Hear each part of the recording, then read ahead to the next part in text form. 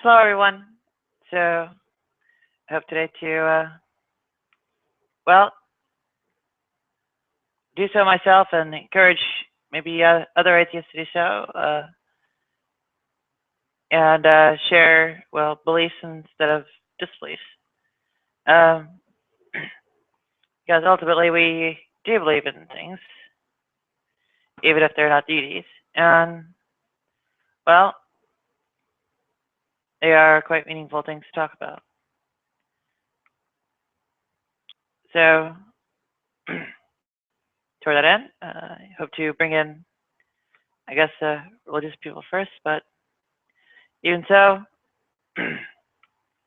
open it, well, to everyone in the end. And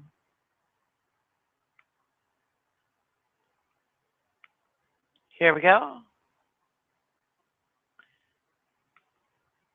Believers.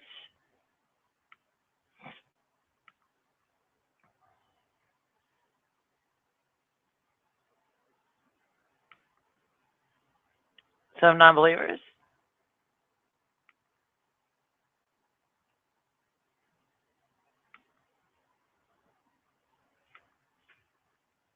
And many more non-believers.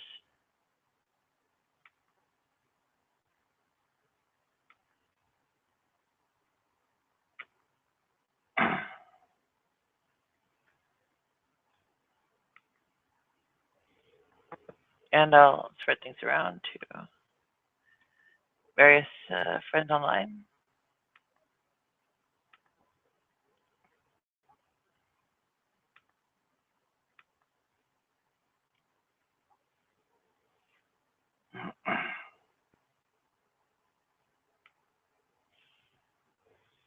And what have we here? I will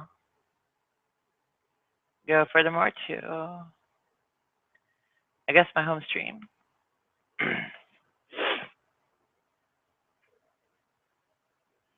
And, well, I'll spread the link around that post. Let's see.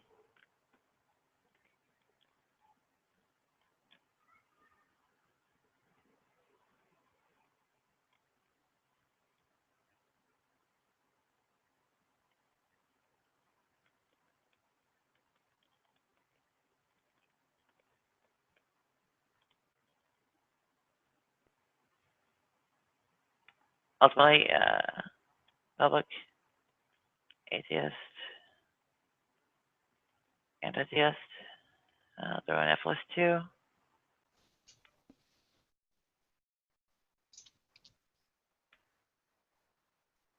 Hey, Nadia, Hello there.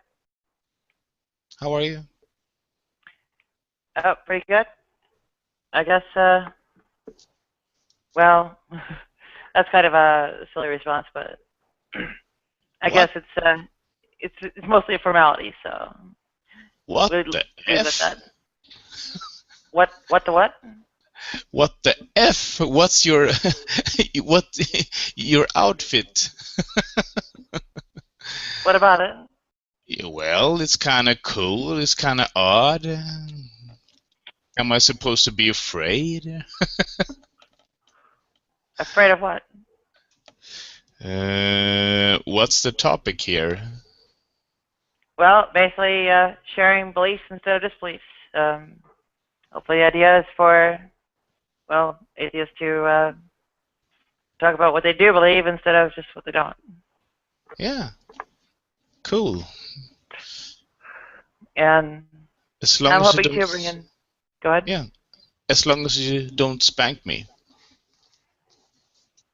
Um, I'm usually on the other end of that one. Okay. Okay, this will be fun. So ultimately, well, do you guess one of the big questions people probe is on morality and ethics. Where do you think they come from? What is even something moral? You know, Yeah. What does it mean for something to be moral or ethical? Yeah. Basically, I think it's the what do you call it? The distinguish between right and wrong, I suppose. At the risk of sounding a bit like a pre-supper, well, just ask what right and wrong is. Well, What is good, what is evil? yeah, I guess I answer it the same way. yeah, I hear you. Well, at the basic level, if it's kind of like when you put your hand on the hot stove, you know. When it's hot enough, you just react. You just take your hand off, you know. Mm. So it's kind of like in the most simplistic way, pain, really. So would you say it's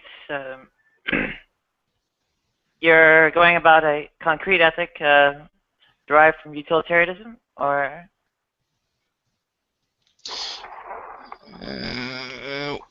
Uh, you have to you have to remember I'm from Sweden, so I don't know all the tough words, you know. Could you Okay. explain?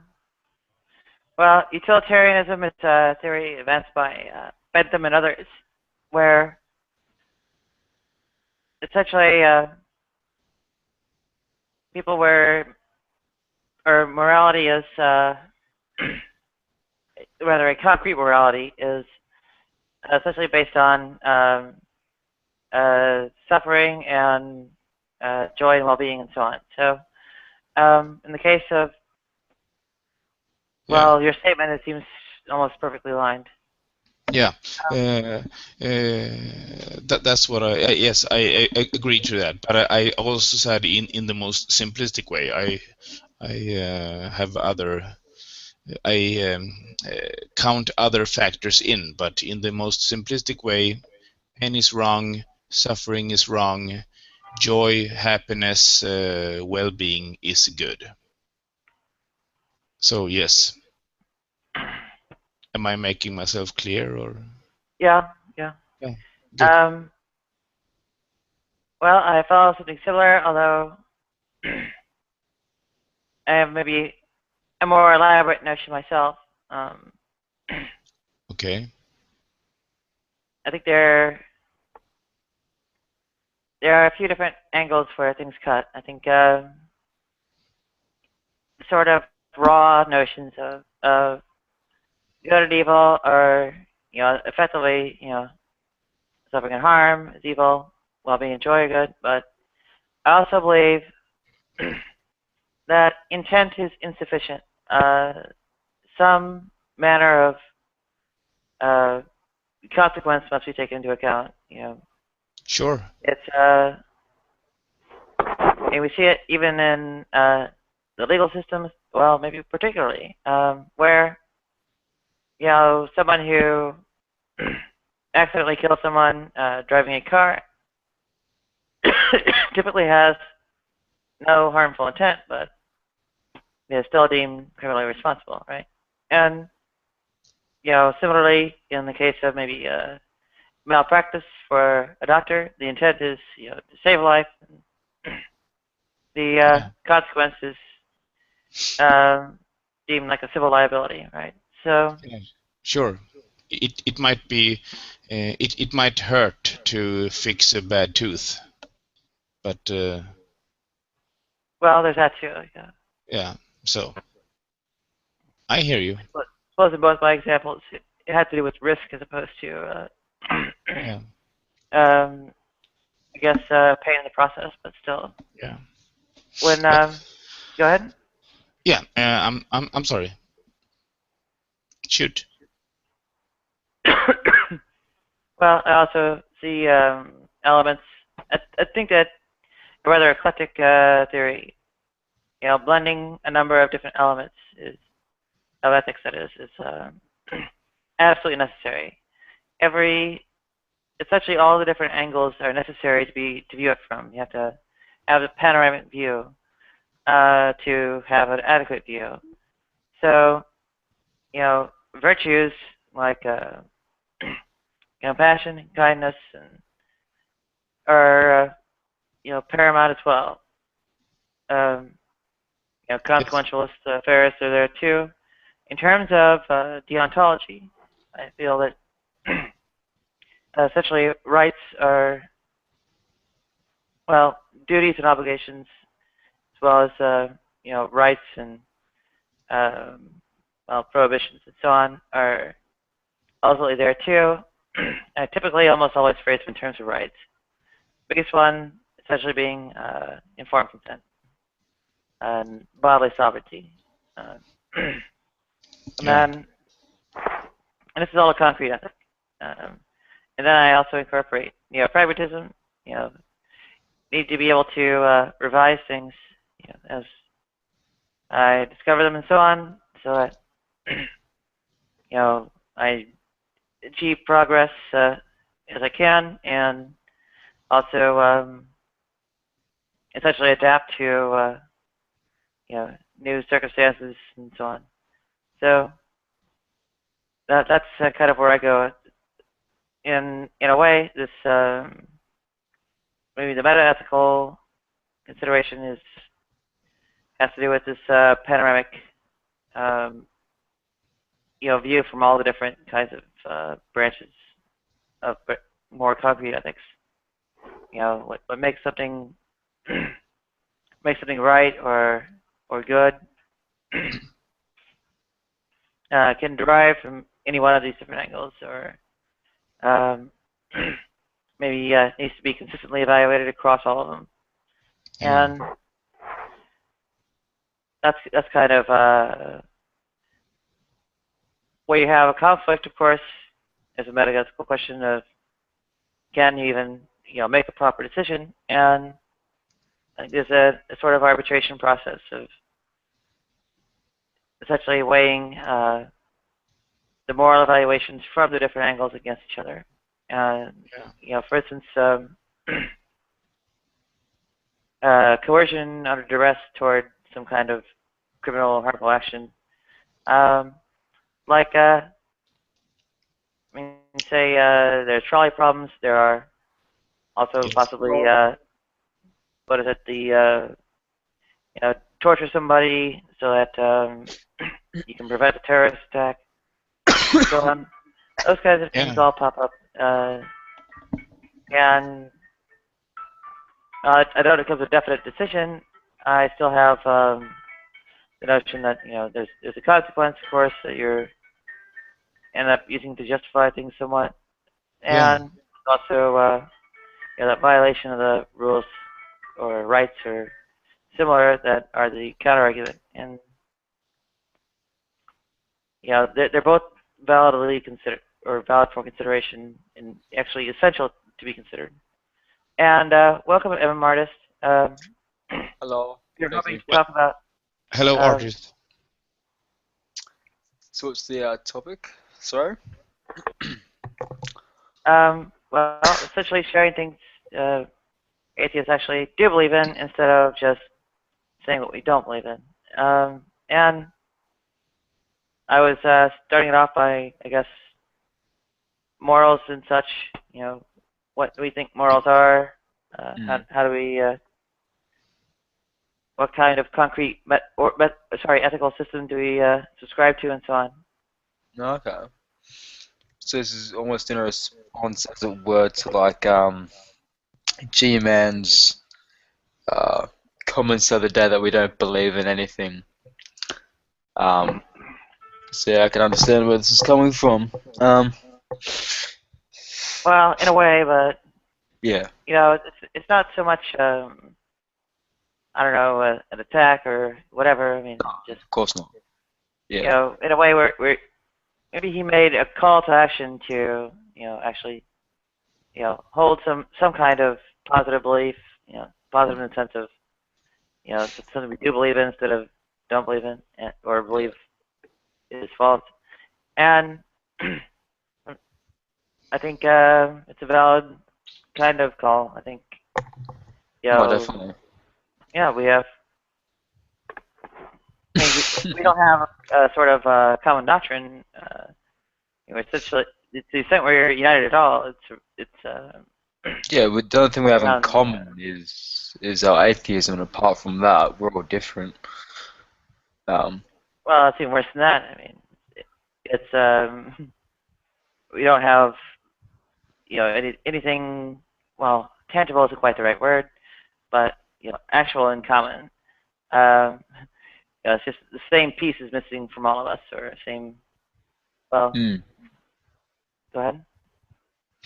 Yeah, no, I quite agree. Yeah, there's a whole wide range of things we disagree on or agree on. Yeah, I don't really have much to add to that as of right now, but yeah, I agree totally. So yeah, what are other examples that you would like to start off with? Well, it's something of a survey, so at this point, well, as our third respondent, maybe you could share, kind of what you think morals and ethics are, and essentially what kind of concrete ethic you actually subscribe to as well.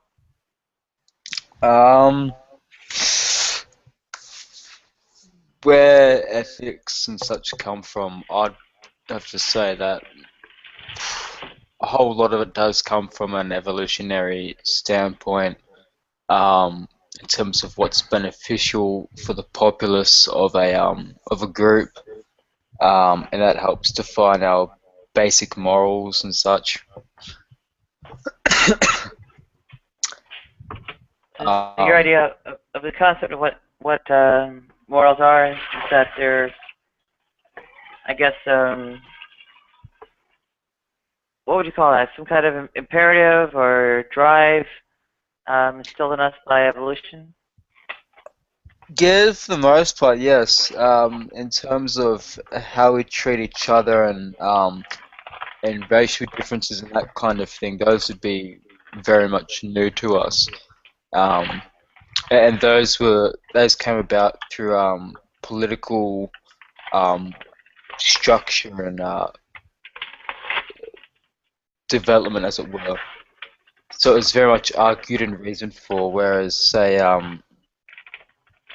laws with killing and stealing and that kind of thing is very much innate to us, I would say. So Go ahead. Richard Dawkins made a very good point of that in one of his videos that I found somewhere on the internet. I think it was from B.D. Wilson 1000. It made a very good point of morality.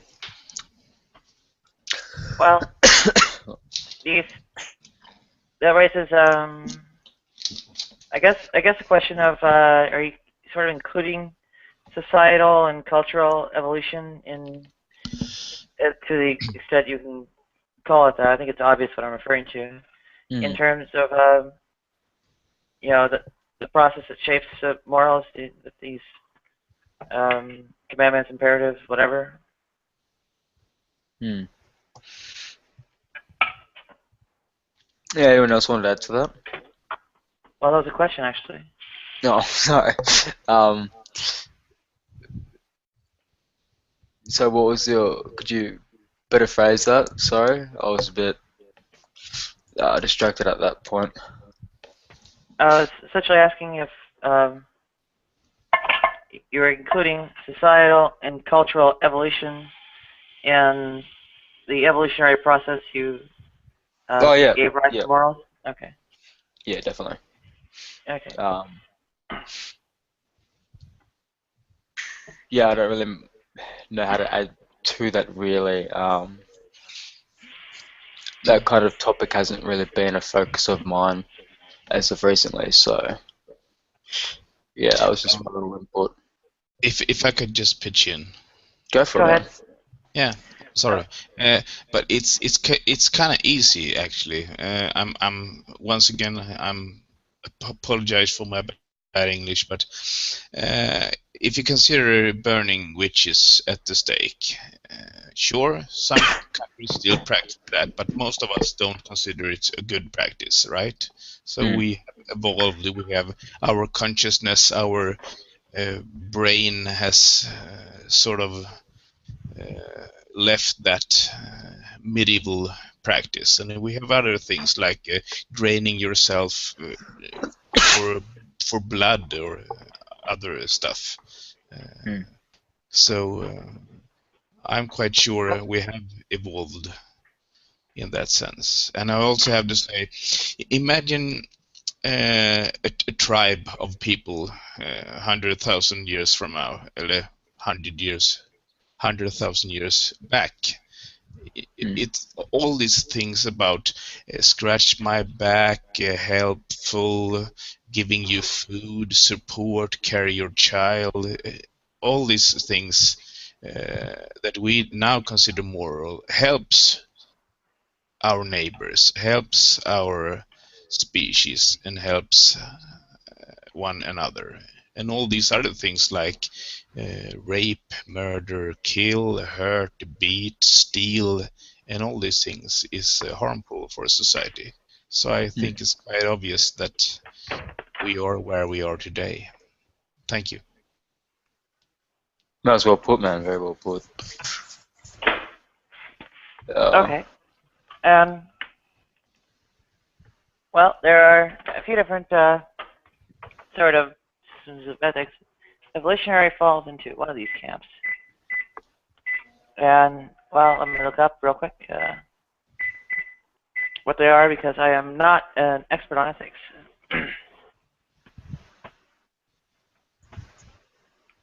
Give me a moment, please.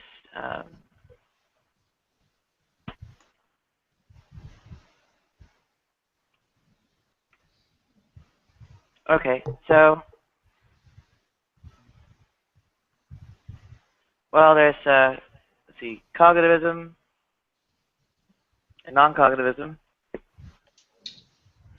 In cognitivism, there's realism, naturalism, non-naturalism, and, yes, subjectivism, and, well, error theory. So, there's the non-cognitivist framework is emotivism, quasi-realism, and universal prescriptivism. So clear as we have quite a number of things that we could try to address here, and basically see which one describes what we already think.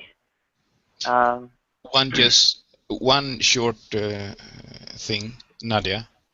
Go ahead. Yeah, thanks. I love the topic. It's an important topic, one of the most important topics, right? Really. But I also have to point out that when you meet a pre-supper, or when you generally talk about morality with a believer of the creationist kind, you always face these super I don't know what to call it. It's like, do you think it's morally okay to rape a baby with a cactus just for fun stuff? You know, it's so far out. It's do you I'm sorry. Do you understand where I'm getting at it? You know, this general, topics. yes. Yeah, it's becomes so strange. It's not like we're talking about is it okay to steal? No, it's not okay to steal. But if you're really hungry, if you steal an apple, no, you know. But Yeah, I see what you mean. yeah, but you all get to this. Is it okay to rape a baby with a cactus just for fun? I mean, for crying out loud, man. Hi, Thomas. Yeah. Hi, Thomas. I'm sorry, I was rambling. Sorry.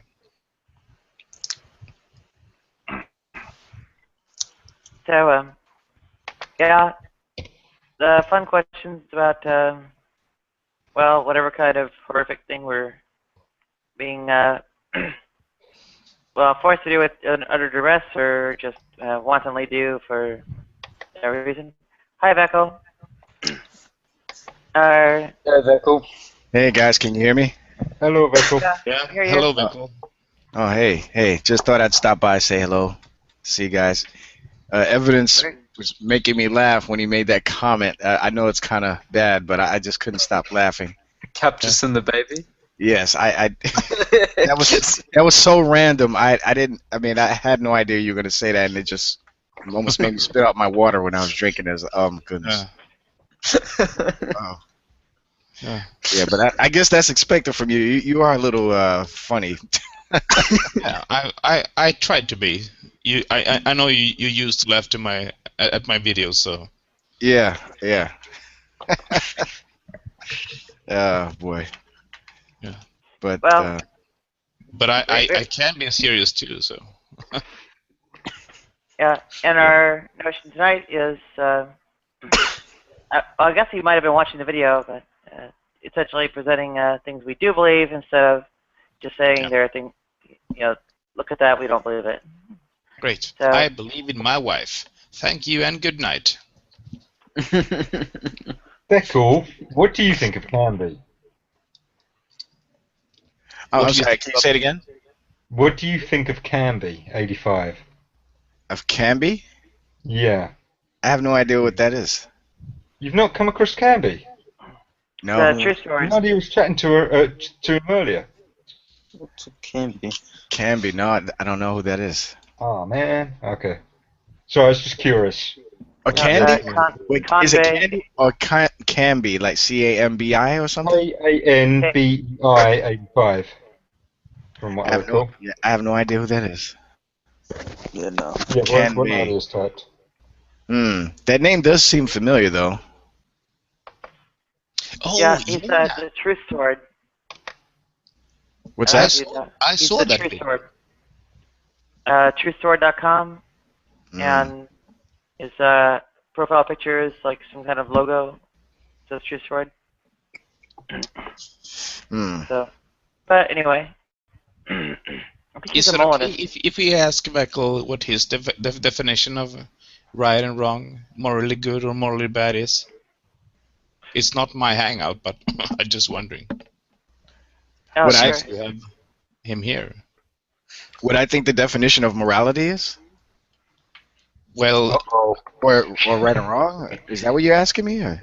yeah, but it's not my hangout, so you have to.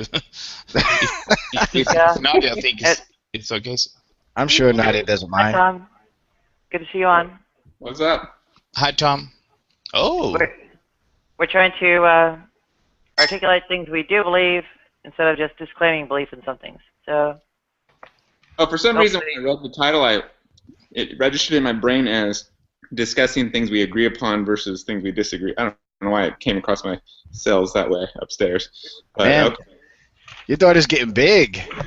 Well, the hope is instead of having like very much along the lines of what you said, instead of having like just I disagree with that, it's like, well, here's my idea too, and we can line them up and see where they agree. Yeah. Yeah, instead of setting yourself about the task of rebutting someone else's belief, you're just saying your own belief and then comparing. Right. Yeah. Right. Yeah. Ah. So. Yeah, I think our definition of right or wrong are practically the same, except the what separates us is the basis of it, of those morals, of the right and wrongs, if you will. Ooh, this brings into question the actual Okay, what's so stated in the Bible, though. Just to respond to what evidence was saying. So. Yeah, sure. But so basically, you believe that you believe the same thing as I do, according to right and wrong. But you have another. Well, that depends. I mean,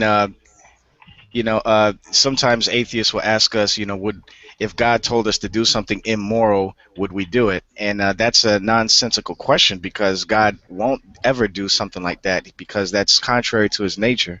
Yeah, Now, yes. if Of we course, do something, it depends because moral right? is But subjective. if we do something, well, it's subjective to the atheist, No, not no, to the no, Christian. no, no, no. Don't No, no, no. go there, son. No. If we the next time an atheist asks me that question, what I'm going to tell them is yes, and we do it all the time because, for example, That's another question I've got. well, I've got to some interrupt atheists, that. some atheists think that us preaching the gospel is immoral. Some atheists think that us preaching the doctrine of hell is Beckel, immoral. But I've got to that's interrupt what that. we Would are you say that discussing. I'm an atheist? Say it again. Beckel, would you say that I'm an atheist? You've I seen don't know you. comments. I don't know you. Your avatar does look It's familiar, one thing though. I don't get, because you use the term a lot, particularly G-Man and Yes. Arcane and so on. You use the term atheist a lot in a lot of Yeah. situations, and I'm sitting there thinking, hold up, this doesn't make sense. Are you classing me as atheist as well? Well, I was just I think talking you to need to be a evidence. bit more careful when you choose that word Well, itself. well, I was just talking to evidence, who is an atheist, if I'm correct. I wasn't talking to you. But are you an atheist, Thomas? Were you the one just speaking? I would not directly describe myself as one, and I don't genuinely believe I am completely one. So what's your position on the I'm quite existence of sure God then? Beckel is an atheist. All right, so Thomas, what's your position on the existence of God then? Does he exist or does he not exist? Completely agnostic. I don't know either way. Oh, so you Which don't know? God? Oh, okay. Well, there's only one God. Agnostic in regards to that, and when it comes to God, There are I'm generally thousands of agnostic, as gods. Ozzy would put it. No, there's thousands of fake gods and one true God. Yeah, which one do you believe in? There's only one true God. Why do you lot have a Which one? specific battle against atheism then? Huh? Why do you lot have a specific battle against atheism then? Eugene Man and Arcane and so on. Because I often agree with a lot of what you would classify as atheist people agree with. I'm often in line with that. And I wouldn't class myself as atheist. So I don't get why there's this specific targeting of atheists. Yeah. Because why there's a specific targeting of atheists? Yeah, that's quite strange. Answer me that way, Beckel. Well, let me ask you this: why is it that atheists spend so much time talking about Christianity? And why do you ask a question? I talk about You answer a Christianity, question with a and I don't question. class as atheist. Okay, but that's the reason. Well, first of all, the reason why we talk about atheists is because that's one of the commands that are given to Christians. We're first of all commanded to love God with all our heart, mind, strength, soul, and to love our neighbor, to preach the gospel, and to defend the faith. So Do you believe in Allah, Beckel? part of defending the faith, a facet of that is apologetics, which comes with destroying the atheist worldview. I really need to give an example in regards to that, and it's a Do you common believe in occurrence, Allah, Beckel? particularly in England, Veckel. Mm. Okay, I've got a mate. He was born and raised Christian his whole life. His mother is still an outright Christian, and he classes himself as atheist. He is not even slightly involved in this kind of thing. So technically, you're dissing an atheist there, something that I don't class myself as, who is nothing, not even slightly imparted to the kind of actions which I incorporate myself, that insults you so much. It doesn't add up, and this is what we do is we love talking about God. The myself, G-Man, and many others on YouTube that are always spending time talking about atheists and talking to atheists. We love talking about God. We love praising His name. We love bragging about Him. Well, you need to knock the term atheist on the head then, because it's kind of like saying all theists don't know what they're fucking talking about and shit. Well, atheists always give us that springboard, if you will, to defend the gospel. I mean, you guys probably, some of you have probably seen some of my hangouts where I call it "Thank God for Atheism." There's a lot of reasons why I give it that name. Yeah. Yeah. I would have thought Slow down, that. Thomas. It's Do you believe in Allah, Beckel? No, of course it'll not. be all right. We're all friends Then here. you are an atheist according to Allah. No, that's not the definition of an atheist. I'm not even Yes, sure it what the is. definition No, of an because atheist is. because I do believe in God. I do believe God exists. I know God exists. But just because I reject the existence of Allah or any other God, that doesn't mean I'm an atheist to those other gods. Yes, it is. You're No, an infidel. Yes, that's it not does what that mean means. that, No, Beckel. that's No. semantics. What you're doing. It No, does it's mean not. that, Beckel. That's not what. Honestly, it No, does. and Beckel's I mean, if you actually want to right. play with the words, Hey. that's not what atheism means, man. It doesn't mean that you just. Dude, Of course it is. does. Thomas, evidence. Beckel's actually right here. The way the conventional definition and so on is essentially a theosophy or belief about deities that only really counts their number. Is it 0 or more than 0?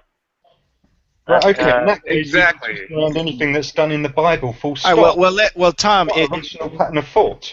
well, Tom is a Christian, and Tom, I'll gladly receive some correction from you, brother. So No, it's not. It's not correction. Maybe rather just clarification. That if you believe in a singular God, which Beckel does, he's a monotheist, not an atheist. He's just not a polytheist. Since he doesn't believe in Allah, he's not a polytheist. yes, I think when you try to put me in that category because I reject That the was a existence nice of opinion. other gods, that doesn't mean that I'm an atheist. Yeah, exactly what Tom said. I'm just not a polytheist. That's pretty much all it is. Okay, please listen up. An atheist only addresses one claim. It's like That there are no gods. No. It's like you ask me, do you believe in God? And of course I have to ask you which God, and you say the only one, and I have to ask you again, and then you say Jesus, blah blah blah blah, and I All say right, I don't believe in Jesus, blah blah blah. Okay, It's the same with Allah. Hey, evidence and Thomas. This is not supposed to be like a counter-apologetics type thing. Sorry, It's supposed to Nani. be, I had to, Sorry,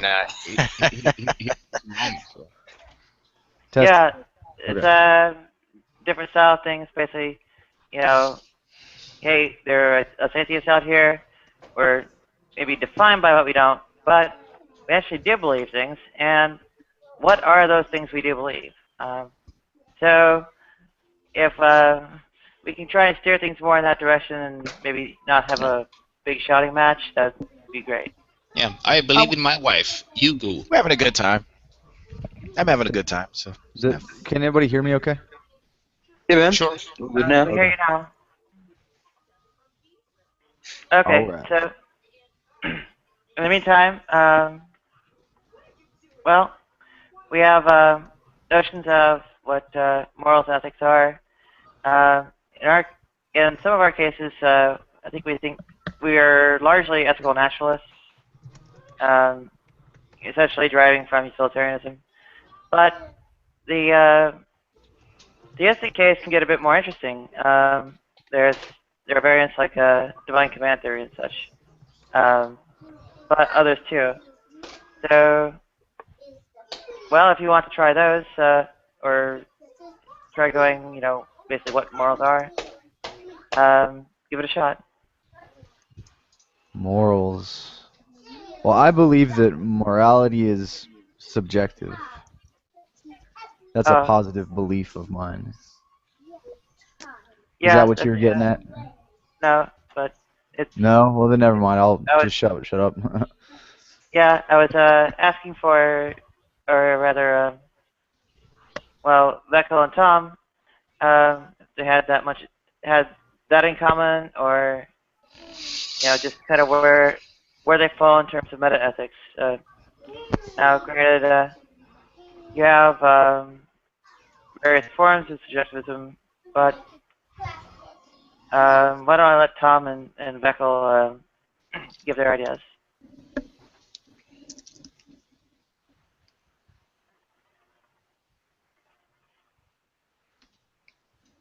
You have the floor. Beckel is muted. Yeah, Tom is too. One moment.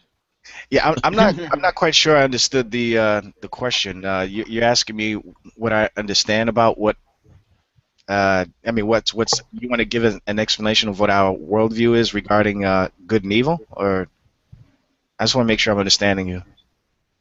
Well, in our case, we're kind of trying to work back from our concrete theories, and found that we think that ultimately morals are things that kind of arose naturally from non-ethical sources. Kind of, we eventually got an aunt from his, and evolutionary ethics are often kind of cited here, but even we're not. We can have essentially. Well, I mean, I say cite neuroscience or something. So there's that kind of ethical naturalism, and under I guess what's called ethical subjectivism, not necessarily subjective, really. There are options like ideal observers, divine command theory, and so on. And there are a few other things like moral realism versus anti-realism that are kind of big groupings of these kinds of things. Yeah, so the subjectivism would be an anti-realist position, where naturalist would be an ethical realist position. So, well, we can. It's more of a question of like what morals are as opposed to what are your particular morals, right?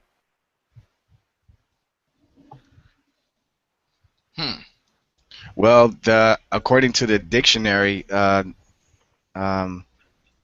would say moral, morality is. Let me just read it here: conformity to the rules of right conduct, moral or virtuous conduct, moral quality or character, virtue in sexual matters, chastity, a doctrine or a system of morals. So it's just a system, I think set up to help the sentient mind determine, the difference, the distinction between good and evil. However, and I think, or right and wrong, good and evil. However, again, the differences come in how we ultimately determine what is intrinsically right and wrong, or intrinsically good or evil.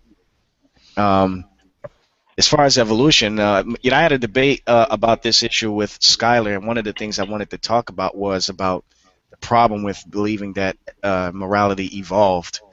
It just doesn't make any sense to me. I mean, I think the one claiming that morality evolved is simply begging the question. Because if morality evolved, then that means that morality itself has an attribute that is mutable. And if it's mutable, then that means that at one point it was different from today. And if at one point it was different from today, that means that the things that the non-believer considers immoral today weren't immoral during another time in the past.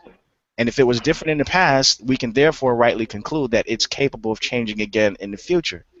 So the problem is that the atheist materialist, in my opinion, has no scientific means to prove that morality or whatever, or any of the laws of logic have ever changed or can change. And if the laws of logic could change, how would the finite mind that is subject to the laws of logic be able to accurately comprehend such a thing?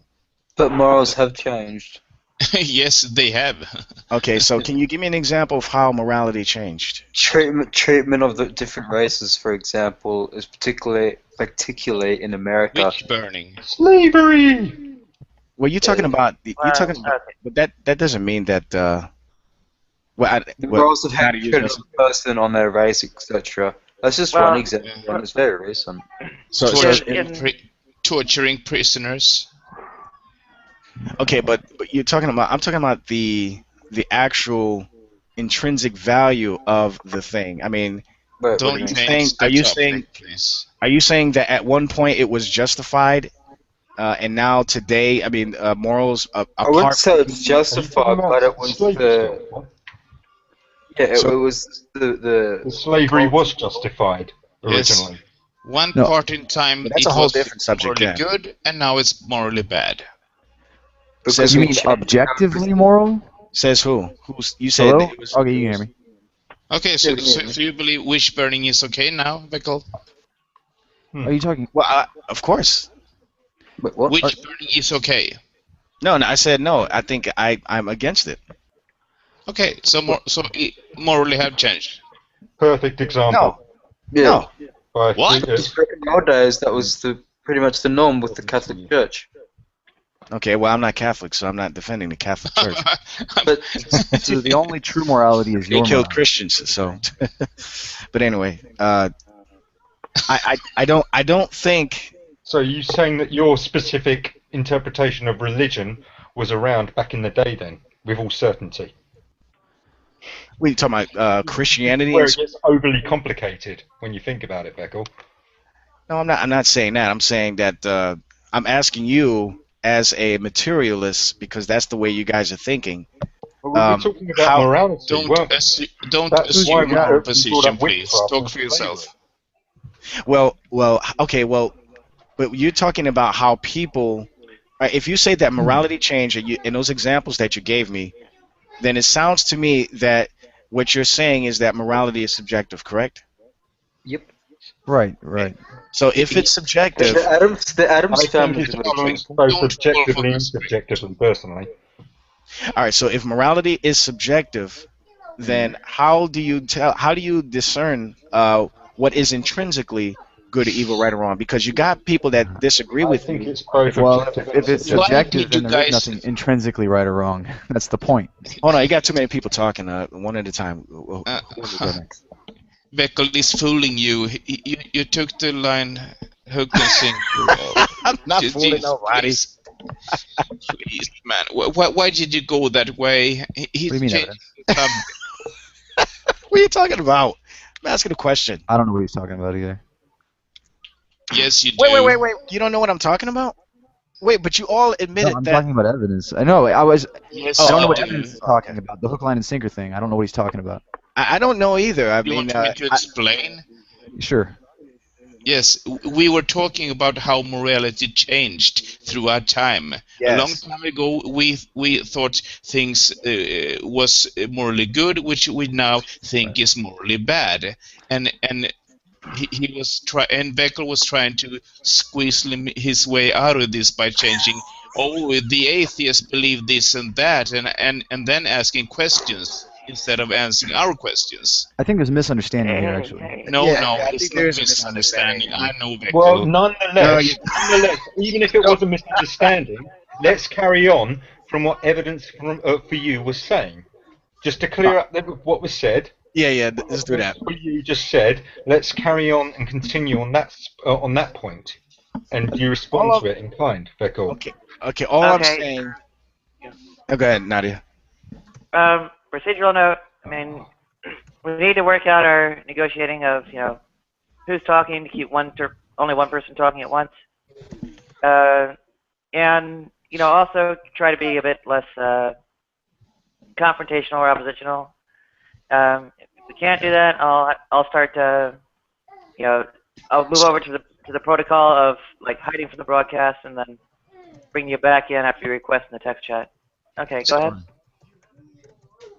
Well, my argument is that I mean, again, like I said before, we can agree that something is wrong. However, the difference comes in when we determine why something is wrong, and that's simply my position there. I just don't think that the materialist has a means to determine or give us an account for why something is intrinsically wrong. I mean, we both agree that child rape and child molestation is wrong, and it should not be done.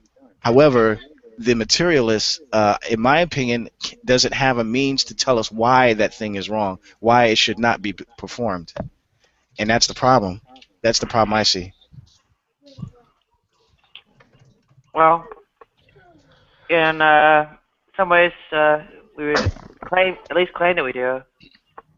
Part of what we were trying to Right. come on here to do, we wanted to articulate things we do believe in. And I see Well, I mean- for 1 minute ago, Bart had a question for you, Becco. Bart. Oh, okay. I just want to know when you say intrinsically good, what do you mean by that? Well, the word intrinsic, if I remember, just simply means something that is of its own nature. Like, for instance, water is intrinsically wet. Music is intrinsically a sound, right? You can't change that because that's what it is by nature. Okay. Hmm. And so when we're talking about things like child rape or slavery or whatever you want to think of, how does the materialist ultimately determine outside of pragmatism that something is intrinsically good or evil, right or wrong? And I think in a materialistic worldview, they can't do that. They can only come up to subjectivism and pragmatism. And that's it. And if that's all that you want to do, if that's all the way that you want to look at it, that's fine. Maybe you don't need to know. Atheists can say all the time, well, we don't need to know why it's intrinsically wrong. Okay, that's fine as long as you don't go raping other people and stuff or enslaving people. That's fine if you want to come to that conclusion. But when you start, and I'm not saying that any of you guys are doing this, but when some atheists complain Man. about the things that God does in the Old Testament, now they have the burden upon themselves to explain how is it that what God has done in the Old Testament intrinsically good or evil. How can they do that from a materialistic worldview? And the materialist can't give an answer for that. The Christian can, but not the materialist. Do you think that there's anything that is bad in the Bible at all? Of course, there's a lot of reports of bad things in the Bible. Well, that kind of contradicts what you said a bit then, doesn't it? No, not at all. You want me to point out Well, one bad thing Well, the that thing happened? is, we have no choice. But we have no choice but to consider and think about morality as a whole in what you would class as a naturalistic perspective of morality. Can I? We have no choice but to take it into account and think and consider it. When you're saying it's coming from the Bible, yet you agree that there is bad involved in there as well. Of course, Yeah, it's still coming from this Bible, which is supposedly the Word of God, and that's your basis of morality. That means that you're not really thinking so much into these matters. Right. Well, what you don't want to do, but what you're doing right there, Thomas, because I'm not really looking at the screen, working on my cartoon at the same time. Tom, what you don't want to do, though, is you don't want to take my saying that there are bad things in the Bible and then assume that everything that I'm reporting to you is prescriptive. But this is going on the basis that you're stating that naturalists well, let me give you an example. An unspecified perception of what morality is. But Tom, you don't. But Thomas, you don't want to make that. Well, Thomas, you don't want to make that mistake though, because again, it's easy to look at something in the Bible that someone did, and then look at that as a prescription, rather descriptive. You know what I mean? And that's what it sounds like what you're doing. You're not making that distinction between the two. I can name a whole bunch of things in the Bible that were absolutely evil, that were immoral, but yet I'm only describing to you what an individual did that was contrary to the will of God. So cherry picking. But you will look at that and say, aha, well, this Christian should be doing this because look at what so-and-so did in the Old Testament. Well, you got to make that distinction between the two. Descriptive and prescriptive. Well, let me give Bart a chance to wrap up, and also maybe try to, flip it around. If we're trying to present the things we do believe in instead of, objective things we don't, then in some ways the Christians should be the questioners. So maybe we can agree to that and flip it around this way.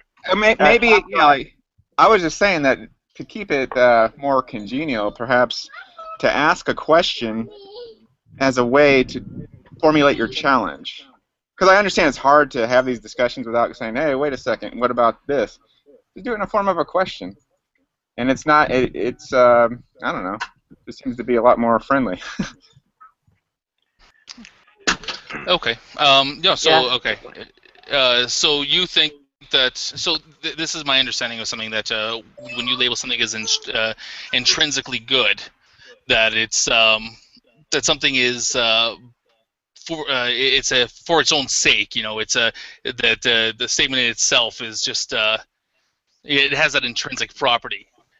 murder is wrong because it's wrong, because you have to, you tie it into, Bible or the God or God's nature or whatever there. But do you know what the other side of the coin is for that? What the opposite of intrinsically, something that's intrinsically good is? That's a good question. I don't know how to respond to that. I would just say the opposite of that is subjectivism. I mean, you only have your opinion on on the nature of something.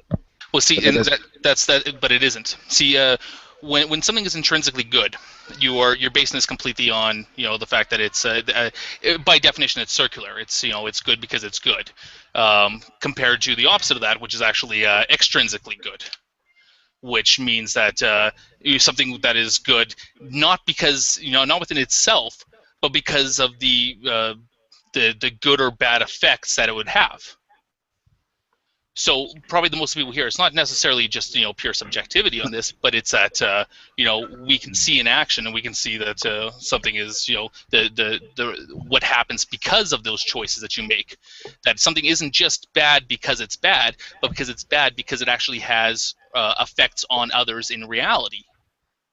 And but that to me that seems, well, of course, I mean, it's going to have effect on others, but however, the effect in and of itself, I mean, we still have to determine whether or not that in and of itself is good or evil or right or wrong. Well, and this goes back to the whole thing you're talking about, how saying that you don't understand how morals can evolve. And for that, I just say that like a lot of animals out there, we're a social species. That it behooves us to get along inside of a group, that things become beneficial when the group works together. Evolution isn't even Well, an you don't want aspect to. of that, by the Well, way. animals It don't isn't even an have. aspect of that.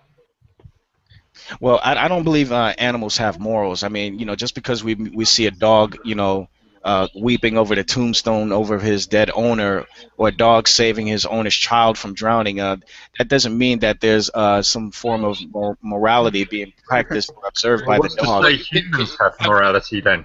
What's to say That's, I mean, humans have what you're morality? looking at is animals just simply working out of instinct. So you don't want to Well, is that not the case anthropomorphize. with humans then as well? You can say Well, the same. hold on. You You don't want to anthropomorphize the behaviors of animals and just say, see, therefore animals have morals. They're just doing things that we as humans identify compared to our own lives and say, oh, look at him, he's crying because his owner is dead, or look at him, he saved my child from drowning. That's not morals. That's not morality. It's an assumption on your part. Okay, so Isn't morality just a description of what we have defined as good or bad? Yeah, I mean, and dogs, as far as I know, are not describing one to another. They certainly haven't done to us humans what is good and bad. Right. See, because morals are just the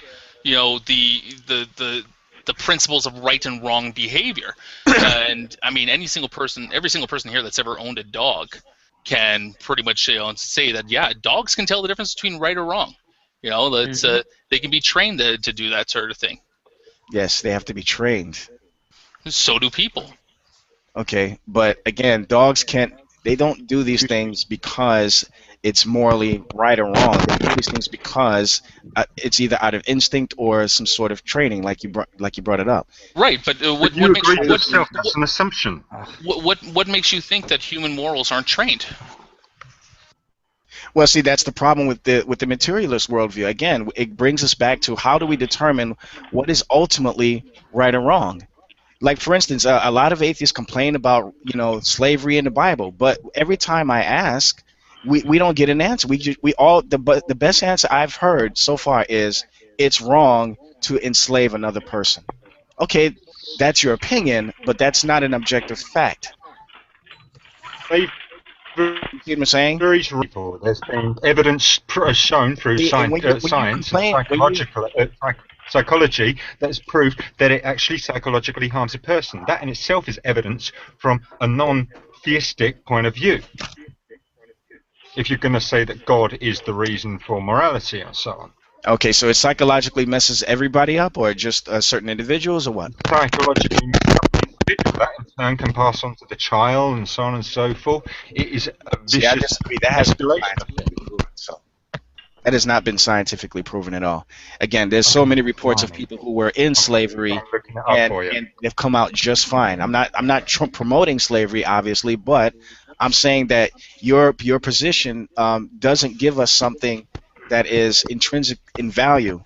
You're just telling us that you're speaking pragmatically, basically. You're not telling us, if we're going to go this route, then we might as well So say why was there an childbirth. uprising with African Americans then, I in regards to slavery and so on? If we're going to go this route, then we might as well say other things are wrong too, like childbirth or Of course, circumcision. there are other things that are wrong, but you're going on a specific aspect of what morality, as Tom put earlier, is supposedly meant to be. And Okay, this is where the complication comes about. I gave you a definition of what the Webster's definition says about what morality is. However, this definition doesn't tell us how do we determine what is intrinsically right or wrong. Well, okay. For instance, when we say morality, you and I, as a theist and a non-theist, we both agree that child rape is wrong. Okay, that's morality right there. But the definition doesn't tell us these specific things in and of themselves on how they are intrinsically right or wrong. That's what's missing out of this definition of morality. Well, I guess what you could do is that you can ask the slave.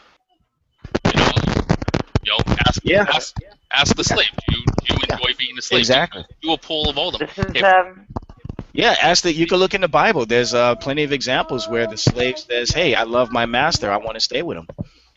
This is actually kind of a rehash of things Vickel's already been beaten over the head with quite a bit.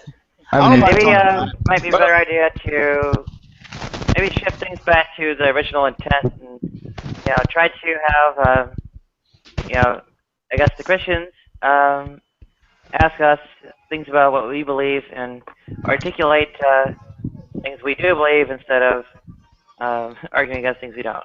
How about this? Maybe I could ask the question: what does it really matter if we can find something that each other finds distasteful in the Bible? Because perhaps we misunderstand the culture. Perhaps we misunderstand what they're even talking about. Perhaps a lot of things. Perhaps it is always going to be distasteful to us, but that would not remove the objectiveness or non-objectiveness of the command or moral forth-bringing that was in Scripture. Who's got their speakers on? Because I hear it echo. It's kind of distracting. Veckel? It looks like Veckel might be echoing. I don't know. It's just okay.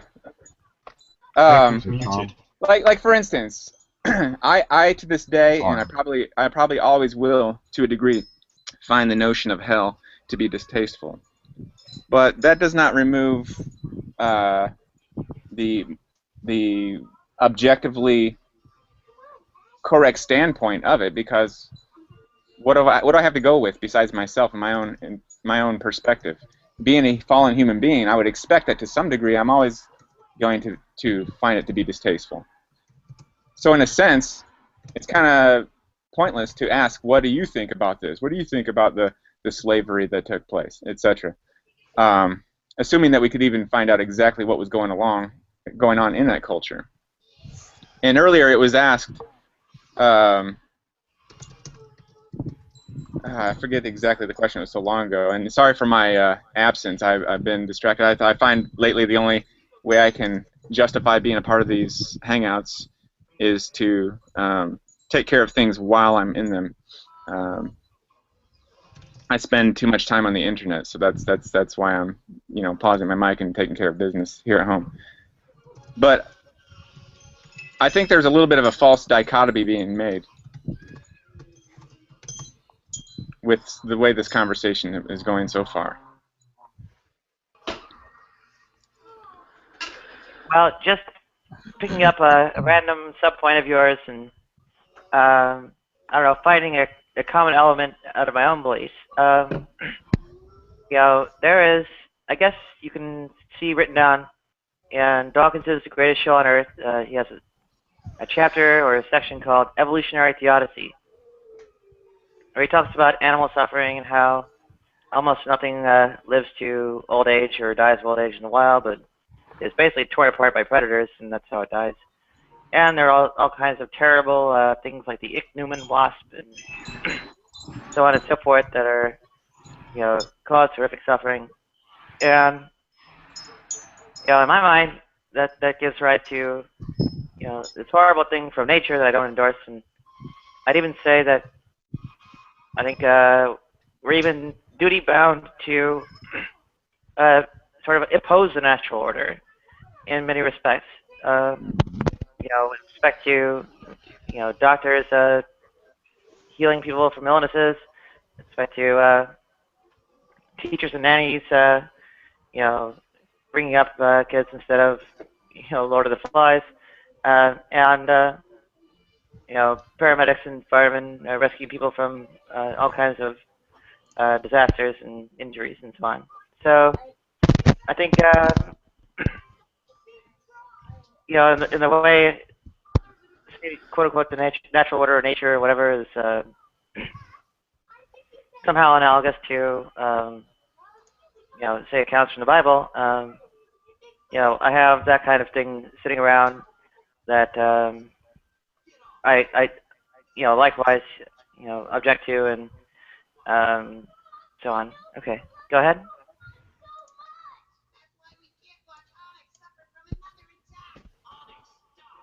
Huh? Yeah, they're talking in the sidebar. I mean, about subjective morals. I don't think that that's unavoidable, but that doesn't erase the fact that objective morals also do exist. Exactly. And I would say, if a materialist, if all he or she wants to say or do is say, well, it's my personal opinion that such and such is wrong. Okay, that's fine. That's, I'm not going to argue against their opinion. However, the burden lies upon the one making the dogmatic claim that something is wrong. They have to give an example, or they have to give an account for how it is, whatever they're talking about, is intrinsically wrong. You can't talk about it from a pragmatic perspective. It doesn't work. Can I give an example as to what I was on about in the sidebar? The reason why I stated that is because you and G-Man have argued with each other on certain aspects of the Bible. That in itself is the basis of your morality. So that in itself is clarifying what I'm typing there. No, but that's not a good point you're making, because just because we disagree on certain areas of theology, that doesn't mean that we disagree on everything. For instance, there's you have okay. You and me don't disagree. Hold on. Atheists and non-believers will always say that there's over 33,000 denominations of Christianity. Okay, I don't agree with that, but I'm gonna grant that for the sake of conversation. Neither one of those 33,000 congregations disagree that it is wrong to steal, that it is wrong to kill, that it is wrong to rape, so on and so forth. That is one of the things that people who are not religious as well. But we're talking about morality here, so that is one of the things that we all agree on. In spite of our differences on theology and hermeneutics and stuff like that. It's the same with non-religious as well, though. The majority don't agree with stealing, rape, or anything along those lines either. Right, but you try to no clarification on the Bible being true in any way, shape, or form. Well, that's your opinion. That's a whole other hangout. We could talk about that another time. But again, to answer your question about that morality did not change. It has not changed within within Christendom at all. It's the same. The only thing that's different is the interpretation of salvation, how a person is saved, and all the other kinds of things like that. But when it comes to more basic stuff like the Ten Commandments, that's just plain and simple right there. I mean, there's no disagreement with those. I mean, you might have the Catholic Church that might have changed taken out the second commandment and chopped in half the 10th commandment. Yeah, that's a whole different issue there. But why do you get certain religious sects then? And it's the same as you get in a non-religious perspective as well. You get certain people who have the same mentality. Why do you get people that think that it is morally correct to kill, say, something like black people or gays or something like that? Why do you get people in certain religious sects that believe this? I mean, people misinterpret all sorts of things all the time. So I wouldn't expect anything different with the Bible. Right? So in that case, the Bible then is not morally sound, is it? No, that actually the Bible would. It's subjective on the individual when they've read it. Subjects, aka people, read the Bible and therefore come to different conclusions. The Bible also talks about the fact that there are many people, most in fact, on the road to hell. So actually, according to Scripture, I would expect that most people wouldn't misinterpret it. You know, so that's no surprise to me. I think when does this bring into account when it comes to the Bible and things like the Great Flood and massacring of the Israelis and stuff like that? Where does that come into play when it's based on morality then? What do you mean? Where does it come into God. play? Where does it come into play? I'm supposed to take that on a objective basis. I'll up your ante like I did before. Hell, forget the flood. That's weak stuff. But there's different interpretations of what hell is as well. Okay, well the Bible doesn't give any room for just this varying differential interpretations. If we'd like to get into specifics of that, I don't think you want to be bored with the details. It's well, let me finish my thought. It's eternal. So the fact that I find it uncomfortable is not the point, but it is eternal. The Scriptures clearly make this plain that it's not pleasant, and so even if it was mildly unpleasant for eternity, is pretty darn hard pill to swallow. So let's. So what about that? Not make it slightly subjective then? Still. What is? I mean, if someone's going to read it, there's still subjectivity, even if you're Christian or not, because the majority of Christians cannot agree as to what the Bible is describing. So what? So what? Well, hold on. Well, I'm just clarifying what I said in the sidebar. No. First of all, that doesn't matter because the point I just made earlier about the fact that most people who professing to be Christians aren't in fact. But even if they were all Christians, we're still frail. We're still, subject to error. And I don't know. There was a third point, but I forgot it. It's awkward, isn't it? Thomas. Huh? But what do you believe, Thomas? You are interested in making a statement. What do I believe? Do you believe that objectivity is an essential aspect of morality? Do you believe morals derive from ultimately nature, or where do you think it come from? Go ahead. Are you talking to me, Nadia? Yes. Yeah, I believe that subjectivity and objectivity kind of intertwine with each other. There is a stage in between the two of where there's like no man's land, and people get confused in what morality actually is. People have their own subjective morality, and when it comes to the objective stuff, I prefer to describe that as what society thinks or states morality is. So it's not necessarily going to be agreed with either way. Morality is really awkward for me personally. That cannot. Then what you just described there is not objective. Because societies change and different cultures. I mean, how big is this society? Is it just your country? Does it expand out into all of the earth or whatever? I mean, different cultures nowadays disagree. Yeah, this is why I said there is a no man's land between subjective and objective morality. Can you define the no man's becomes land? Distorted and confusing, and I put my hands up to that and say I've got my own subjective overall opinion of morality, but there is an objective morality which has always been thrust upon me since a young age that I don't necessarily agree with. And in between that, everybody has their own different opinion where it becomes subjective also. So there's like this hazy area of no one knows what the fuck morality definitely is.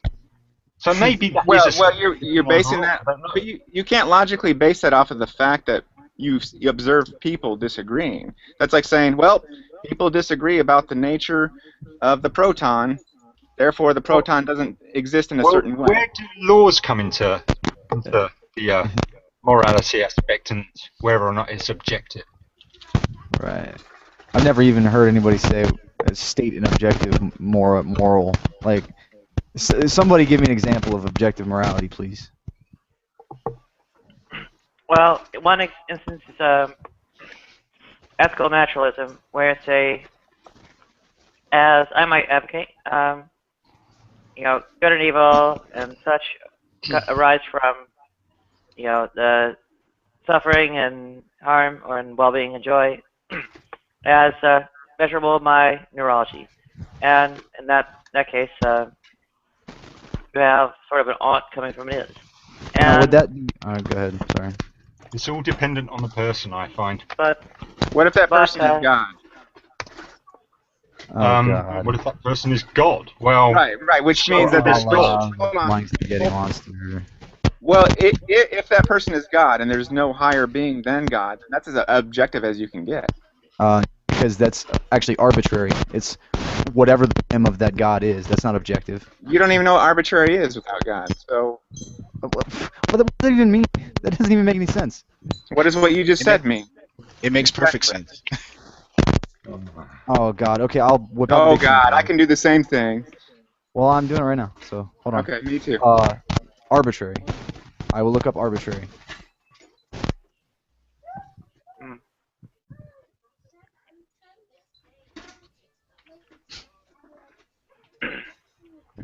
Depending on Well, individual discretion as of a judge.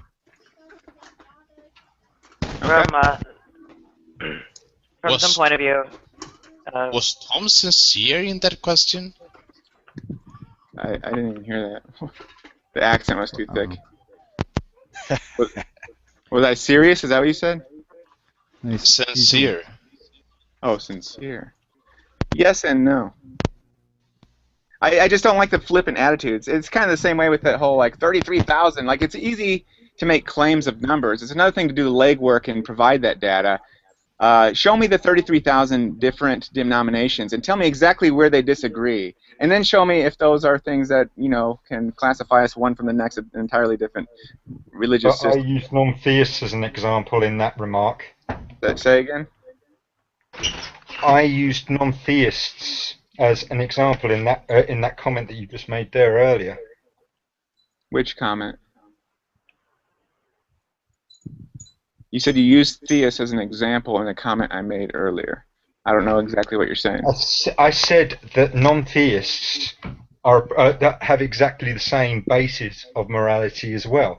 That seems to be In more some way, because we're societal all thing, human. like rape and stuff like that is equally wrong to someone who's not a theist. Well, the Bible describes that everyone is made in His image to some degree. We're fallen. Even the non-believer is going to have. And this goes back to the whole thing with dogs that you and Veckel were talking about earlier. Dogs not being eternal, though they might have some sense of, from their training, right and wrong. Human beings have a little more. Exactly to what degree? I don't know. Some people. I've met some dogs with more morals than certain humans, personally. But anyway, that's arguable. Yeah. You might be right in that. Oh yeah. Tell me about it. Well, so when we agree, killing people at large, different massacres, or like one dude said way at the beginning about screwing babies with cactuses or something like that. Yeah, and I think the reason those extreme examples are used by some apologists is to get to the bottom line. Like I upped the ante with hell. It's like, okay, forget the flood. Let's go to eternal conscious torment. It's kind of like to cut to the chase, really. Well, what do you think about that? And do you have an objective basis to disagree with it, or just kind of what you feel? It's your subjective taste preference. Your subjective taste preference. Awesome, man. Awesome. So sometimes it takes the absurd example that even the most sick individual probably won't go to get to the bottom of issues. But when it comes to things that we all agree upon, theist or non-theist, I think it's because we're all made in the image of God. Well, we all get it, Tom. Believing in God is your fire insurance. So, yeah. Fire insurance. Fire insurance? Well, maybe to a degree, but it's not like I'm. It's much more than that. That's just like a back burner issue. No pun intended.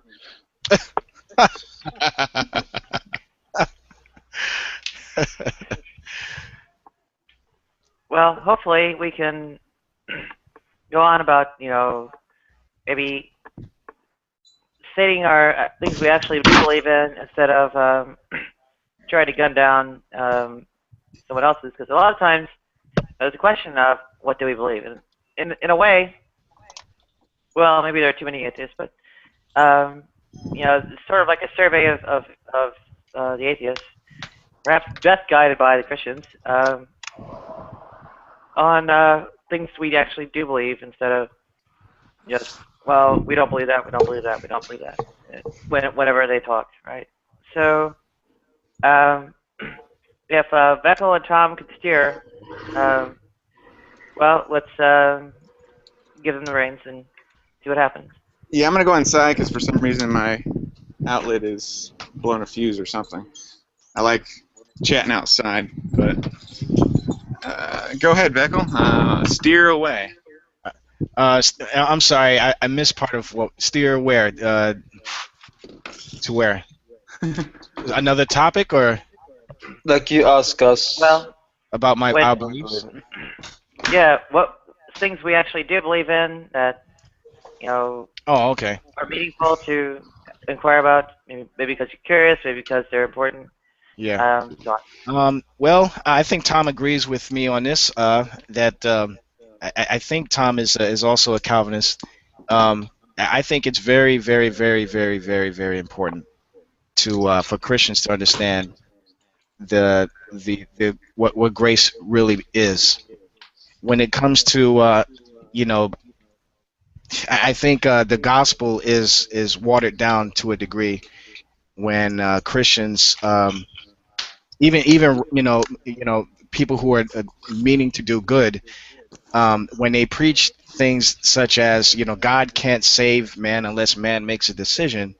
I think that waters down the message of God's grace, of what He did for His people, and that it takes away, it sort of puts an obligation on Him, and doesn't make Him free to do what He, in His sovereign plan, has already decreed.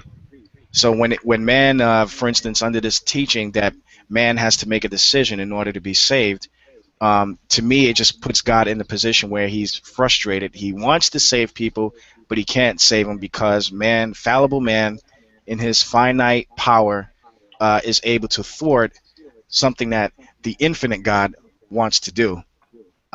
To me, I think that's important, just as important as every other thing. But personally, I don't know how Tom feels about this, but I don't think it's an essential in Christendom. I don't think you're going to go to hell if you don't understand it or even reject it. But I don't know, and that doesn't really have anything to do with any of the other people in this room.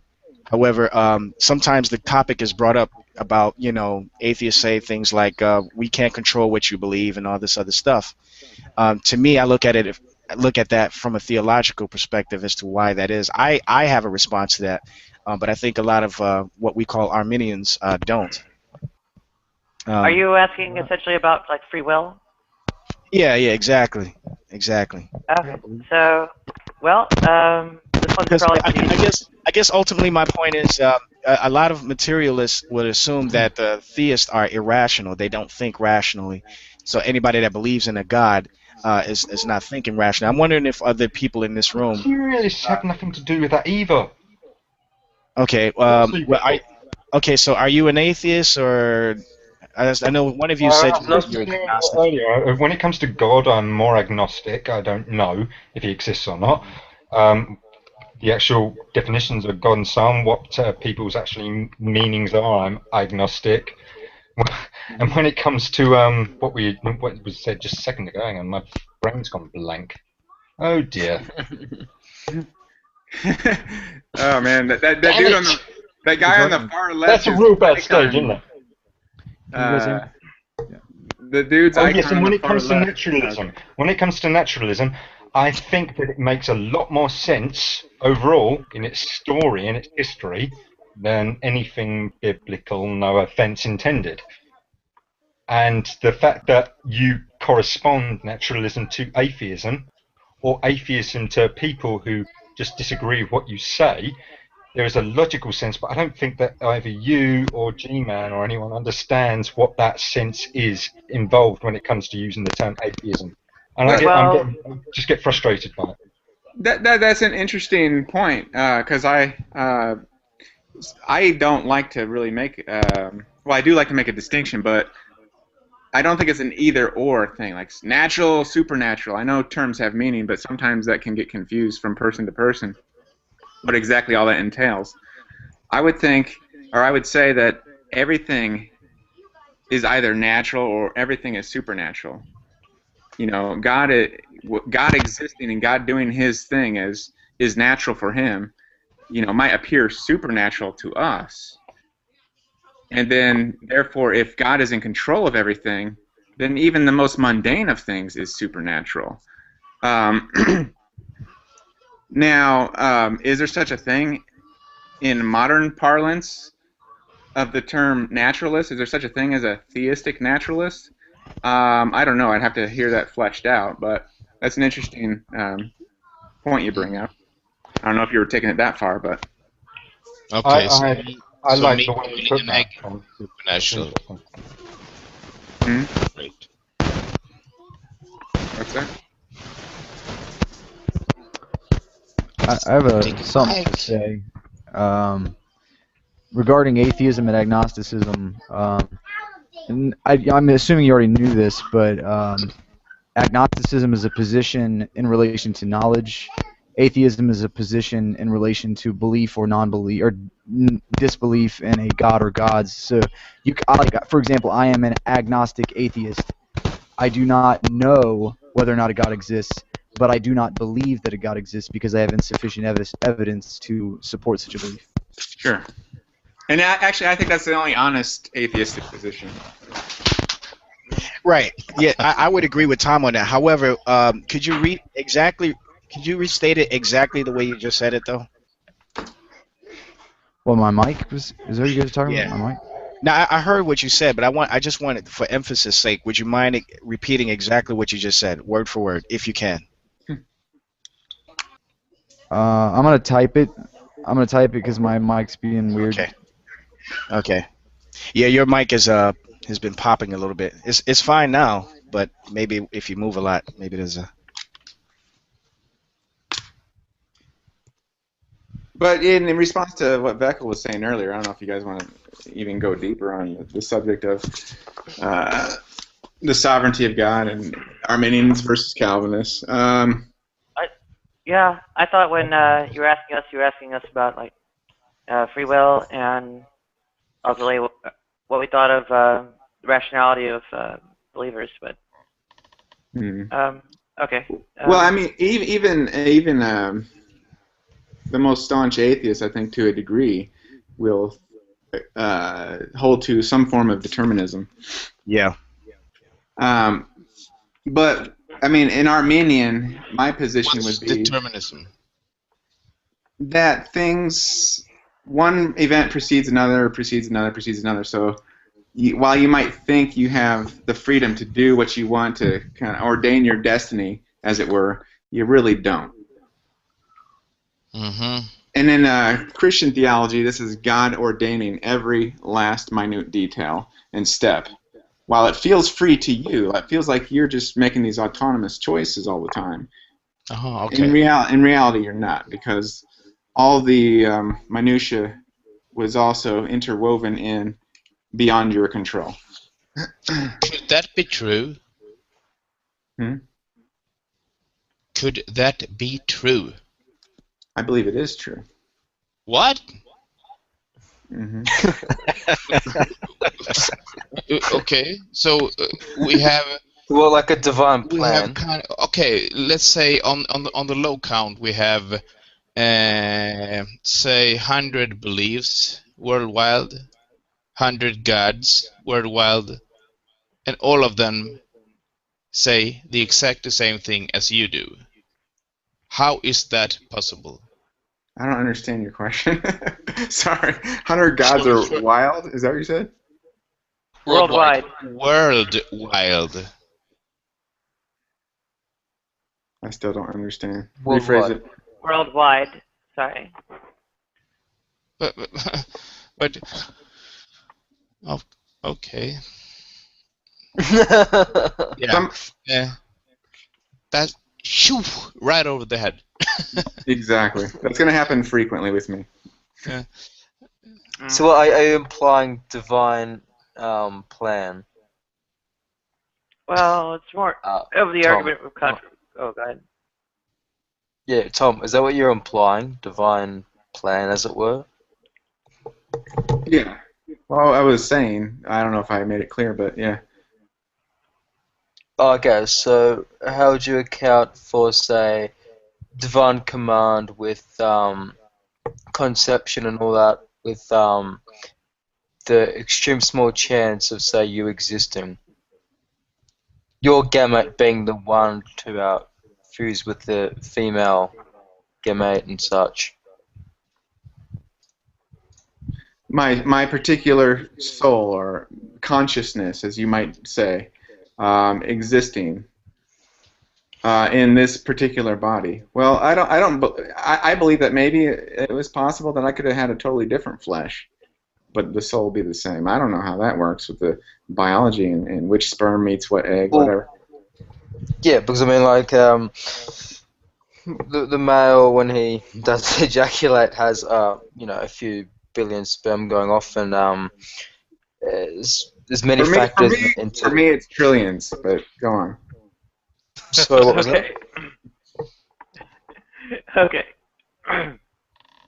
Well, I just thought. In the meantime, I should note this distinction here between theological determinism and causal determinism. That kind of give the way, essentially the reason why things are determined the way they are. In the theological case, it's because God's sovereignty, and the causal case, it's because cause and effect nail it all down. There's no wiggle room. Okay, go ahead. Sorry, I just want to ask Veckel one thing. So, Veckel, you agree that somebody can be agnostic atheist? You know what? I hear atheists argue over the definition all the time. I really don't know anymore. I really don't know. To me, it doesn't make any sense, because I've always thought an agnostic is a person who just doesn't know that there is a God, and an atheist, according to the definition, that they don't believe or they reject the existence of God. True. So don't bother using I don't see how you can do word both then. of those. I don't know how you can do both of those, but maybe you could explain it. Well, I think that the distinction. I'm just saying, because it sounded like you accepted when I think it was Sleepy Eye Guy or whoever was saying that I don't know if a God exists, but I believe he doesn't. That would make you an agnostic atheist. Right. And you sounded like you accepted for a second. I was just trying to think that, because the very first hangout I did, you were actually in it, and I think I tried to explain it to you for like 15 minutes. And I was like, really? It was that easy for Sleepy Eye to get it to say it, and I couldn't do it? But see, this is why I wanted him to repeat what he said, because he said something that kind of raised my eyebrows a little bit. And I hear this a lot from atheists. They'll say that I'm an atheist because I don't believe, yada yada yada. But some of them say I'm an atheist because there is no evidence. See, now right there, that puts the onus on them. When they say that there is no evidence. Yes. So you're the atheist towards Buddhism, for example. Wait a minute. You're making a claim. Oh, hold on a second. I'm not making a claim. Hold on. Believe in your evidence. Hold on a second. Do you guys know who Ozymandias Ramses II is? Yeah, I don't care. And you know what? Right. Actually, I agree with Veckel on this. Is that that if you make a positive claim saying I know a God doesn't exist, exactly. Right. That's not what he was saying. No, that's exactly what I was saying. No, I agree with Veckel. If you're an atheist and you come out and say I know a God doesn't exist, you have shifted the burden of proof on yourself. Exactly. That's why a difference. People use the I reject your claim. It's not shifting the burden of proof. They both right. So for instance, they both have a burden of proof. If all he said was I reject the existence of God, I do not believe that God exists. Okay, fine. That's where it becomes subjective. He made a subjective statement. But when you say something like that, I don't believe in God because there is no evidence, of it. Now the burden of proof is on you. You have to No. provide. Well, Yes. Maybe it might be Yes. beneficial to use the No. phraseology atheistic, agnostic. And those people will typically say, I have not been convinced by the evidence. Perhaps I'm misunderstanding even the evidence I've already heard. I don't reject it whole Let's bring in the sale. Dawkins scale as well. Huh? Right. This is it just gets stupid. It's not even worth bringing the word atheist or theist or agnostic into it. I mean, but most Vettel is a Christian. Tom is a, I don't know what Tom is. I should ask him. I think they said Calvinist. He's a Is Christian. a Yeah. form of Christianity, yeah. Yeah. It's Christian. Yeah. So Christianity is just a generalization. I'll drop that. You're an evangelicus. I can't even say the fucking word. Yeah, I know hold on. It can be difficult at times, I understand, with terms because maybe a conversation you had, somebody didn't quite define it the way it Right. actually is. And sometimes it's too laborious to ask a person's each individual belief on a certain subject, and so oftentimes we want to again get the Cliff's Notes version and just say, okay, I'm a Calvinistic, Baptistic, Christian, blah blah blah blah blah, and then that sums it up in one sentence. Assuming a person knows what those terms mean, then we're okay. But I mean, we're talking here with just these people in the room, and so maybe it's more beneficial to say, okay, how solid are you on this position? Maybe not. Maybe we do understand the terms, and we can just say, okay, atheistic agnostic or agnostic atheist is a person who says they don't know for sure there's no God, they just don't think there is one, simply because they haven't come across convincing evidence. Not to say that there's not new evidence they never heard, or that the old evidence that they heard can be said in a different way that they now understand it. That I think is a proper thing. Yes, sure. I've got one question with, do you not feel that you have more of a burden of proof going on the Bible? No. Everyone has more mandatory. Not at all. Everyone has equal burden of proof because you make claims apart from a God that exists about reality. Okay, so everyone has an equal burden of proof to bear. That's right. No. Yes, they do. Could I please explain to Veckel and what's his name? I hovered my mouse. MMRTist. Not believing in God because I have not found the convincing evidence is not to put burden of proof to me. That's not what we're saying. That's what I just said. Okay. I didn't say I didn't say you prove the non-existence of something. I say you validate your worldview, which includes a lot of things apart from the existence of God. I was not talking to you, so. It doesn't matter. You're addressing the point. Yeah. Yeah. Okay. It's so great. We have rewind. Oh yeah. Well, you can rewind it, evidence, but again, we did not. I don't have a problem with atheists or non-believers saying I'm not convinced. That's fine. That's your opinion. That's subjectivism. But when you say that there is no evidence, now you made a positive claim that you have the burden to prove. Well, that's just a pompous, stupid statement to make in the first place, but... That's true. Okay, well, what if you make a statement such as, can you prove to me the Bible is real? That's what we were talking about. I haven't seen any evidence. It's not the same thing. So if you haven't seen any evidence, either you're lying about it or you're not convinced that the evidence that was presented to you is valid. Now, if you're going to say that it's not convincing, fine, that's your opinion, and we could talk about it. We can talk about it till we're blue in the face, not going to get anywhere if you're not convinced. Okay. But when you say that there is no evidence or the evidence that is presented to you is not good enough, now the burden of proof is on you as well. You have to validate your claim. There is no evidence that the Bible is the word of God. I'll make that statement now. Okay, now he just made a positive claim, and now he has the burden of evidence to prove it. Outright. Give me something, anything in written history or documentary that proves that it was a God that No, you made the claim. The Bible was. How is it that you made the claim? Atheists understand the burden of proof? Sorry, go ahead, Nadia. It's your room. Go ahead. Yeah, Thomas, in evidence, I mean, it's kind of obvious, you don't believe all these things, but what do you believe? And it's not going to be religious, obviously, but you're going to believe That's in, what I believe. I don't know, socialism or capitalism or You want to talk democracy politics? or something. Well, I mean, those are other kinds of things you can believe in, right? So, I got a belief claim. okay, you have a belief. Yes. What's your belief? I believe that everything can be explained in the natural world without having to plead to the supernatural. I believe can that. be. I I believe. support that. I believe that things that can't be explained yet will be explained eventually within the I'm not so natural sure world on that one. without having to plead to the supernatural. Sounds like faith. But the fact that something can be explained apart from something else doesn't negate the thing that you're discounting. Exactly.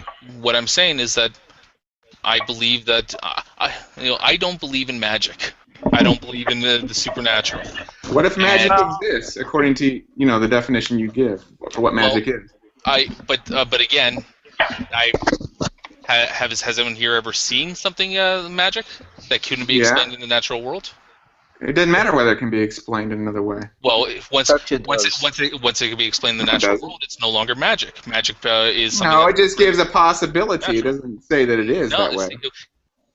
and maybe this is the difference in our definitions. But for something to be magic or supernatural, and it can't be explained using with anything within the natural world. It's beyond our understanding. That's why I of the say natural nothing is world. supernatural. That's why I say nothing is supernatural or everything is supernatural. Well, I believe nothing is supernatural because you know what it makes sense looking at. Okay, fine. I can agree with you, but I'm going to give my lens interpretation of the natural world. You can say preternatural, which just simply means it's out of the ordinary course of nature. So it's not necessarily supernatural. I mean, it could be considered supernatural, but I guess it could kind of have a homonymic terminology to it as well. So something could be preternatural or supernatural. I mean, you're a freaking wizard if you come with our technology of today back 200 years ago in a time machine, or a time machine itself. I mean, But it's still all natural. It's still all natural. Yeah, we would still be natural. Right, but that's what I'm saying. God is completely natural because He exists in this world. Okay, so you can test God. You'd be able to test God. You can take a piece of God, throw him inside of a test tube, and test him. Where did you come with that? That's just silliness. No, because that would make it natural. If it's natural, it exists in a way that we can understand. So are you defining natural as physical? No, I'm defining natural as Good question. Natural. Because these thoughts that you're expressing about this topic are not physical, my friend. What about math? Is that natural or supernatural or preternatural? Natural. Okay, but it has no physical attributes to it. It's just numbers. So what? And I think they'll exist even without any sentient mind acknowledging it. Yes, it does. Do you know what So 2 that plus doesn't 2 mean is? they're natural. What am I trying to say? Sorry, does God exist beyond our scientific understanding of the laws of nature?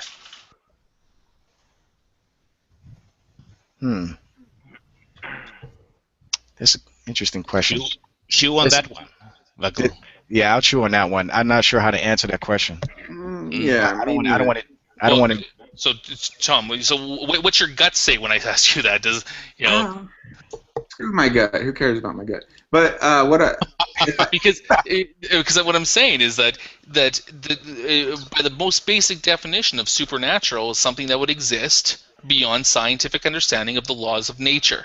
Well, I mean, we can't very well test things on another universe, or right. So that might make it. That would make something supernatural. But that doesn't. I mean, we would say that the universe or the Milky. What's the biggest we know of? Well, okay. Beyond our universe, like, do you think that you'd be able to perceive anything outside of our universe? I would say no. If we beyond our imagination, no. So again, if God exists beyond exists beyond the boundaries of our universe, it can't be. We can't understand it with our knowledge of the laws of nature. Well, it's not. I mean, it's not to say that Well, of course, if that God created nature, then of course we can learn things from the nature about him. But we can also, if he has revealed himself in other ways, namely some sort of communication via text, as was the case back in the day, then sure, we can know some stuff. But it's very limited for sure. Yeah. I'll grant you that. Yeah, Deuteronomy, there's a passage in Old Testament, Deuteronomy 29:29. The prophet Moses says to the people that the things that are revealed to us belong to us, but the things that are concealed to us belong to God. So there are a lot of things that God chooses to reveal about himself to the finite beings here, and there's a lot of things that he chooses to conceal. Doesn't mean that he doesn't exist, doesn't mean that he doesn't want us to understand who he is. It's just certain things that he doesn't want us to know right at this moment. Perfectly fine with that. But he does, out of his free will, out of his own free will, if you will, and grace, he does choose to reveal a lot of things to us. Just not everything, and maybe not all at once. He'll maybe sometimes bits and pieces of it, or maybe sometime in the future, not right away, but yeah, or sometimes he just says, I'm not going to reveal that to you yet. I'm just curious. What does MMA artists mostly practice? What do you mean? Like Fighting I'm assuming Brazilian Jiu-Jitsu and Muay Thai. Oh, no. No, I came up with the name because I've done a lot of martial arts. So in a sense, I'm a mixed martial artist, but I don't do MMA as in the sport. Oh, I see. Yeah. Okay. So I currently do Sistema. So yeah. Sistema deals with a lot of grappling, I believe, right? It deals with pretty much everything. Sambo and all that would be more of your grappling. But we do stick work, groundwork, soft work, hitting the fuck out of each other. So yeah, it's very different compared to other martial arts. Yeah, I've seen some videos. It looks pretty cool. Anyway, I did 2 years of BJJ and Muay Thai. I'm done now. I've tapped out because I got injured. But oh, nice. Yeah, a few mates of mine did BJJ, and it's fun wiggling out of their grapple holes and shit. Like, fuck, you're so relaxed and shit, and they can't get a hold of you, and you're like, haha, suck shit. Just fucking hit them one in the stomach. It's good fun though. Yeah, so can we get on to what we believe and our? Yeah, I want to hear what Thomas believes. He believes in the Bible. In what? No, the other Thomas. In what area? Well, Nadia, go ahead. well, earlier I think Feckle was trying to bring up free will and I guess an explanation for why Christians believe something that we don't. Basically, are Christians rational? So, go ahead. Well, you want me to justify what I believe is rational?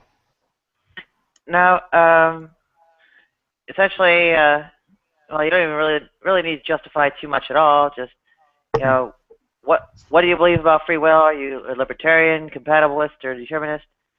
Are you, and also, do you believe Christians are rational or irrational, or otherwise?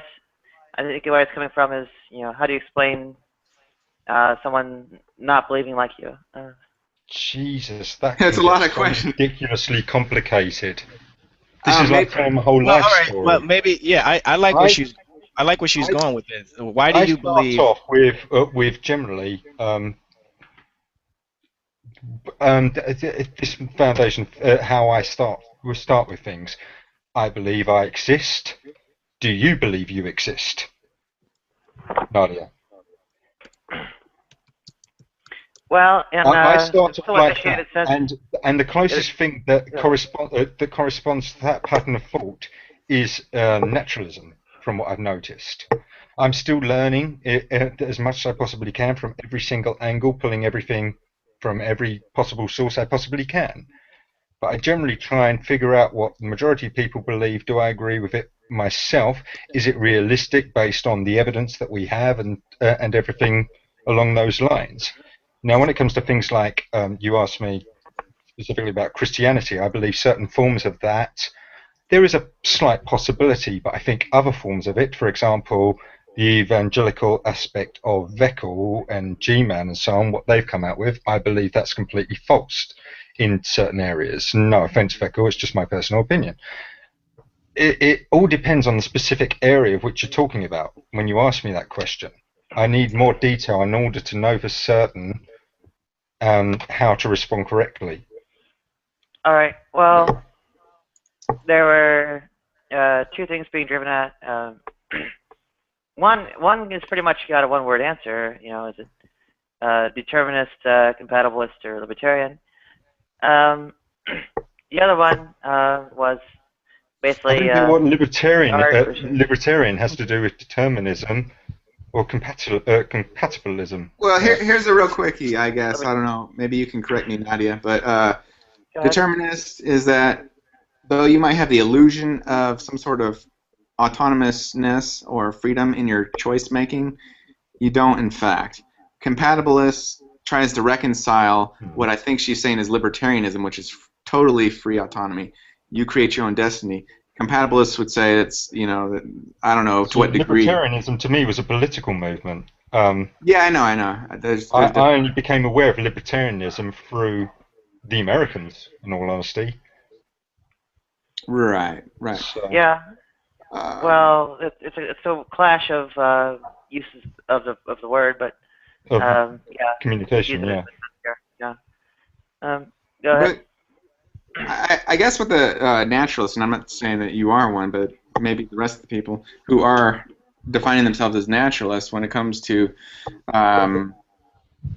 taking a position of autonomy with their consciousness and decision making, some would argue the opposite, saying no, our chemicals in our body determine how we are. You know, even some have tried to legislate some sort of safety net for those who do atrocious things, because after all, they didn't really have much control over their psychotic behavior, and they're deciding to go to the mall and shoot up a bunch of people, or just put them in. That's adding too much to what naturalism is. Huh? That's adding way too much. That's going off into a completely different tangent to what. Okay. Well, I'll keep it simple then. I won't bring in examples. How's about our chemicals determine, number one, our genetics, who we were born by, we didn't have any control over. How we were raised, obviously, the parents we fall into, the country, etc., we didn't have any control over. And our chemicals, all the while, in the process of growing up, we don't have any control over. So, really, we don't have any true control, though there's an illusion of, over our life and decision making. But the fact is, in that respect, also naturalism can bring into that issue the fact that your surroundings can also influence you and change your setup, what you eat, etc., etc., and all of those other you are what you that can be brought into it. So it's not that simple. This is why I'm not 100% certified if I am a naturalist myself, because it is that complicated. But are you a determinist? That I'm not 100% certain either, and I don't see how anybody can be. Because they can't know, you mean? It makes more sense if you believe if you're going to be a determinist, it would make more sense to believe that there is a God, or there is an all-powerful sentient force out there. I'm not trying to get away from the gospel, of course, but to me, it just seems contradictory and arbitrary to be an atheist or a materialist and hold to the view of determinism. and then complain about the things that other people do at the same time. You know what I mean? It doesn't make any sense.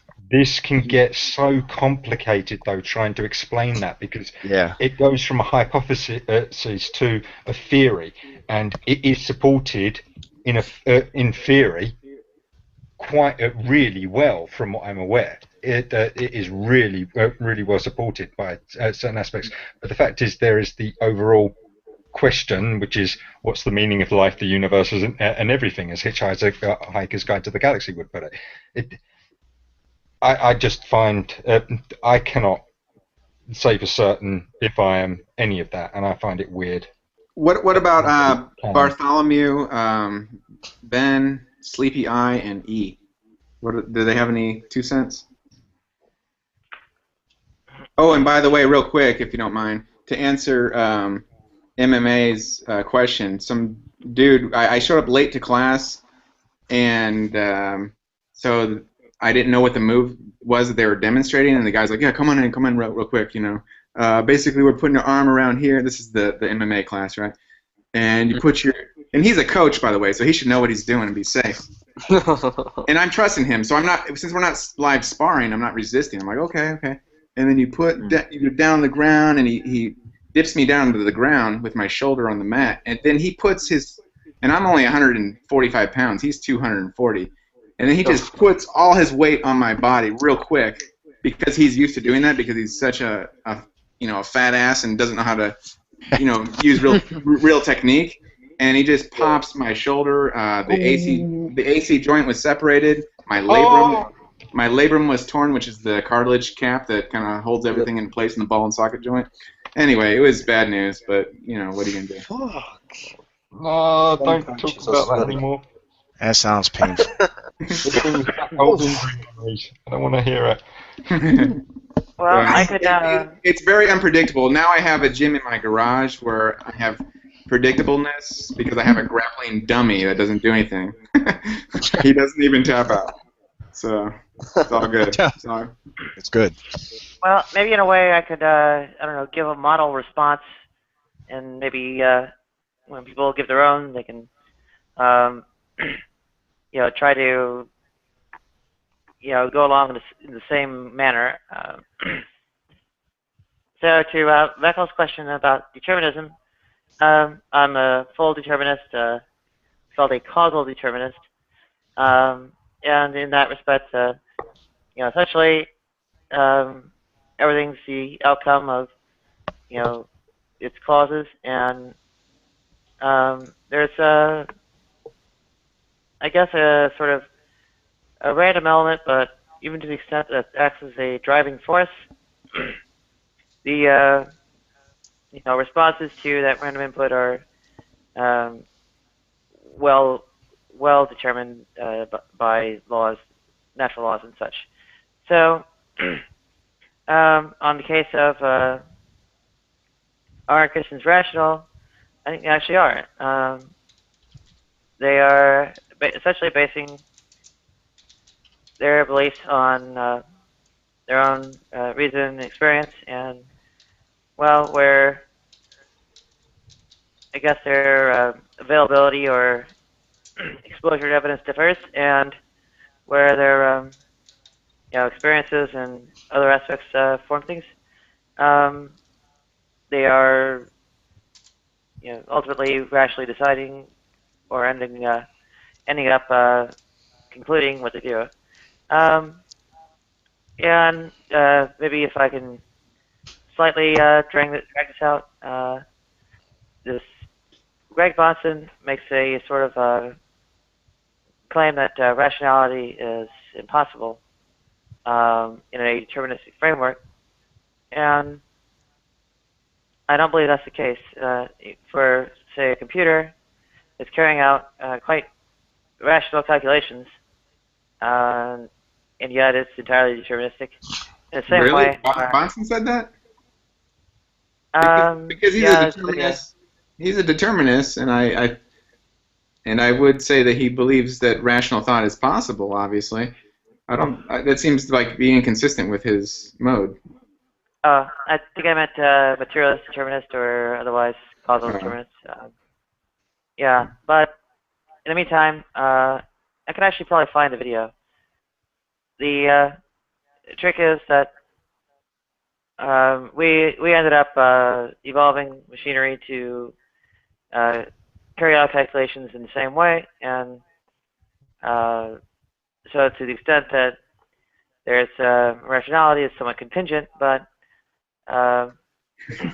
it's actually there because it serves the end of essentially survival and differential breeding success. So go ahead.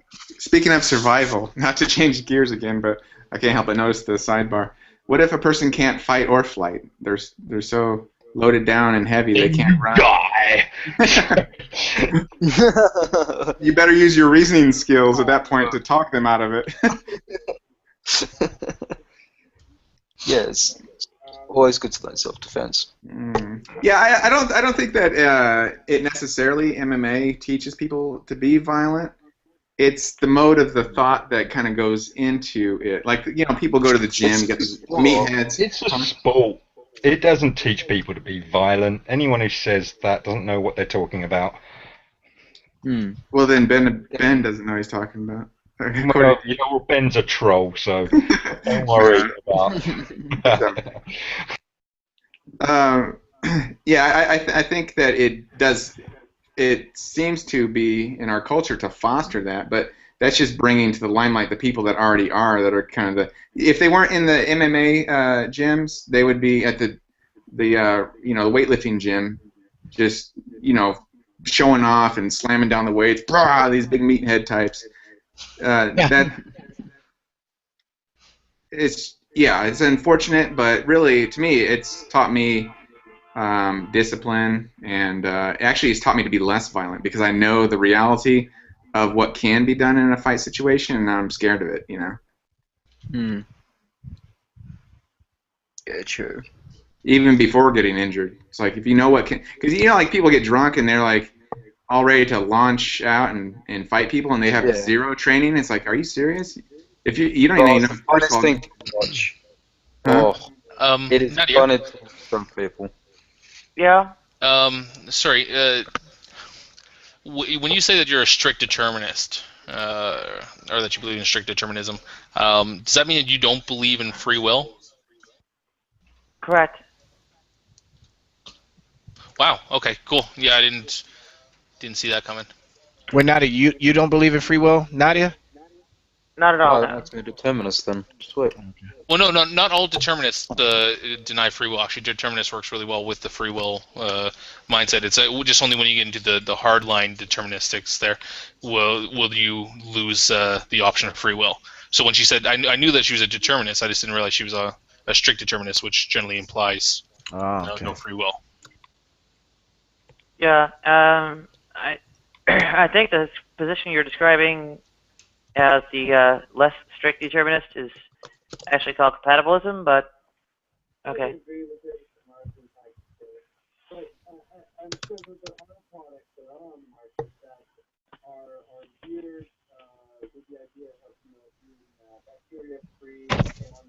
So what about other people here? What are their beliefs? Hold on, I'm a little confused by what Nadia said. I thought compatibilism was like a bit of a mingle between like free will and determinism kind of thing.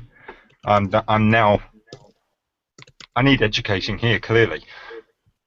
Same here, bro. Fuck. So many new words. Anybody? Honestly, I mean, I'm new to determinism as well. I don't even know what my viewpoint is yet. But I haven't even had a label at I like to think that I have free will, but then I also know that it's unfalsifiable. That if I didn't have free will, I probably wouldn't know. In the sense that it's your choice, it's your body, I'd say yes, you have free will, but how those choices come about, like right now I'm fucking hungry, and that's coming from my body and my internal stimuli, but then having a conversation and that's external and my body's fighting that, do I want to get food or do I want to sit here and talk? Ultimately, it's going to come down to whatever one's the most aggravating, which is the most, you know, we're really starving, you know, that kind of thing. So, I'm Okay, leaning towards the Read third that, right now. Benner, by the way. I didn't get that at all, but okay. I am pretty So- sure we have free will, for the record. What's your In, concept of free will? What do you think it is we have? Choice. To me, okay, okay. Was the question to from, me or? Oh, sorry. Go ahead. Yeah, Evidence. that was you, evidence. Yeah. Okay. Well, I do believe I have the choice to do whatever I want. That's my stand. Well, what is the choice in this respect? Is it, free of any cause, like, how many neurotransmitters are in your brain or your levels of thyroid hormones? Or is it essentially that, say, it's what you meant to do, nobody was coercing you, and it was voluntary? I mean, what are your ideas on what it being your choice means? Yeah, the second part there, I could choose to not buy this T-shirt, or I can choose to buy it. You know, if it's the Okay, same Would, would fabric. that be a result of chemicals in your brain? So it's all natural, right? Your decisions that you make, Mm. that different people make, are based on the way the chemicals are running around in their mind or in their body. I mean, Thanks is for that? your thanks for your input, No, that's Beckle. what I'm asking. No, I'm asking you a Yeah, question. yeah. Yeah. But thanks for your input, Beckle. But I think Nadia was on the turn. Okay. yeah, I went with the compatibilist notion of essentially redefining that free choice to mean intentional, voluntary, and uncoerced. Since I am from Sweden, you have to elaborate on that one, please. Nadia, Okay, go ahead. sorry, I was Sorry. gonna say, can I try to explain what I think determinism is, and you can correct me if I'm wrong, because Okay, sure. that might help out with my definition or like understanding this as well. But you believe that not that everything is necessarily predetermined, but that you don't actually have a choice. So when he says the author says that he has the choice to buy a red or blue shirt, that he doesn't know it, but that choice is actually has already been almost pre-decided by him by the fact that he's raised in a certain way that he was raised in a certain way that's going to have him favor red shirts, and so he's going to buy a red shirt. Now he thinks that he has a choice that he wants to buy a red or he can buy a red or blue shirt, but doesn't realize that he's had these choices already made for him in the way that he was raised, and he got that distinction to buy that red shirt maybe from his parents, who they were raised in a certain way that really liked red shirts as well. So they passed on that kind of whatever. I don't know. See, determinism. I understand. Like, I think I understand the basic concept of it, but it's still kind of confusing. Well, yeah, I think that kind of hits it to a level. I mean, I've used the example of, because you were dealing with clothing, like a person who I was talking to one time said, they don't believe in it. And I said, well, why are you wearing what you're wearing? Why are you wearing a Leonard Skinner shirt? Is it because it's cool and you're kind of conforming to the norm of society and the peer group that you were involved in that said that this music's cool and therefore this band is cool, and now you're wearing that shirt? Why are you not wearing some polka dotted weird, pattern hoodie instead of that hoodie? Why are you wearing a hoodie at all? Is it because it's cold outside? Because I guarantee if it was 100 degrees, you don't have control over the temperature, you wouldn't be wearing that hoodie. So there's all these sorts of things that we kind of attribute to this autonomous, choice making that we have inside, but really don't consider the outside factors. Well, it might also help if I contrasted the compatibilist notion with what it was trying to, redefine its way out of. And that was what's called contra-causal free will. And contra-causal free will essentially means that there's no actual cause for the quote-unquote choice. No chemical influenced it, no physics were involved in making it happen, and so on. You said it's called contra-causal? Yeah, contra-causal, yeah. Well, yeah, some of those people believe that even their emotions are based off of chemicals. So what's riding the show? Who's riding the pony? Is there something, that's immaterial out there that is you, the consciousness, or is the consciousness based upon the chemicals flying around in your brain tissue? Because they'll say, well, the emotions is this hormone and that hormone, but what caused the hormone to come out? Was it you and the circumstances? Other chemical processes. But are they? That is kind of easy to answer. Okay. Yeah, it's like the menstrual cycle of a woman. Can make you believe that green is blue. Hmm? To push the right nerve in your brains, so to speak. I don't know how they do it. Like even people who are on drug trips, they'll say, oh, you can have a good trip or a bad trip, but it's going to be dependent upon your set and setting. Where's your mind frame going in? You can choose to have a bunch of serotonin flood in your brain and feel happy and good, or you can have a flood of other adrenaline and other bad things and have a fearful time. It doesn't matter what you choose to have or what you choose to label it. If a brain surgeon is going to set you to believe that green is blue, that the sky is red, or I'm not using that example, in Christ or not, he can do it. Your brain is the reaction of impulses. Well, actually, that would just be a reflection that reality is a certain way. Our perception and definitions we give to it. I mean, do I know for sure when I see green that it's the same green that you're seeing in your mind? I don't know. Yep. Well, because we can identify colors. I know that, but that's because we define to the point. But no, but I'm saying that spectrometer. We can alter your brain. We know how the brain works, and we can alter it. So, what's your point about that,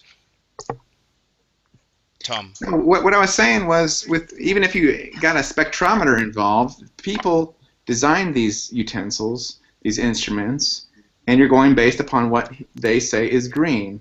And you've been taught that is green. By the waves. Please. Complete thought. Come on now. And so you've been taught that is green. So no matter if green appears to you as it does to me as a blue or a black or I don't know whatever, then it's still going to be defined that way. I don't think you understand what I'm saying. Okay. Let's say that you are in a vat, and 10 scientists are elaborating with your brain. This is hypothetically, I know. And they show a fully grown grass as the typical green to you. And you say it's green, and then they change your neurons in the brains, and then they ask you the same question, and then you say the color is blue. Okay. Do you understand? It's still green, but they have changed the neurons, the electrical impulses in your brain. Yeah, and as you said, though, that's hypothetical. I don't know if they can do that. First of all, but when I said it was hypothetical, it was because you could understand the topic. Right, but it's not hypothetical in the sense of science. We do that. We have done it, and it works. Well, there have been people who have Yes, that yes. Even worse. We have made. When I say we, I mean scientists have made people believe in God when they before didn't. So it's through? even worse than I'm color curious. I'm perspective. curious to know about this. I never heard about that. Can you Yeah, Neither have point me to I. a sure. link? I can give you the link. No Kind of problem. like some form of hypnosis or something like that. I mean, if, I Yeah. do believe hypnosis works, so you can It's get not. people to believe anything It's not. Uh, It's not if it's hypnosis. manipulated. But No. that's yeah, Yes, I know, temporal. but but it's hypnosis sounds like the same thing, though. What you just described. You said that there's scientific means that scientists to make somebody believe in God. yeah, Well, hypno, yeah. hypnotists can do the same thing. Well, If yeah. Yes, that's There's, what you're there, trying to yes, there's a imply. way. but I know it's how some. quite the You know, okay. Sorry, Nadia. You why I do know you how always some with some interrupt me, positions. Nadia? It's temporal lobe stimulation. But Yeah, that's There are a separate issue, though. helmets. Sorry. I was gonna say that's a separate issue. I'm still trying to get to what is this personhood, this consciousness that is controlling some of those things. Because you can't deny that that also exists. You can control how, I mean, to some degree, your moods for the day. It's not totally deterministic in that sense, in the chemical deterministic sense. And so, how do we account for that running the show? we don't. We don't. I've just explained to you how we can alter that. I know, but that's the fact that a scientist, Premise. the fact that a scientist can alter something with, or a drug. Let's just say a drug. A person takes a drug, now they're having hallucinations. Granted, you can tinker with the brain, and there is Yes. a mind body connection. But what is the mind in itself? Is it Right. just is it just chemicals? And if so, then how do we make choices? There's no such thing as choices Well, just that and are free, at just. least. Well, mind. Well, if you don't have a brain, you don't have a mind. Agree? I don't agree. What? Yeah, I'm not. Yeah, I'm not sure. Okay, so you can have Said it. I dreams just like to point without that a out. mind. You can have thoughts without a brain. You know the answer to the question. I believe we continue on after our body ceases. But I'm not Oh, talking okay. about Don't act continue on. surprised. I'm talking about now. Well, as I'm alive, then I am connected to my body. Yes. Uh, See, now we're getting into the problem This is of where solipsism, compatibilism I comes in. I thought we because were talking about the brain, and now we're talking about the body, Well, aren't we were we? talking about both. We're talking about determinism, Soul. actually, Oh, and then I guess Nadia steered it to chemical determinism, if I'm not mistaken, and not just the theological determinism. yeah. Causal determinism. Yeah. so If I can maybe take a stab at personhood question. Um, well, to the extent I believe in personhood, I believe in a different concept of it, a more limited concept of it. There are quite a number of issues with, say, hypothetical, say, transplantation experiments where, say, parts of our brain can be spread across multiple bodies. You can have, say, two hemispheres dropped in different bodies and such. And at that point, tracing the person is somewhat difficult. And you also have trouble where just over time, people do change, and they can cease to or become something that doesn't resemble what they were before. And that's just from experience and everything else, instead of necessarily any kind of injury.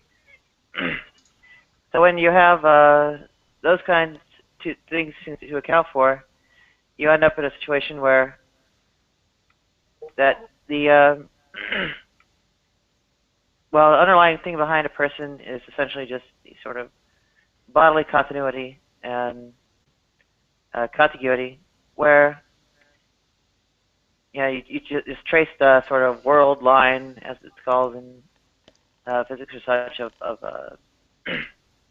of a brain or a body, and that is kind of the idea of a person. And when you go further, the sorts of quote unquote experiments that I mentioned would simply be things like bifurcations of the world line. And when you ask then, what does this end up representing? It actually represents a very limited sort of thing compared to some of the more elaborate ideas like come about with dualism. It has there's less of personality there and more just kind of the machinery. And I've got a question there, that's Nadia. kind of my concept of purchase. Go ahead. Compatibilism and dualism, now those two can intertwine, can't they? The same as determinism and compatibilism, from what I'm aware, yeah? No, they're in different categories. Dualism But they is still use parts of each mind- other, don't they? No. Okay. Dualism is a mind-body problem, and it's maybe you call it substance dualism, sometimes Cartesian dualism, depending on the particular form. And there are other kinds of aspects like property dualism too. But when smoke clears, it has to do with whether the mind and body are ultimately of two different kinds of things. Nadia? And monism is like the Dualism opposite involves of the it. soul, doesn't it? Monism is what? Dualism involves the soul in a sense, but they call it something else. The mind, isn't it? They call it, yeah? The mind is supposed to be the soul in dualism, yeah? From what I recall. It can have a couple of different incarnations. Yeah. Yeah. Well, as I understand it, one can be brain dead, but the body is still functioning. Mm-hmm. And you right. And you can have a sort of dead body, but the brain functions. So how would that compart with your theory? Yeah, that has pretty much the same kind, similar kind of resolution to the transplant experiments, and that's essentially that where the world lines would bifurcate there between the two different subdivided pieces, and the say loss of a major component.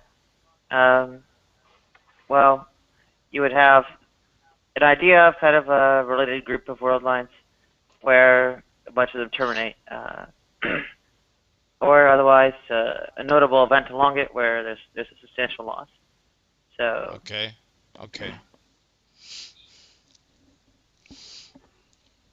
I just wanted to. Yeah, sorry. Yeah, it's almost more of maybe diminishing the problem of personhood to essentially just identity. Okay, go ahead.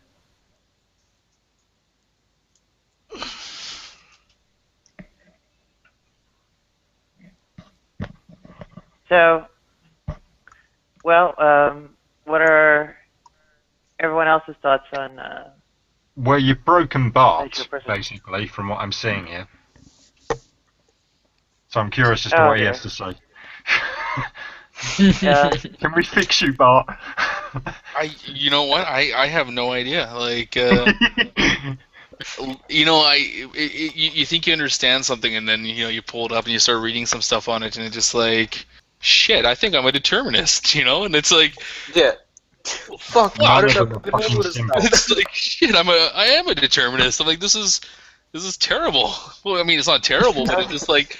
Have a good time at the park, Tom. It's weird, It's a weird feeling, but yeah. like I was saying, I have to read on this stuff some more, because I would have thought of myself a little bit more with the compatibilism, viewpoint here, but no, I'm not. Hi, Floyd. Guys, Hello, Floyd. Anyway, I do have to take off. Thank you again, Nadia. Absolutely. And by the way, and everybody else, Veckel, I just want to say I watched your debate there with Skylar Fiction. And, Oh yeah, yeah, that was fun. Yeah, it was really good. I think I sent you a message in there too. It was I really enjoyed it. Yeah, Skylar was really pleasant to talk to. So yeah, and thank you. Anyway, I'll talk to you guys later. See you later, Bob. See you, mate. Bye bye.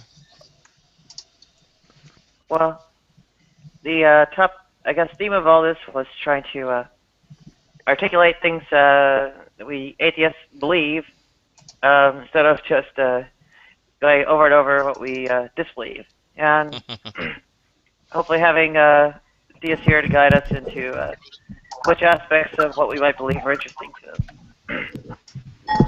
No, I can give you a list of things I believe in.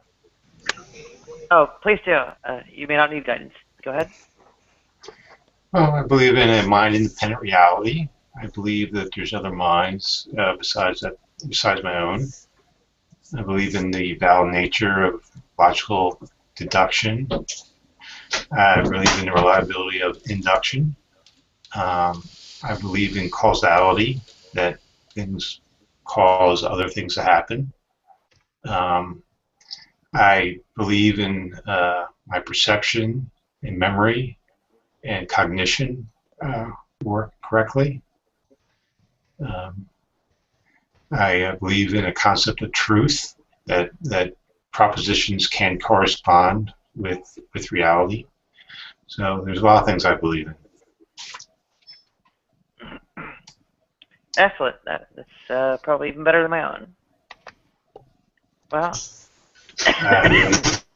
Reliability of induction. You're still playing a YouTube video. I believe in my perception, memory. I got a 10-second delay there. You're playing a YouTube video. If you could close that down for while you're in there. Yeah. Thank you. Propositions can correspond with reality. Oh, Dave, I'm still watching a YouTube video and it's feeding back. Probably even better than. Okay, there we go.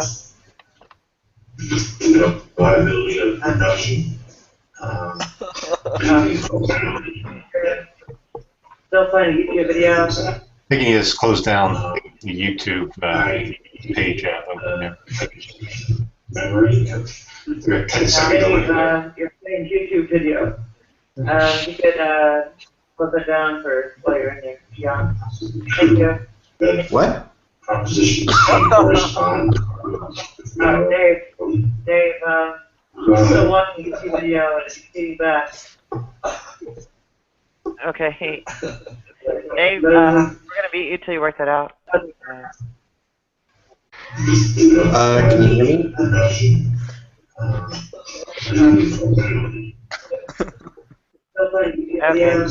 Okay. Close down the YouTube. Thank you. I don't know what's going on there, but hopefully you worked it out. There's some serious lag and echo there. Nadia, Slim Jim is trying to come in, but I think your other avatar may be taking up that space. Your other, because it looked like there's two of you on here. Mm-hmm.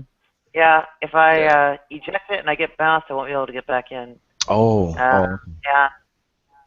I don't know where on earth it's coming from or why it won't respond to anything. Okay. All right. No problem. I'll try showing it in the broadcast, see if it lags it out or something.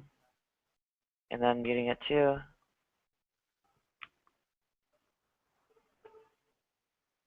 Yeah, I should have come back muted. Okay, the heck with it. I'll just hope and pray it doesn't, I don't get bounced. You'll pray? Well, in a manner of speaking. I know. I'm just kidding. Okay, I'll boot that thing and, well, hopefully I stay in a call myself. Okay, I think that made room. Ah, shit. Down. We're trying to get Slim Jim in here. Any chance you could back out and let Slim Jim in?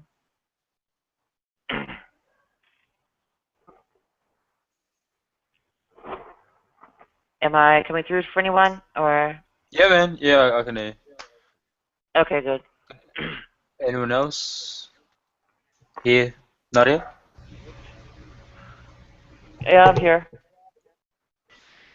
Yeah, but can anyone else hear you? That's the question. Oh, everyone's muted. Okay.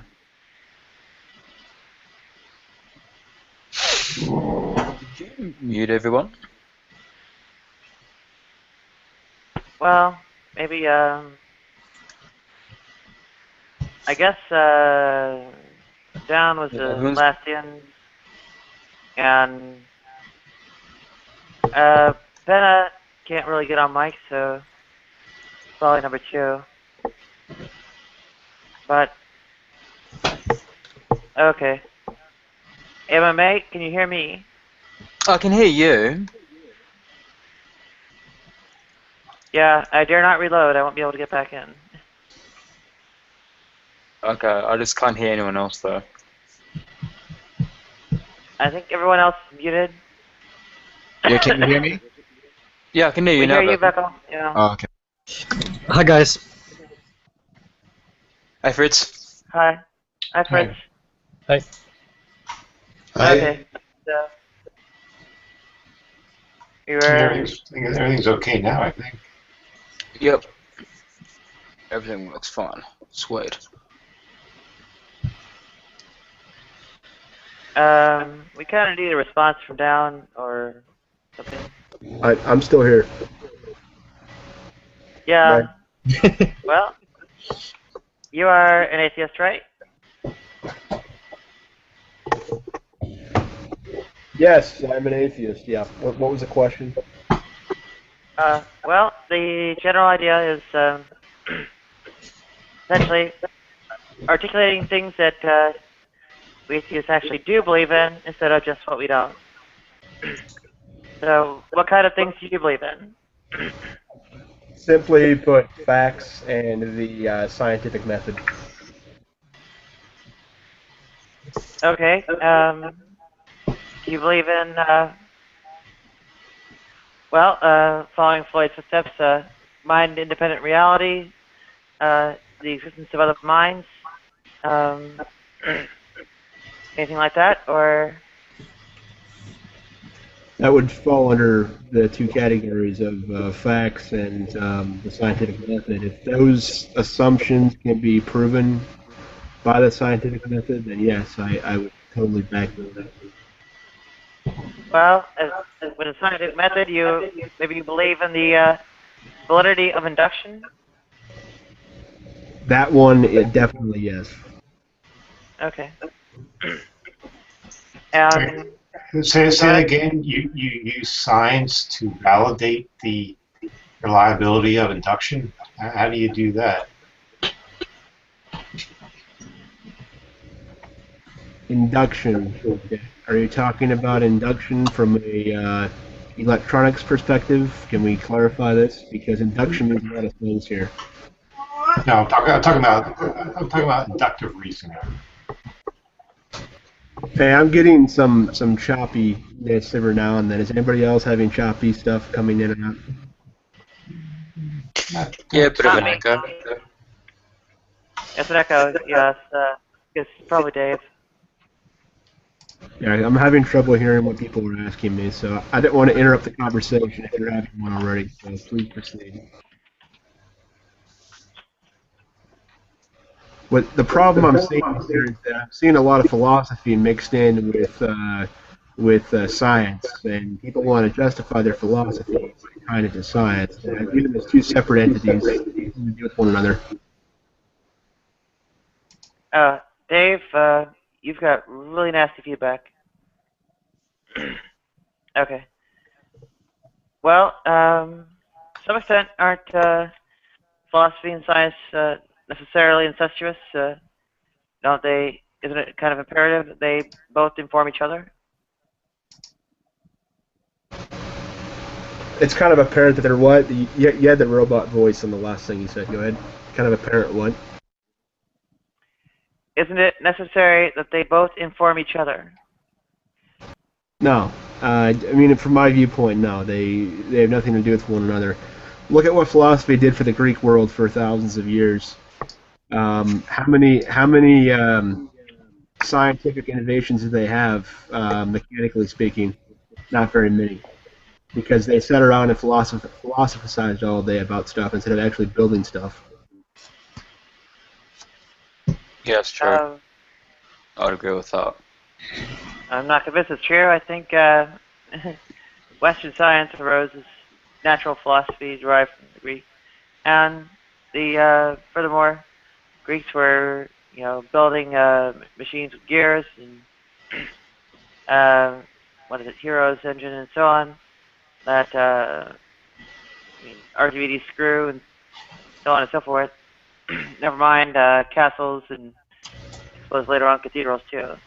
So with all that, I'm not entirely convinced that philosophy detracted from their notions at all, and even beyond that, it gave rise to science altogether.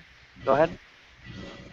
I like your counterpoint, and everything you said is accurate. They devised a lot of devices, but they really didn't make a jump from these like pulley powered systems and gear systems like they should have, in my opinion. Though they really were stagnant in that, and partly that may have been due to all the slave labor they had as well. They had an abundance of slave labor, and so they probably thought, well, why the hell should I bother mixing this chemical and that chemical and trying to get this reaction or make this or that?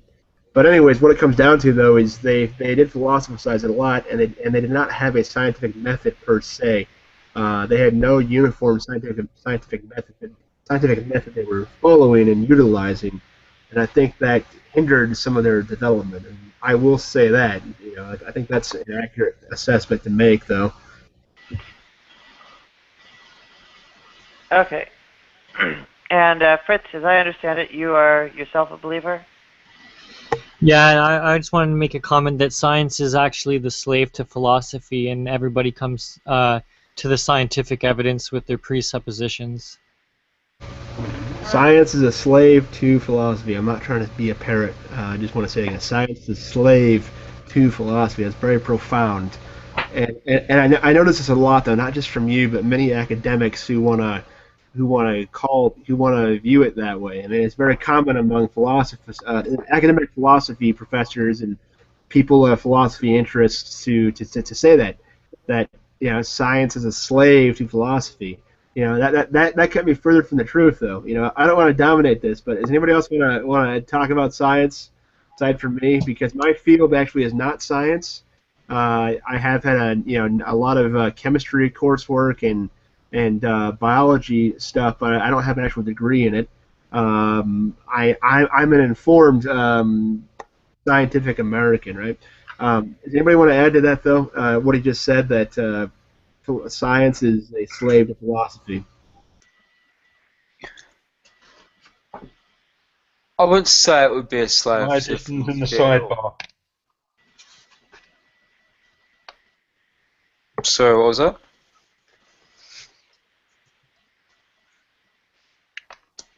Yeah, no, I wouldn't say it in is the sidebar. Sorry about that, MMA. That's right. No, not at all. I wouldn't say that at all. In the sense of scientists ask questions and they test them with hypotheses and whatnot. Would you really count that as philosophy? I wouldn't really say so. But then again, I'm not that well versed in philosophy. So. philosophy is very, very esoteric. Okay, I mean, this guy's kind of throwing out statements. I'll make a statement. Philosophy is very esoteric. That's where it's that's where I can't buy the whole science is a slave to philosophy. Science Yeah. cannot be a slave to anything esoteric. Okay. Well, that gives you an idea of what you believe. I think our guest with the echo, Dave, may have well his own beliefs about religion and his own beliefs about well the rest of everything. Dave, could you give us an idea of where you stand religiously and also maybe the kinds of things you believe in apart from that belief or disbelief? Okay, I'll try and say something. I used to work on scientific studies. I had 3 magazines that I worked on as a copy editor. That meant that I was doing the language stuff, but I was closely connected with the peers and also the readers and other. They are the readers and the printers.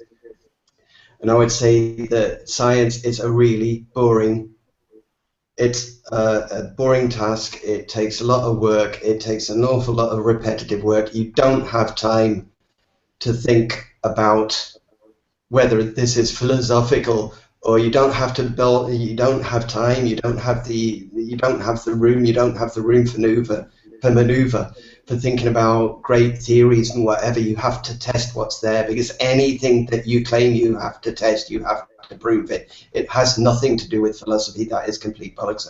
I'm out. Well, that's more on the topic that Dan brought up, but the theme of the hangout was to get, I suppose, atheists to describe what things they do believe in instead of just what they don't. So, Floyd, it looks like you have a point to bring in. Well, yeah, I mean, there is a philosophy of science. Scientists just, work off of those assumptions. Yeah, they don't have to spend a lot of time in philosophical matters because they start with their philosophical assumptions and go from there. So there is an underlying philosophy, but they just work within within that paradigm.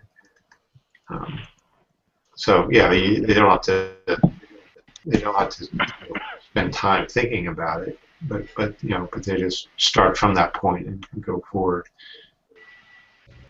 But that's If I remember right, there were. The difference, though, is that philosophy doesn't perform this this rigor, this repeatableness, the data. Philosophy is somebody sitting down and writing their assumption on something and then not having anything to back it up aside from their own thoughts or the thoughts of some other philosophers. I mean, I'm not really following you here with the logic that you're trying to ascribe to this. Well, science assumes the reliability of induction, right? And science assumes causality, correct? Okay, but by the way, when you say induction, can you just say inductive reasoning? Because when I was new to this coming into here, it's like, what are you talking about? You're talking about electronics. That's why I said that earlier. So Yeah, inductive. I'm not talking about like a conductor charging. I'm talking about inductive reasoning. Yeah, that's what I just clarified what you said. So go ahead. Sorry, I didn't mean to walk on you. Yeah, I'm just saying there's a lot underlying philosophy when with the scientific method. Can I say something? One thing I've noticed is scientists and philosophers seem to hate each other's guts, but they both use each other, from what I'm aware. What have you two got to say on that? I have an answer, which is last I checked, they don't actually hate each other's guts. Go ahead. Well, obviously not all of them, but you often get like the odd bickering and bitching at each other. I've noticed, but That's Well, I'd like to see evidence of that bickering and bitching at each other, but I'll give room for other respondents. Yeah, I don't think Commentators will go afterwards. I don't think philosophers claim the scientific method is irrational, and I don't think scientists view philosophy as a as a waste of time. We don't view philosophy as a waste of time, but we don't want philosophy called the science. That's where that's where the problem is. We don't want philosophy to be called the science. Well, I don't think any philosopher calls philosophy a science. When you say that you don't think philosophy should be called science, but is that a scientific statement or a philosophical statement? Oh, come on, that's really a non sequitur. Nah, There's other ways to know things other than science. So what would that be? That's where the debate is. I mean, that's why you're claiming philosophy has value, because it lets you know things outside of science. Give me some examples. Laws of logic. Modes of logic. Okay. Laws of logic. Laws of logic. That's like didactics and such, though. I mean, that's not. I mean, what are you knowing from that? I'm not really following you. Richard Carrier actually gives a lecture on the value of philosophy. You can watch it on YouTube. He actually gives examples of what philosophy has contributed. You may want to watch that video. Stuff like art. Art contributes stuff as well. I mean, but I'm not saying philosophy does not contribute. I'm just saying that philosophy is not a science. That's all I'm saying. I'm not saying it does not contribute. Well, science means knowledge, and what about the philosophy of art? Way to knowledge. The philosophy of art. It's a fine art, I guess. I mean, what's the point, though? That was the point I was making. They all seem to bounce off each other, intertwine, blah blah blah blah blah. They've all got this love-hate relationship going on, and they just don't understand or see it. I get your point. I'm glad that you said that. Very good point. I mean, again, though, he's making the point that philosophy wants to intertwine itself with everything. With science, with art, with this, with that. Philosophy contributes stuff, but again, philosophy is not a science. Well, okay, everyone's going to grant you that, and in fact, you're going to be very hard-pressed to find anyone actually claiming it is. So, moving on. I think we have questions of maybe where believers think that science stands or science and philosophy stand in relation to, well, their own worldview or otherwise dodging and completely relating everything to their belief. Is there any way that you can not use the phrase believer, though? Because, I mean, you're really damaging the phrase when you ascribe that to a theist, and let them be called, let them take on the name by a believer.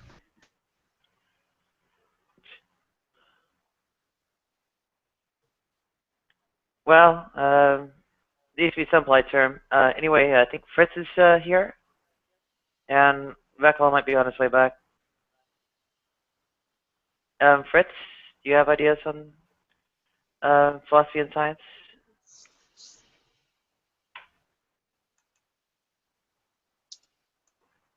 Okay, maybe not.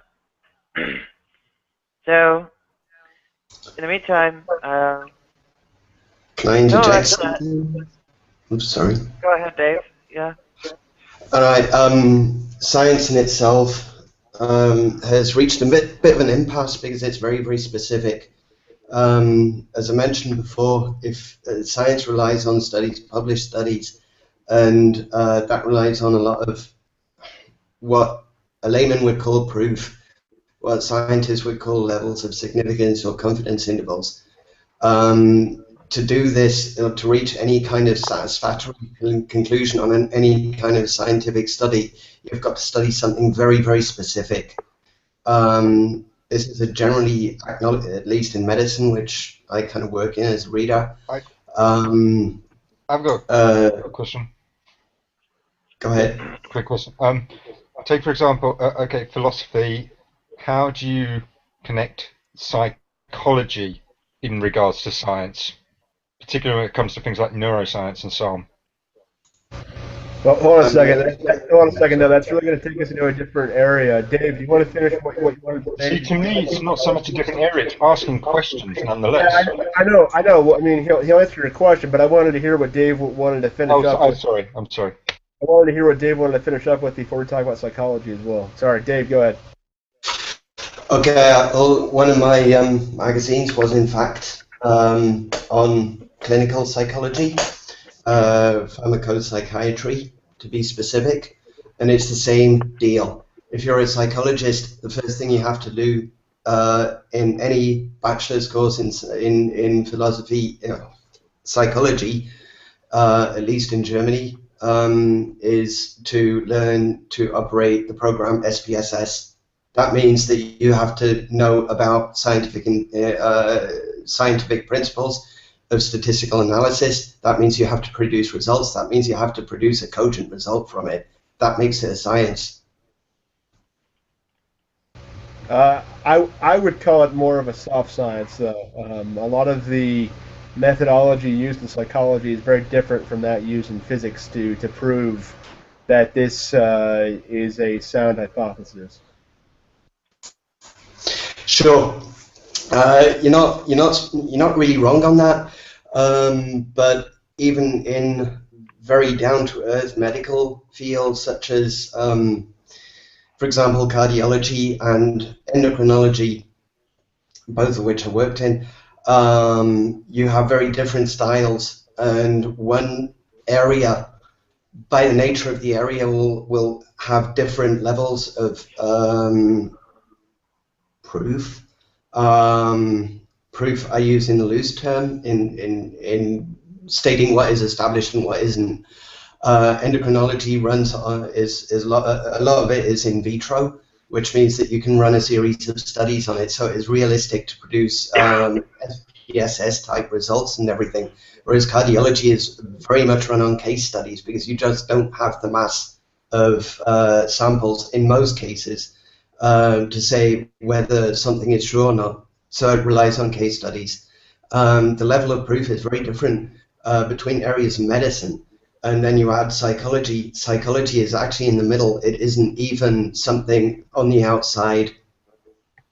You still run large tests on people, on reactions, on various tests for this, that, and the next thing. And whereas you might have individual outliers, you do aim for levels of significance the same as any other science. So yes, psychology is a science, definitely. And I'd like to welcome Beckel back. If you care to comment on the relationship between philosophy, science, and I suppose also your beliefs, well, that could be very helpful.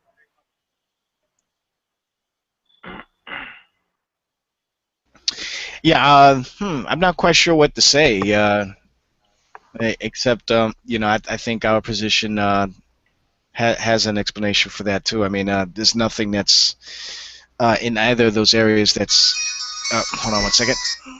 I don't think there's anything in either of those fields that are totally contrary to what we believe, to the tenets of Christianity. So, yeah, I don't really have much to say. Well, and part of the discussion that you weren't here for, there was a sort of idea of how philosophy and science themselves interact. Philosophy, someone posited that science is the slave of philosophy, and others opposed the idea. Some others Oh, looks like be right back again. But, well, we may have to wait for Veckel to have, to have Veckel to divide attention. So, Dave, when you have these kind of different levels of evidence,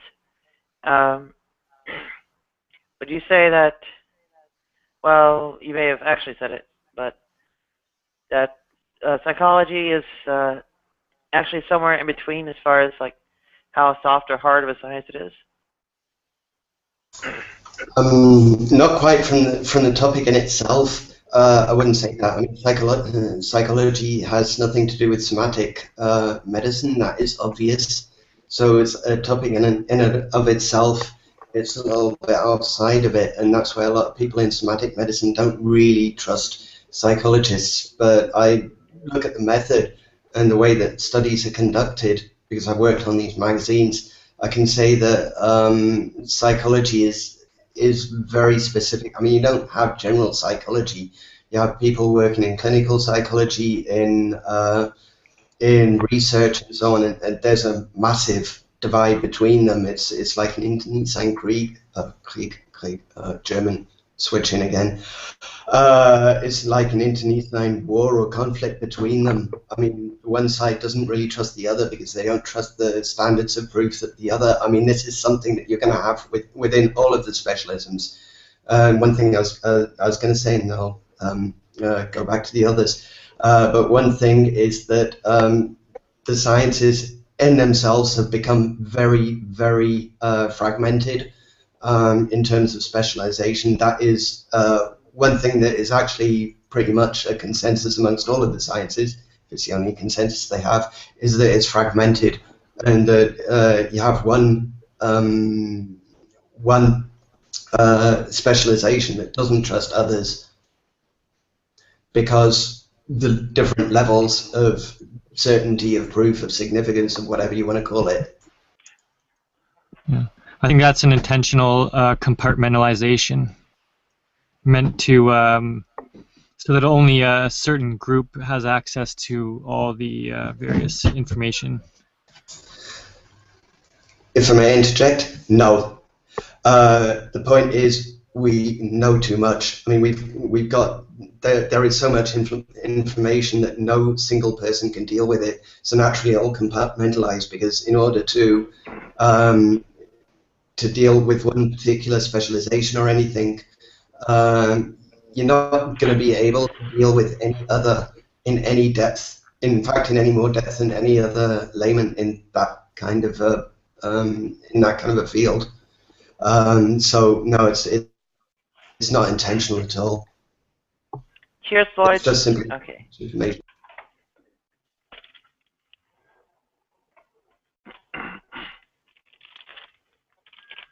So, is it maybe inappropriate to try to characterize science in a monolithic way? Maybe not.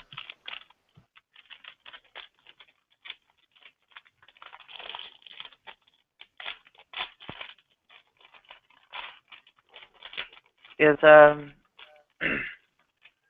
the different disparate fields of science maybe don't even have the same kind of relationship to philosophy? Yes, that's true.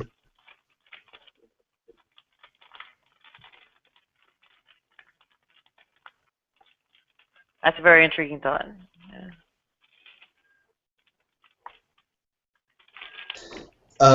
You know the concept metaphysics? I mean, it's bandied around and it means everything, but it basically means the principle by which you know something, and it includes all kinds of stuff, standards of proof, mathematical standards of proof, what is proof, what's an acceptable significance level, what you count as significant, what is a valid conclusion, what is not a valid conclusion. These are all products of philosophical thought, but they've gone into various scientific fields in different ways, necessarily because different fields of science simply work differently. I mean, an endocrinologist does a completely different job to a cardiologist. They do a completely different thing. They work in a completely different environment. They work with completely different sample groups. They have different standards of proof and everything. So you can't really compare them. Philosophy in itself is, I mean, it's established in a certain way, but its interpretation is different. It has to match the purpose, and the purpose is not the same for endocrinology as it is for, say, cardiology or veterinary medicine of various specializations.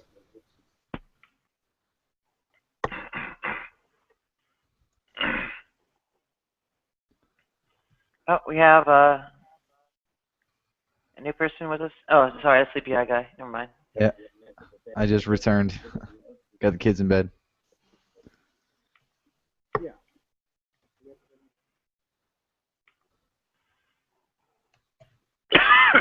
But I'm here.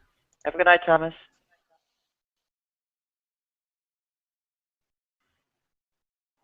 Okay, looks like Beckel took off too.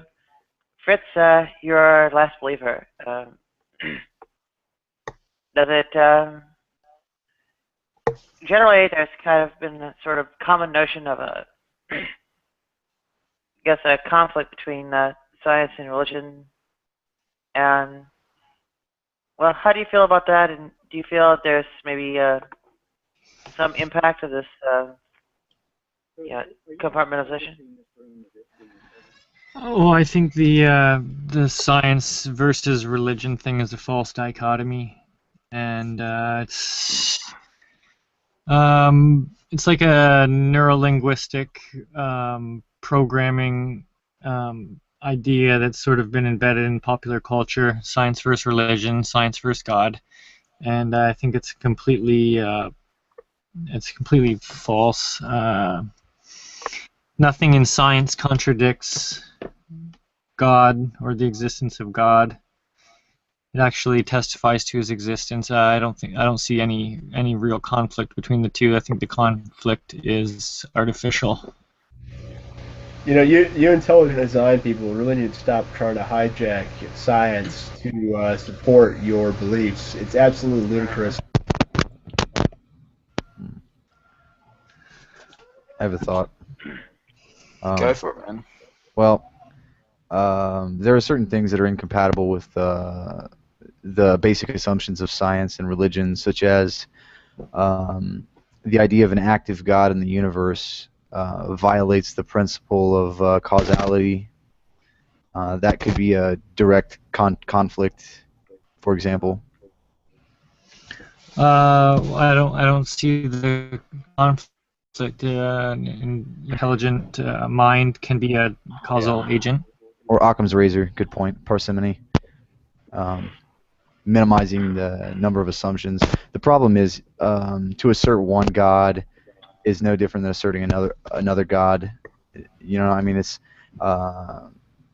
essentially by not adhering to Occam's razor, you know, the number of assumptions is just through the roof. I don't know. You know what I'm saying? Hi, Wolf. Tonight's theme was trying to articulate things that atheists actually do believe, not that we'll necessarily agree on much. Instead of just saying, we don't believe in that, and so on. What kinds of things would you say you believe, Wolf? These friends us, they girlfriends one date us, got different hoes, I'm different hoes, you can tell. Yeah. What? Did you ask me something? Yeah, I was trying to ask, what sorts of things do you believe? We all do believe in things. We have belief systems. So, like, what kinds of things are central to yours? Let's see. The universe exists, you can learn something about it, and multi-predictive power of utility. So, whatever can be verified by physical evidence and measured by reason and logic. You know, things like that. You believe in, say, the validity of induction? I mean, yeah, I mean, it is a good assumption when applied in via the scientific method. So, yeah. And well, at this point, we're in some kind of a side excursion into, I suppose, science and religion, whether they're in conflict. I think Fritz was saying that. Yeah, Fritz, what do you mean exactly by molecules to man is a lie?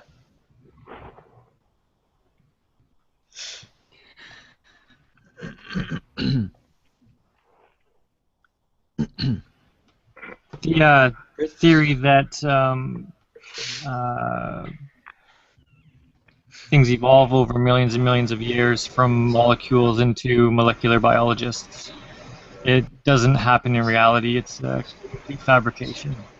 Actually, just to be clear, when you're talking about abiogenesis, it's not the theory that things evolve. It's I mean that's a typical misconception. It is the hypothesis of life coming from non-living material. So just be clear on that. Should we define life? That's a tricky I one. want to know your thoughts. I was wondering your thoughts on all the journals in biology and whatnot that actually, cover evolution. Say from like Oxford journals or Cell or something like that. What are your thoughts on those kinds of journals? Always pumping out papers, sort of testifying to evolution, and actually have a proper science in it. What's your thoughts on those? Sorry, I mean, you were breaking up a lot there. What are your thoughts on the journals of, say, Nature or Oxford, something from Oxford or anything like that, where they continuously pump out papers on evolutions of different species and that kind of thing? And not once have I seen a paper published in one of those journals supporting anything from a creationist standpoint. So what are your thoughts on those high-end journals? I think that if you admitted that you were a creation scientist at Oxford, you'd quickly lose your position. Yeah, well, So- obviously because, well, if they were to say that they were a creationist, well, I don't blame them for getting the boot if they did, which I doubt they would, because that's pretty irrational so far. Well, if we could avoid retreading the same ground as always, maybe we can take this up a meta level. Say, when you say that science and your religion are not actually in conflict, are you, say, disqualifying some of these, I guess, fields of science or, I guess, groups problem of is with scientific institutions? Go ahead. we all look at the same evidence. We all have the same evidence, but we draw different conclusions from the evidence based on our philosophical presuppositions. Exactly. And something coming from nothing still blows my mind. I don't know how that happens, Fritz. I really don't know how that happens. You know what I mean? It can happen. It can't happen. There's a cause. It doesn't violate the laws of physics at all. Something coming from nothing in the terms of virtual particles, because they happen so fast, they can actually get away with it without breaking any such physical laws. There's many papers on that actually. I'll try and find Okay, some, explain those papers, MMA. Explain them. Well, I'll try and find them. Yeah, tell us how you see it. Well, say that some people think they violate certain laws, or they say virtual particles. But if you read up on it, the event happens, the phenomenon happens so quickly, it can get away with it. And so I'll just try and find some papers on that now. All right, cool. What I'm saying is, okay, there has to be a cause. Okay, there has to be some There kind of there is no cause. You're putting it into a paradigm that you want to personally understand it instead Okay. of the actual science. Everything that begins to exist has a cause. Yeah, we're familiar with the Kalam. But in the case of Quantum where we mechanics, end up that might be an issue. Oh, go ahead. Yes. Well, I mean, quantum. Well, in terms of quantum mechanics, I mean, you know, the world of particles. I mean, that's at that level, it becomes more probabilistic than deterministic. So that statement doesn't necessarily logically follows.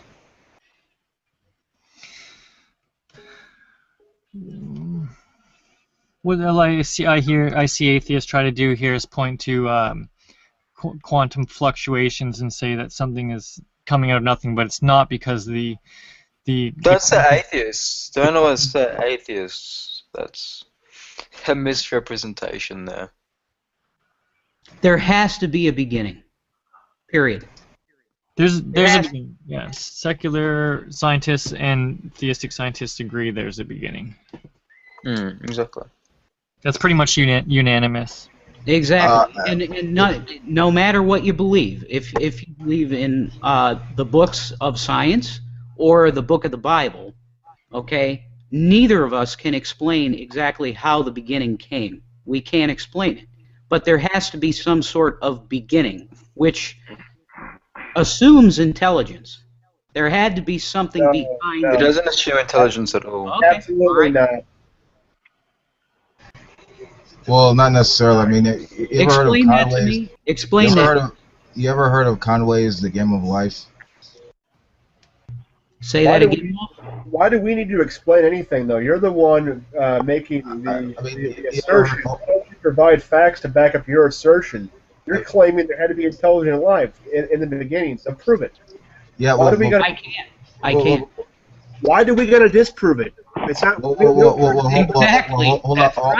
a second.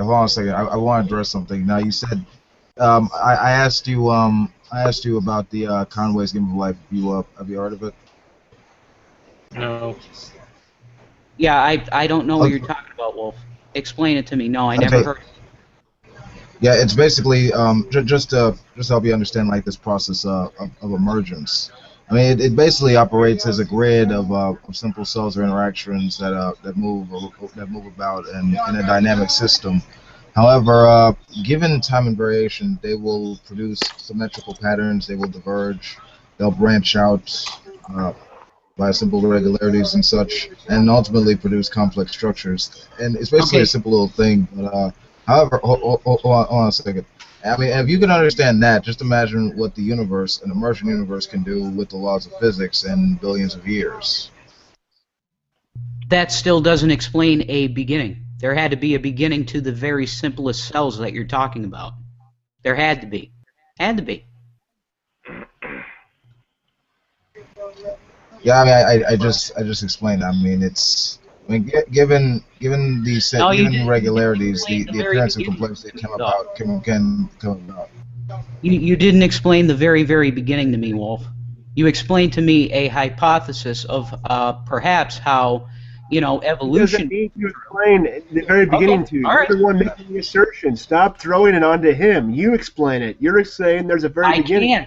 I can't.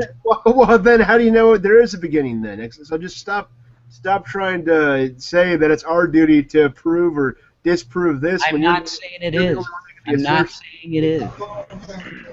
Okay, look. The reason I brought up that explanation is because you said that it pointed to something, to a creator or mind producing the complex structures that we see, and I'm saying that we could apply something like the scientific method to an emergent universe. We can understand how some of these complex structures can come about. But if you're claiming that there is indeed a creator or some mind behind it, then the burden of proof is on you to actually substantiate that claim. Right. Well, behind the very word emergent, Wolf, okay, behind the very word emergent implies that there had to be some kind of beginning for something to emerge from the emergence. Do you understand what I'm saying? Not necessarily, because emergence is the appearance of complexity arising from simple regularities. That's just what I said. I mean, what you're stating, you're assuming design, and I'm asking how would you actually distinguish that from emergence? Okay, what do you define the word emergent to mean, Wolf? I kind of already defined it like twice already. I said the appearance of complexity arising from simple regularities. Okay, simple regularities. Okay, so where did the simple regularities come from? That assumes that they come from somewhere. I'm asking you basically if you think that there is some type of design. How would you? I mean, where do you draw that conclusion from? From the book I believe in, and Okay, one sec here. Dave, did you want to comment, Dave? I see you typing in text.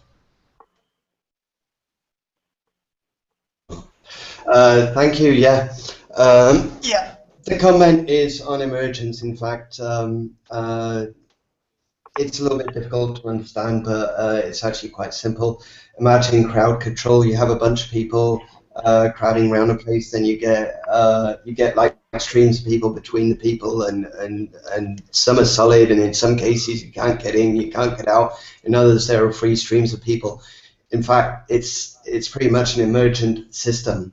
It's something that emerges from something else. It doesn't need any help. It doesn't need any exterior design or anything like that.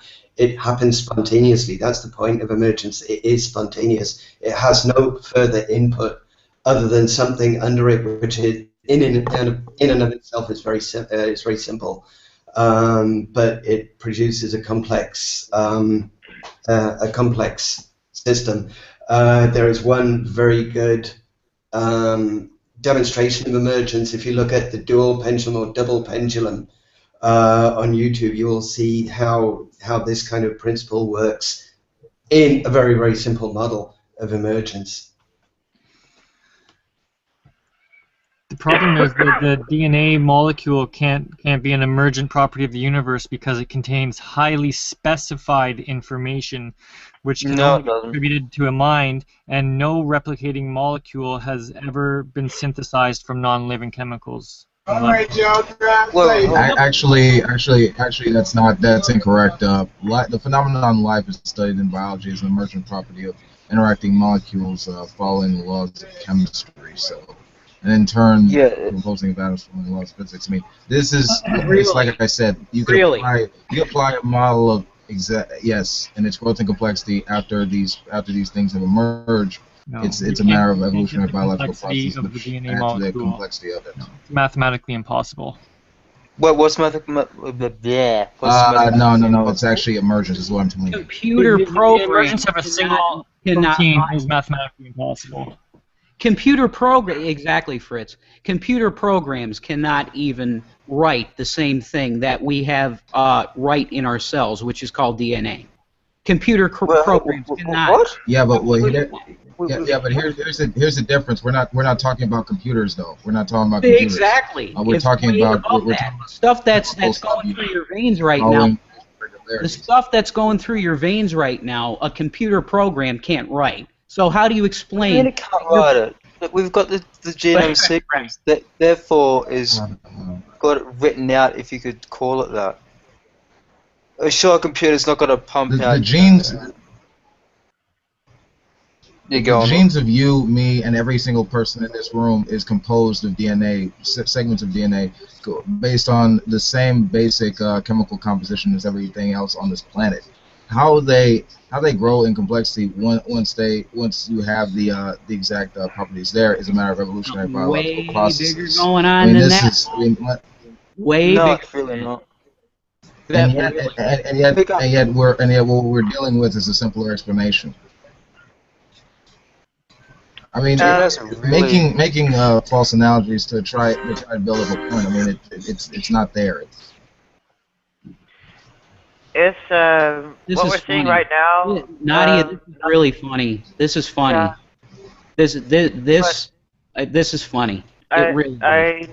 I know what you mean, but aren't isn't the kind of discussion like happening now in the sense of where maybe science and religion have some sort of conflict?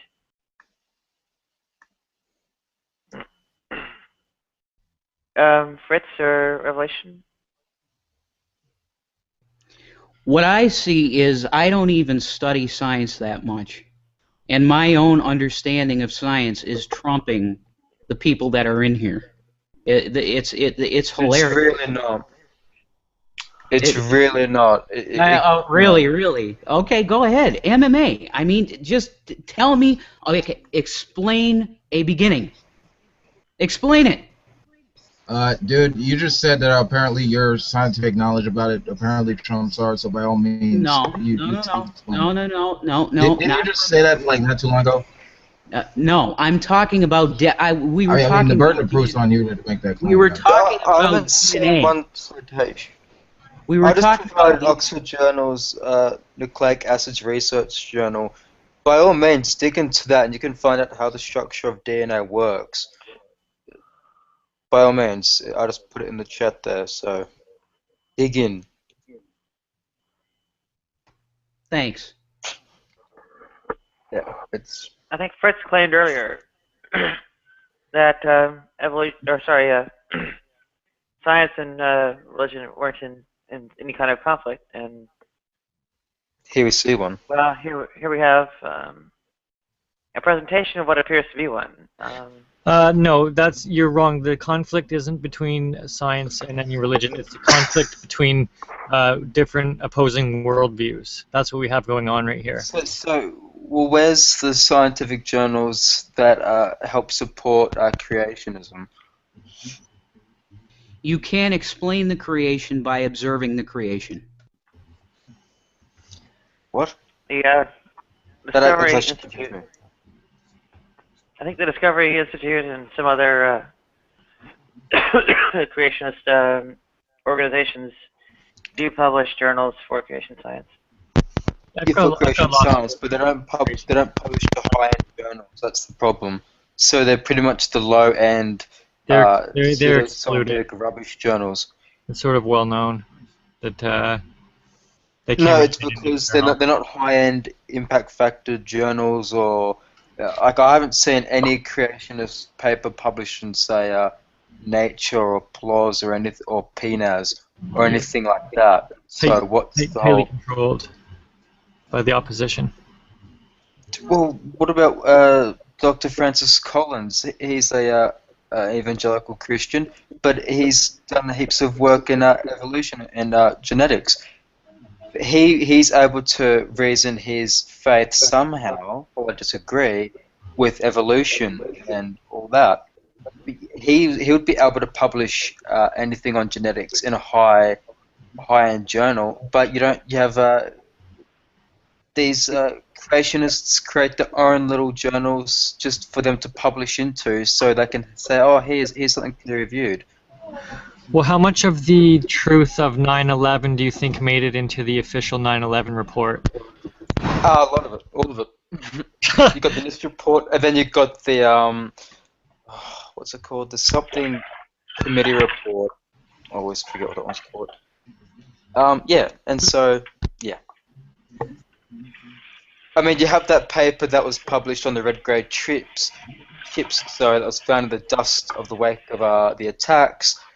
That was later disproven. Even if you actually read that paper, this is a very good rant of mine. But the people who collected the dust didn't even have it in a laboratory and tested until several years after the event happened. And so, what are you getting on with 9/11? What's that got to do with anything?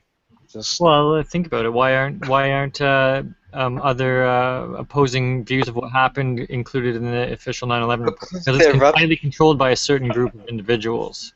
Oh, Jesus Christ. No, because they're rubbish. What do you think? Okay, for example, controlled demolitions. You compare the footage of 9/11 to a controlled demolition. You compare the audios. You can notice a very clear difference. That's one example. You got people thinking that it was like a laser beam from space. Rich, you're making a perfect point here. Well, if I could maybe Romance, try romance. to ask what's happening. Or is this an idea that there's? Oh, I hate to use the word conspiracy, but Yeah, I think that's what's going okay, on. I use the word. I use the word anyway. Just and hopefully you give me the forgive my inability to think of a more appropriate word to kind of like suppress I guess Creationism. truth of your view or What is truth? What is truth? We're going on a point there. Go ahead.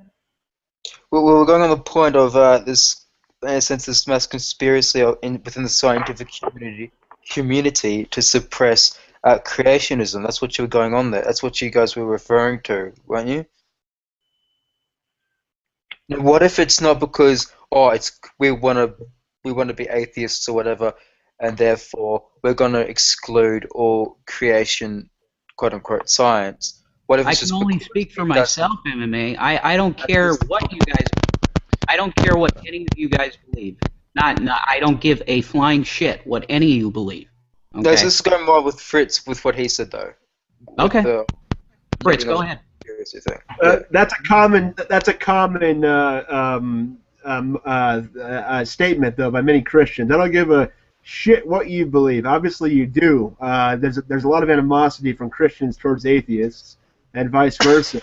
I mean, you're here right now, so obviously you do care what we believe. It's really a misnomer to say you don't. Go ahead. Yeah, I'm just here for Nadia because I think she's cool. You know, that's it, man. Lloyd, you pour the greatest drinks, man.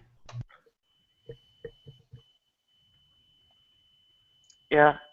The hope was I'd be able to share more beliefs than just what we don't believe, but in I guess organically following what's actually going on with the conversation.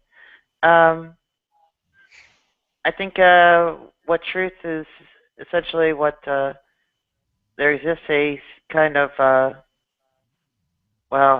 if not formal logic, some kind of justification for believing.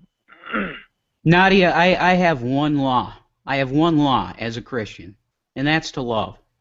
That's what I do. You know, I try my best to love everybody. You know, and I don't care. You know, the hate that I get for what I believe, that's cool. You know, I love all you guys. I think it's cool that we can get in here and talk like this. I love, you know, just discussing things. I think it's cool. You know, I love all you guys. Yeah, I just want to read a quote You should be able to be a good human being without having to justify it by saying that you believe in some sky daddy. Okay, you should be able to be a good human being on your own volition. You shouldn't need a reason to be a good human being. I just want to read a quote by Francis Collins here on CNN. He's talking about, he was the director of the Human Genome Project. We know what it is. Yep. His quote is, "I Let's am a not call him out. scientist and a believer, and I find no conflict between those worldviews."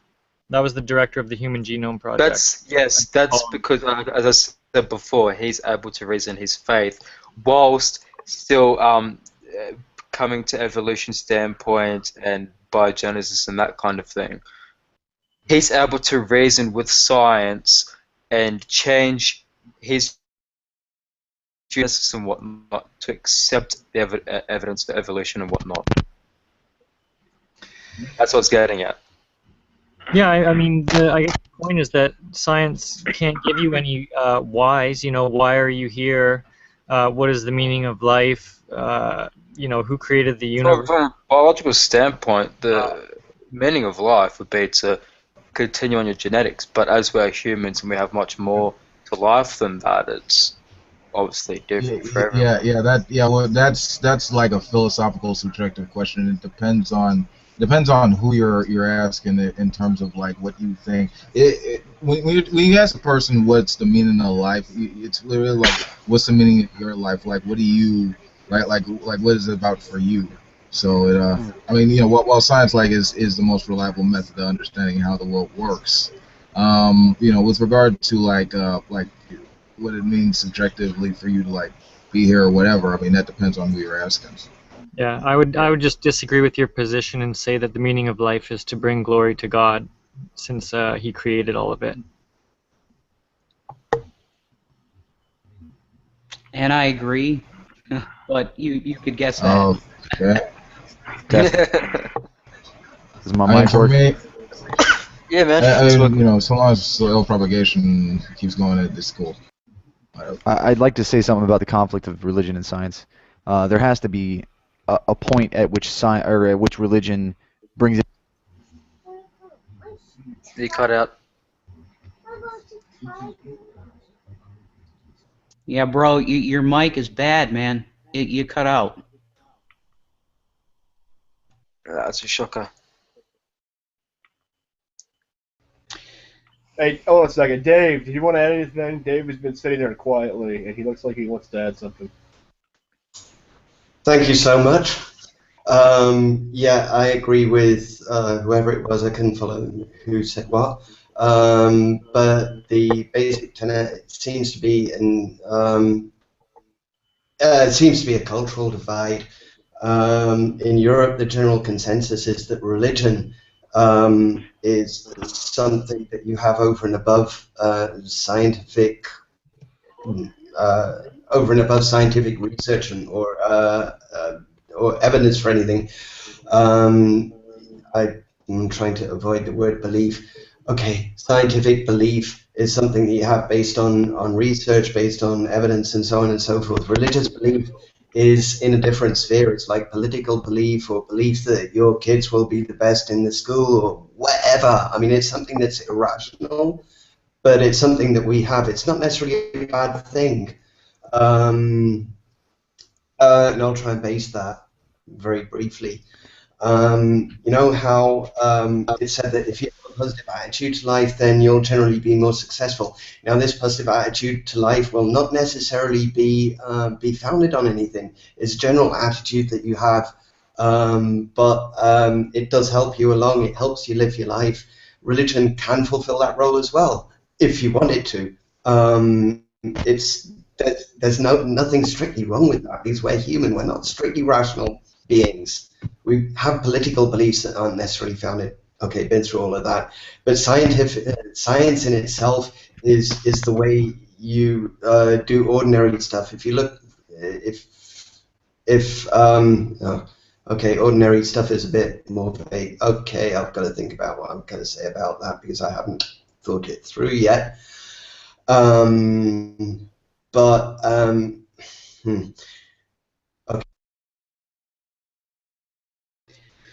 Religion is bullshit. I'll say that. Okay. What I believe in, is a relationship with the Creator. That's what I believe in. There's something different. Yeah, go for it, Sleepy. Yeah, I was going to mention that same thing there, Revelation. Keep using the word religion, but sort of missing the idea of just a personal relationship with the Creator. Amen to that, brother.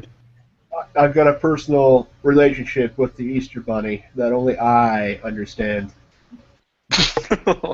Very good. Very good. Enjoy the Easter Bunny relationship. Love that. Enjoy the pagan fertility cult. What makes your Ishtar?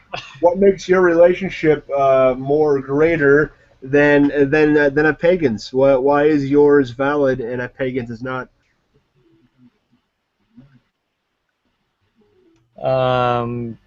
Because the Bible says that there's only one God. Because the Bible tells me so. And my pagan scripture tells me that there are only my 15 pagan gods. Does that make sense, though, really? Like, how many authentic Mona Lisa paintings are there in the world? If you want to talk about the Mona Lisa, paganism came long before Christianity ever was even mentioned of. You know there's only one God. Don't play games. I know. My big wang is the one true God. You You know that the theory of gravity is actually false, and it's really the theory of intelligent falling, right? Yeah, you all know there's a God. There's no such thing as atheists. Everybody knows that God Cake is a lie. He's made himself clear to everybody, and you're without excuse. There's tribes that are so isolated that they're not even allowed to be touched on by their outside world. That they're so indigenous. They have no idea of anything modern. They've only got themselves. They don't know God exists. Well, is God sure. being an asshole to Of course those? you do. That tribal guy will sit down at the side of a stream one day with his head down looking around at nature and have the realization that there's something more, that there's something that created him and that he's accountable to. There's a moral law that he's accountable to.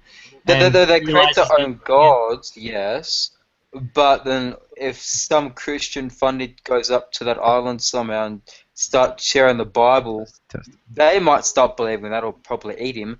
But what about all those generations that lived and died? They would have never have known God existed. Well, first of all, 99% of people who ever lived on the earth lived during and after the time of Jesus Christ.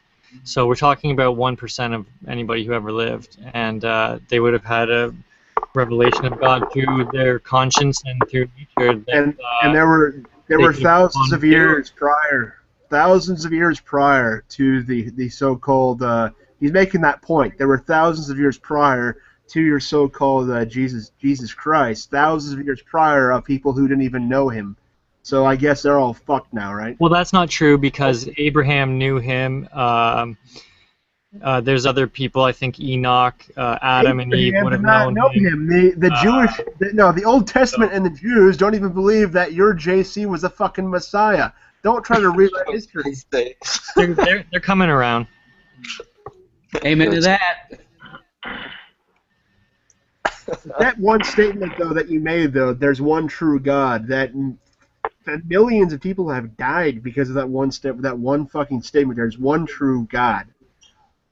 That one statement has killed millions. I mean, my deeply profound spiritual experience that I had was completely inconsistent with the idea of a one true God.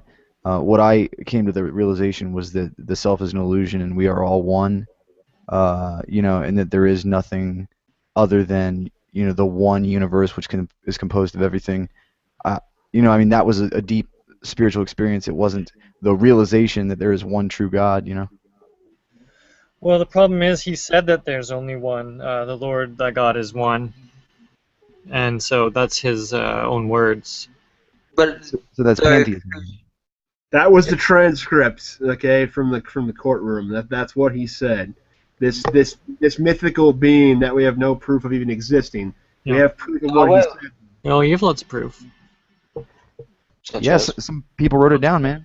People wrote it down. I mean, proof is one thing. Evidence, there's lots of evidence. Whether you accept the evidence or not, there are many stories predating the Bible that the Bible has borrowed. How do you explain that? How do you explain the similarities between Horus and Jesus? How do you explain all of these parallels from other mythologies and folklore? How do you explain that? If you have one true God, then why is the Bible copycatting shit? Shouldn't it be the one true God?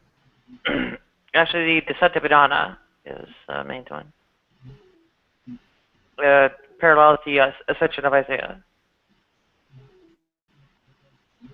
But even so, do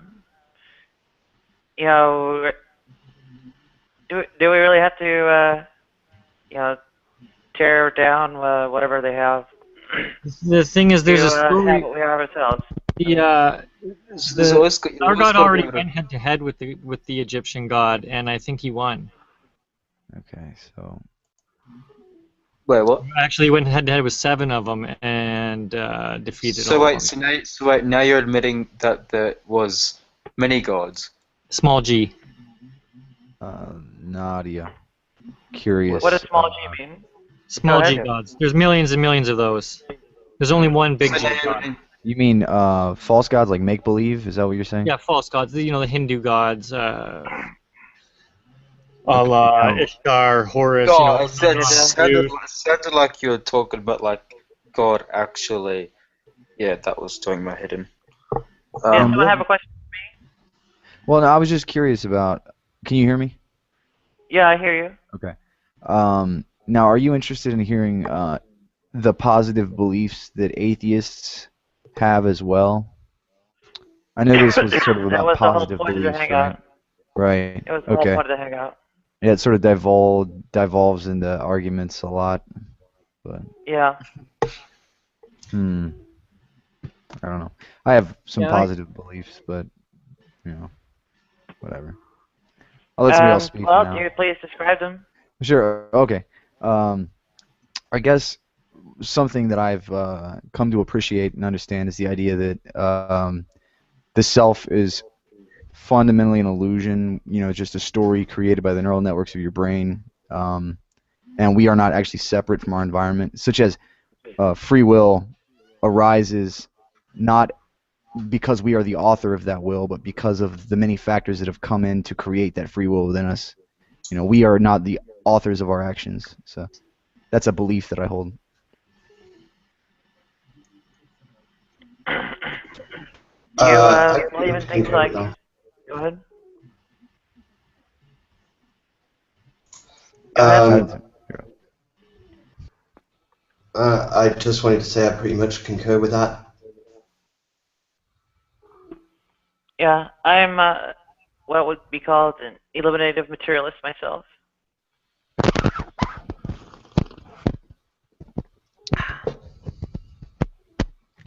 Although I'm probably more illuminative than Patricia Churchland.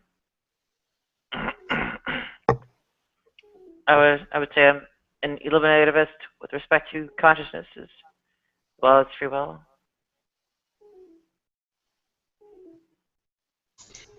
Well, all I can say is that there's like a clear dividing line here, and it comes down to the name of Jesus. I mean, that really is what it comes down to. No? All right, go ahead, Dave. Jesus was one particular figure in history.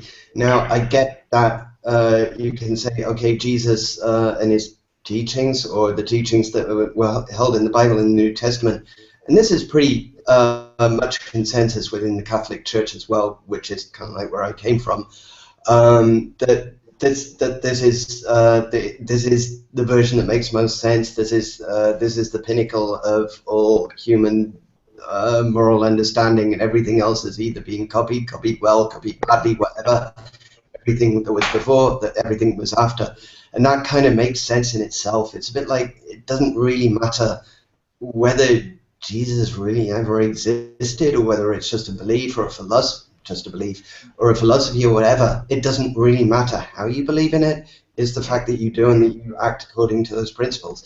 That's not the same as saying, and what you're saying is that Jesus was something really special. That's mythology. That's the stuff that was going on at that time. It was the stuff that was going on in Mithras. There were dozens of messiahs at that time. It's a political. It was a political and religious region of tension. You had a lot of people saying, "Look, just believe me, and you'll follow me, and you'll be all right," and everything like that. There was the Zealots. There was John the Baptist, and so on. Yeah, I know you don't agree with all of this, but I'm sorry, you're going to have to listen to it. The thing is, I think you're not taking into account thousands of prophecies that Jesus Christ fulfilled. Very in his vague. lifetime, thus authenticating who he was, and this was obvious to the people of the time that he was fulfilling these prophecies and was the Messiah. Was it? Yeah. That's just straightforward bullshit. Sorry, I've got to take. Well, to those who had eyes to see, to others, they were blinded, but certain people could see at What a time. such prophecies? As time goes on, the rest of us catch up.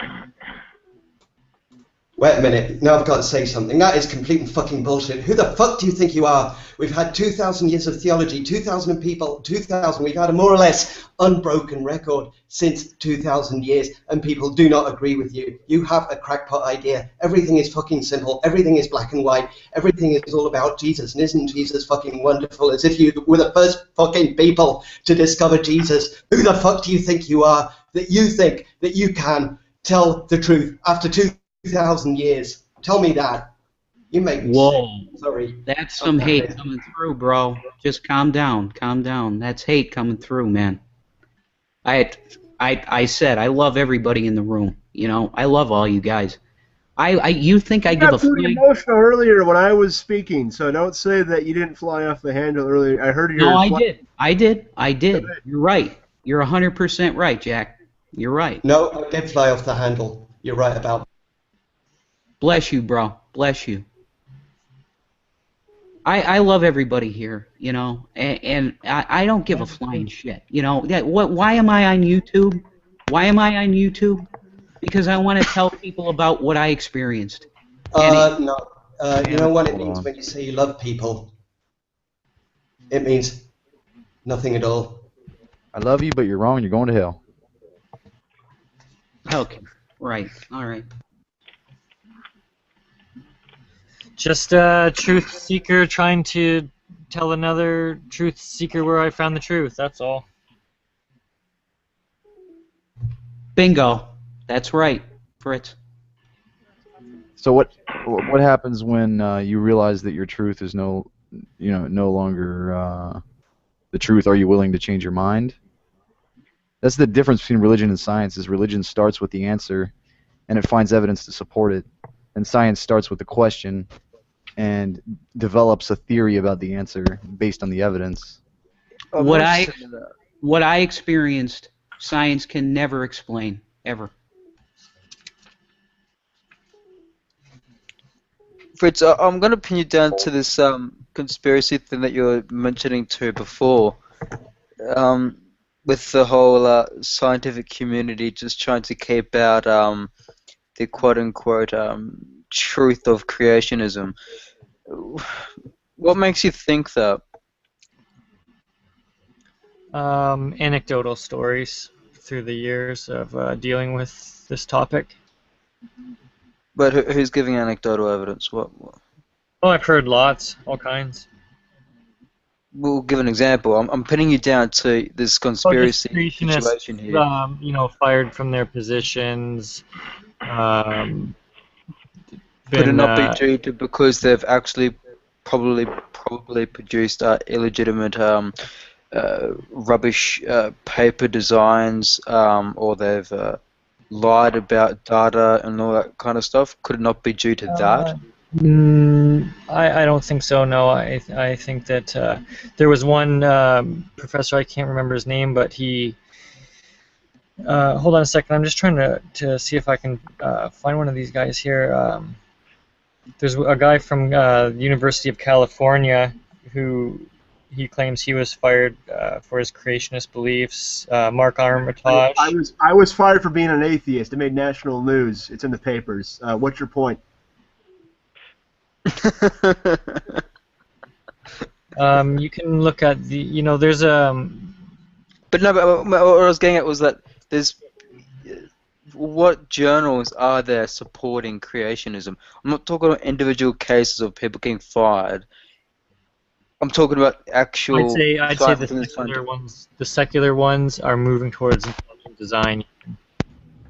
When you look at the top evolutionary biologists, they are beginning to admit that... Wait, give me one example. I'm going to pin you down to this. Give me one example. Well, I'd have to go and look one up for you. The problem is creationism is not a scientific theory. It's not falsifiable, so there probably aren't any journal articles on it. Exactly. It's not even... It's a hypothesis at best. That's... Can't be falsifiable. But... it's not a theory. Even a hypothesis is falsifiable. Yeah, and... Yeah, so you can't even give it a hypothesis title. That's how... That's where the creation stands. it's not even doesn't even make par with the hypothesis, with a proper hypothesis. So forget even calling it a theory. It doesn't even make that, nowhere near. Best So goddamn bartender from Timbuktu to Portland, Maine. Or Portland, Oregon, for that matter. Who is that? I'm going Yeah, to send you a quick list here of over in the chat here of creation scientists that are alive today. There it is, right there. There's a list of about creation.com. I'm on it. I'm on it.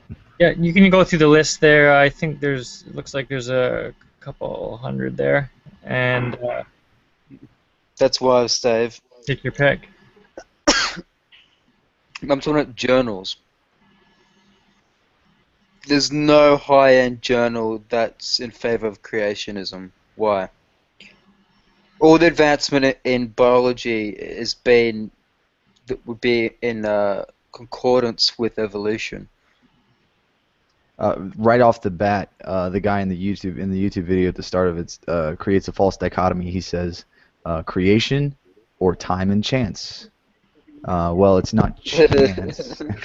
But anyway, that's when I stopped watching it. Yeah, that's the moment you need to quit. Yeah.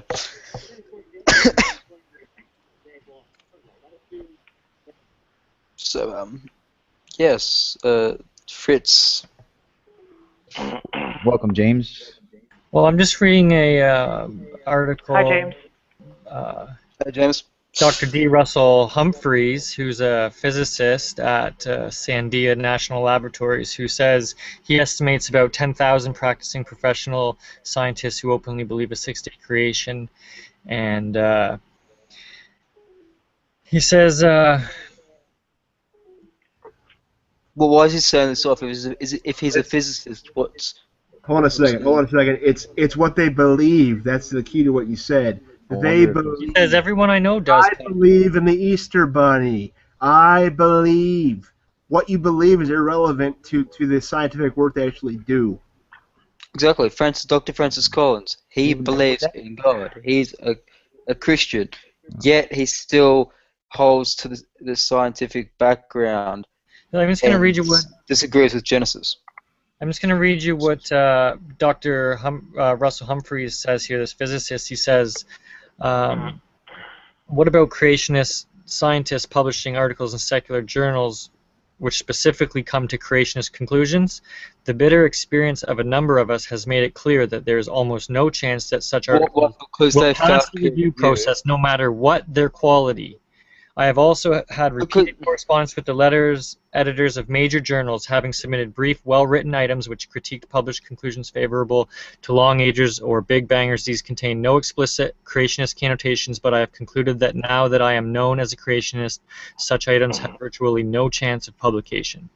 He sounds just as bad as Dr. Judy Wood, who was bitching about it on her website because her paper didn't meet peer review, therefore there's a massive conspiracy to withhold the truth. It's a fact and it happens, and I don't know why you guys deny it and refuse that it goes on, because it does go on. Because the peer review process has obviously found some bullshit in that paper. Or they have a biased position to defend.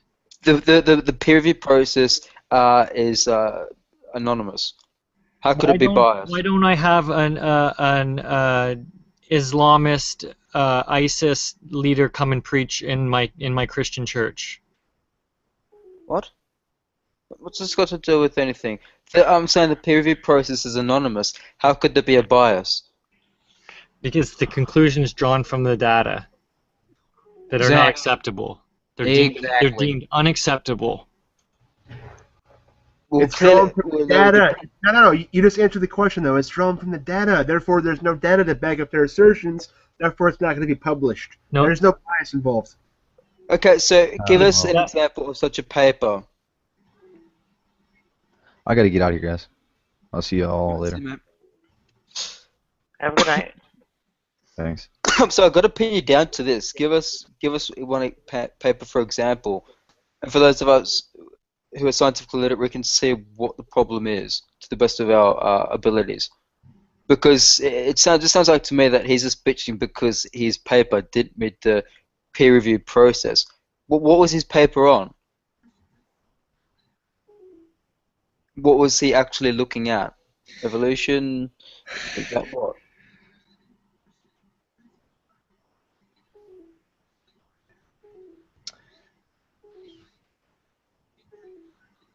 He was a physicist, wasn't he?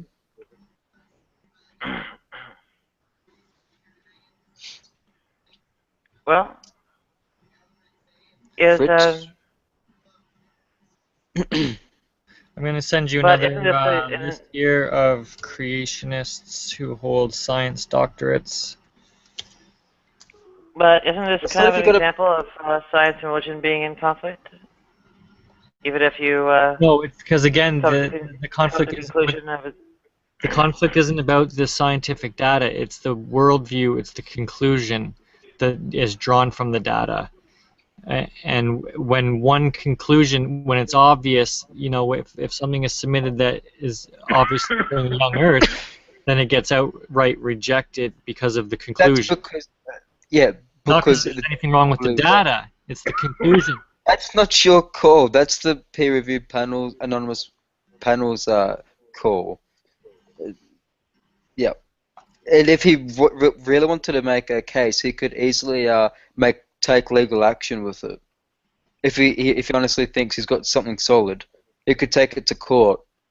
What about the woman who found the soft tissue in the dinosaur bones? Remember her? I remember hearing that from like 2 years ago or some shit. I'd never followed up on it, but I've seen a few refuting articles on it. What's Yeah, the whole she point? was- I never got caught up into She that. had soft tissue in dinosaur bones, and she was just like attacked like a pack of wild dogs on her when she started publishing her work because of the conclusions that if there's soft Well, tissue in probably dinosaur because- bones, there's no way that they can be millions of years old. And that was just so the conclusion that was drawn from the evidence was unacceptable, therefore she was attacked. If there's soft tissue in the dinosaur bones, it's fucking Jurassic Park time. Okay, I'm serious about that. That's what I'm saying. There's a Tyrannosaurus bone too, Tyrannosaurus Rex fossils, and her work was repeated over and over and over again in the laboratory. I doubt that. Mary Schweitzer, paleontologist at North Could you Carolina. just provide a citation? I'll just plug into PubMed or something. I remember this.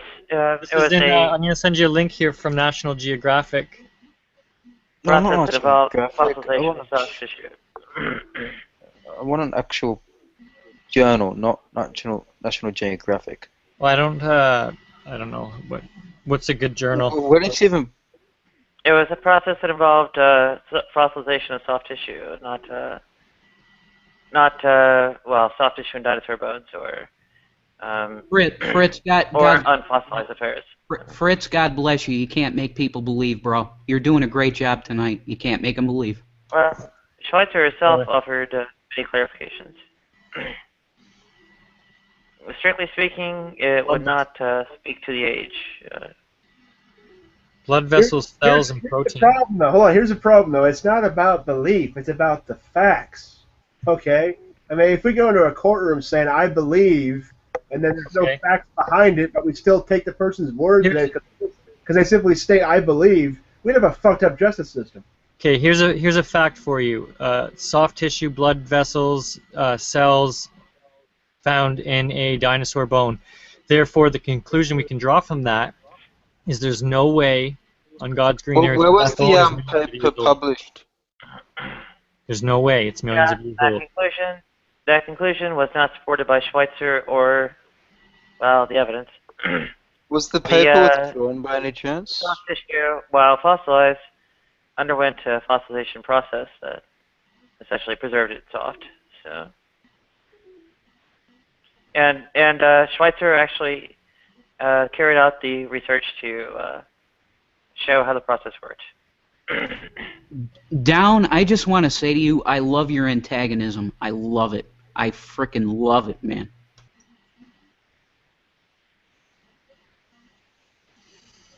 I'm doing the same thing that a lawyer would do if you were on the stand. They would be peppering you with questions for you to validate what you're stating. Absolutely. And you're doing a good job. You're doing a great job, bro. Okay, back to the soft tissue though. Nadia has already said that it's not the real McCoy, so to speak. Again, if it Well, was, it is real McCoy.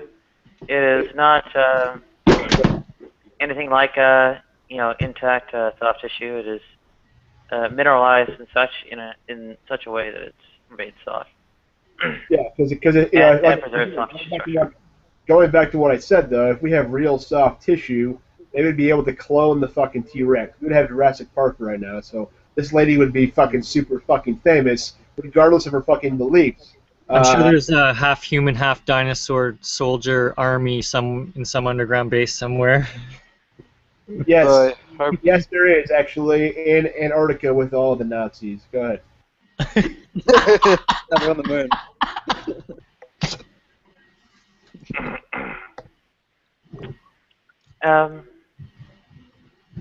Yeah, well, what I'm pointing out is that there was a mineralization process for soft tissue that Schweitzer discovered. And the mineralization, of course, doesn't give you anything like Jurassic Park.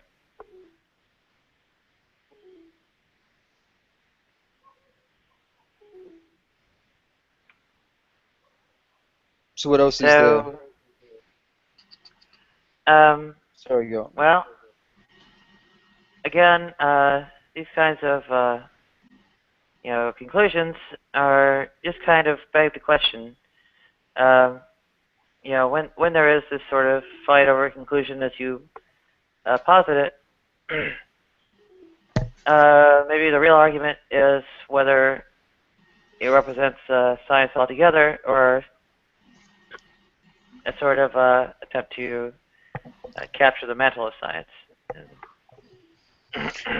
None of us can explain anything, and it comes back to the question: what is truth? What is truth? I believe that you know what I believe. Look at my picture. I got a hoodie on that says Christ on the front of it. I believe He's the truth. So that's what I believe. None of us can explain anything. Okay, that's right. You got it, bro. Let's use that. Let's use that statement to validate everything you are about JC and your disingenuous beliefs. I mean, that's not that. It's so ludicrous to make that statement. Only somebody ignorant would say that. Yeah, you're underestimating who Jesus is. I made a fool for Christ's sake. Now, I made a fool for His sake. I know Jesus really well. Him and I are tight at the taco stand. He makes some damn good taco. Sweet deal. Sweet deal. You even know what Jesus did?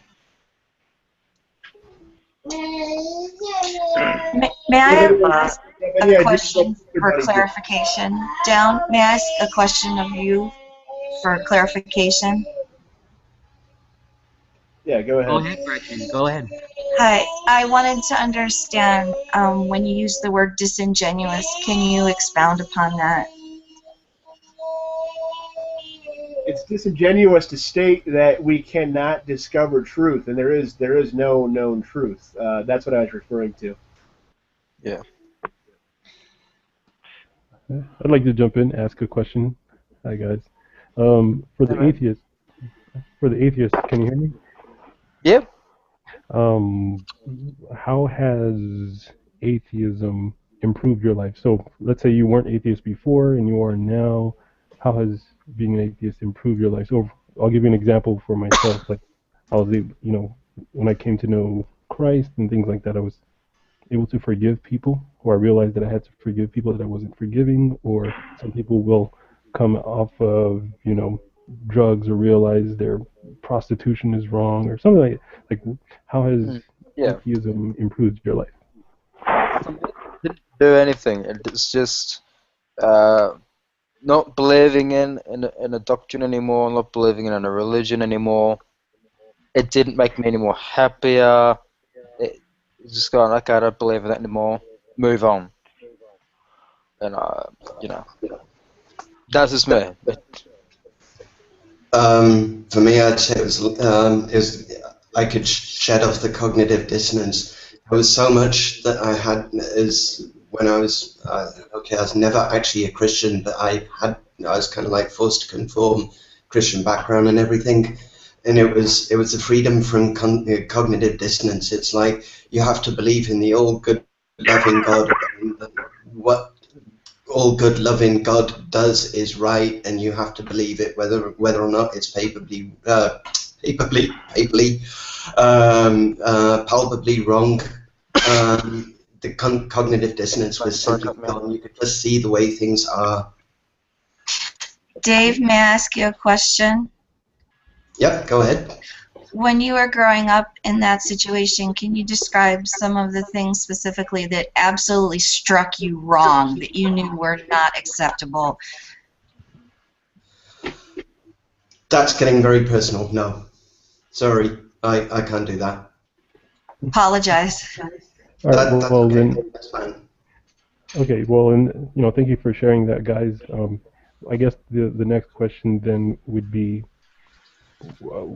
what? I get a chance to go. Actually, I was going to respond to that after. Oh, go ahead. Yes.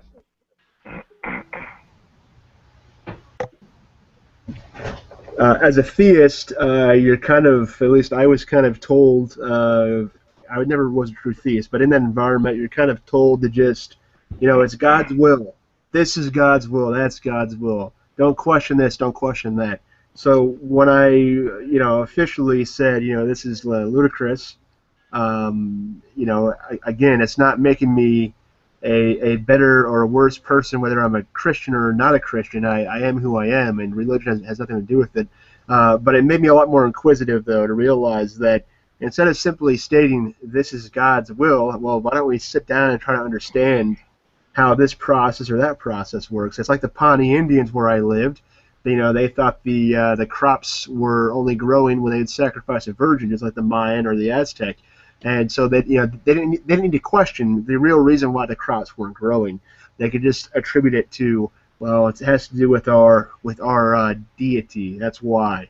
So I've noticed a big difference in the people I've been around, anyways.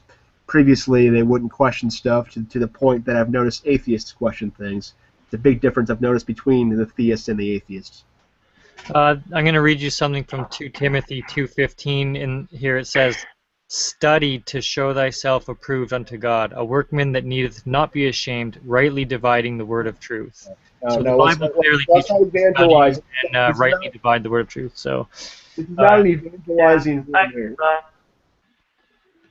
If I can respond briefly, I never deconverted. I never believed in the first place. Go ahead.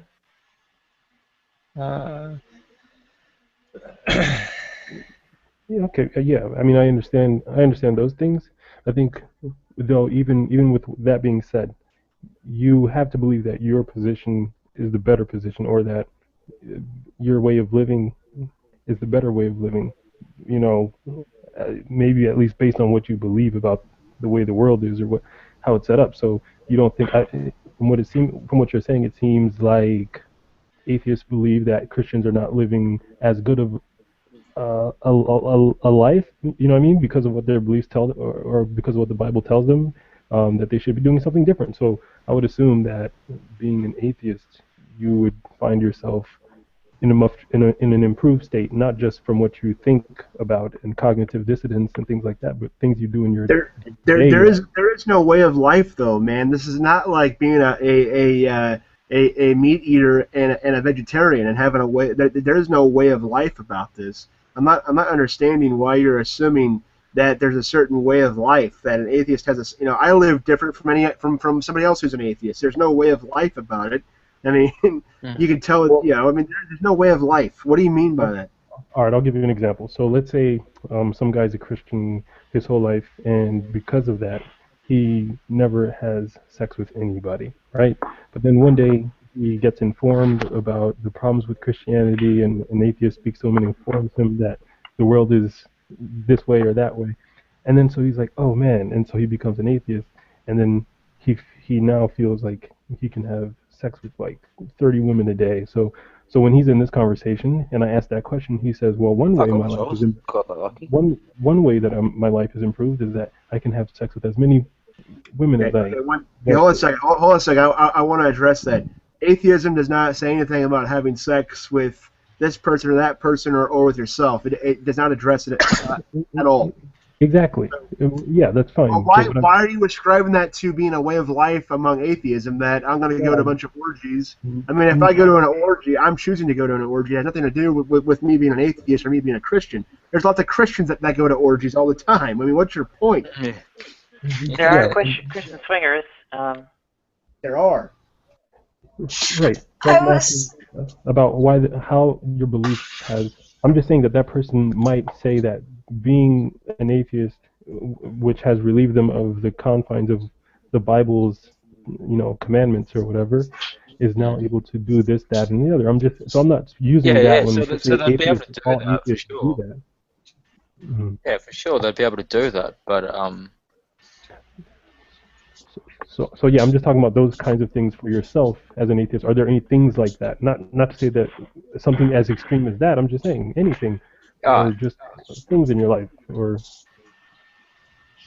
Okay, but hold on, just one quick thing here though. Religion has nothing to do with morality. Absolutely nothing to do with it. Anybody who claims that there was no morality before the Bible is very misinformed. I'm definitely in agreement with you on that. Same here. Yeah, I had a question for you, Dallin, or anybody else who'd want to answer. It sounded like when you were explaining some of the differences that you were coming to a point where maybe investigation or studying, it sounded, stops for a theist. Where would you like questions by theists to continue to be asked?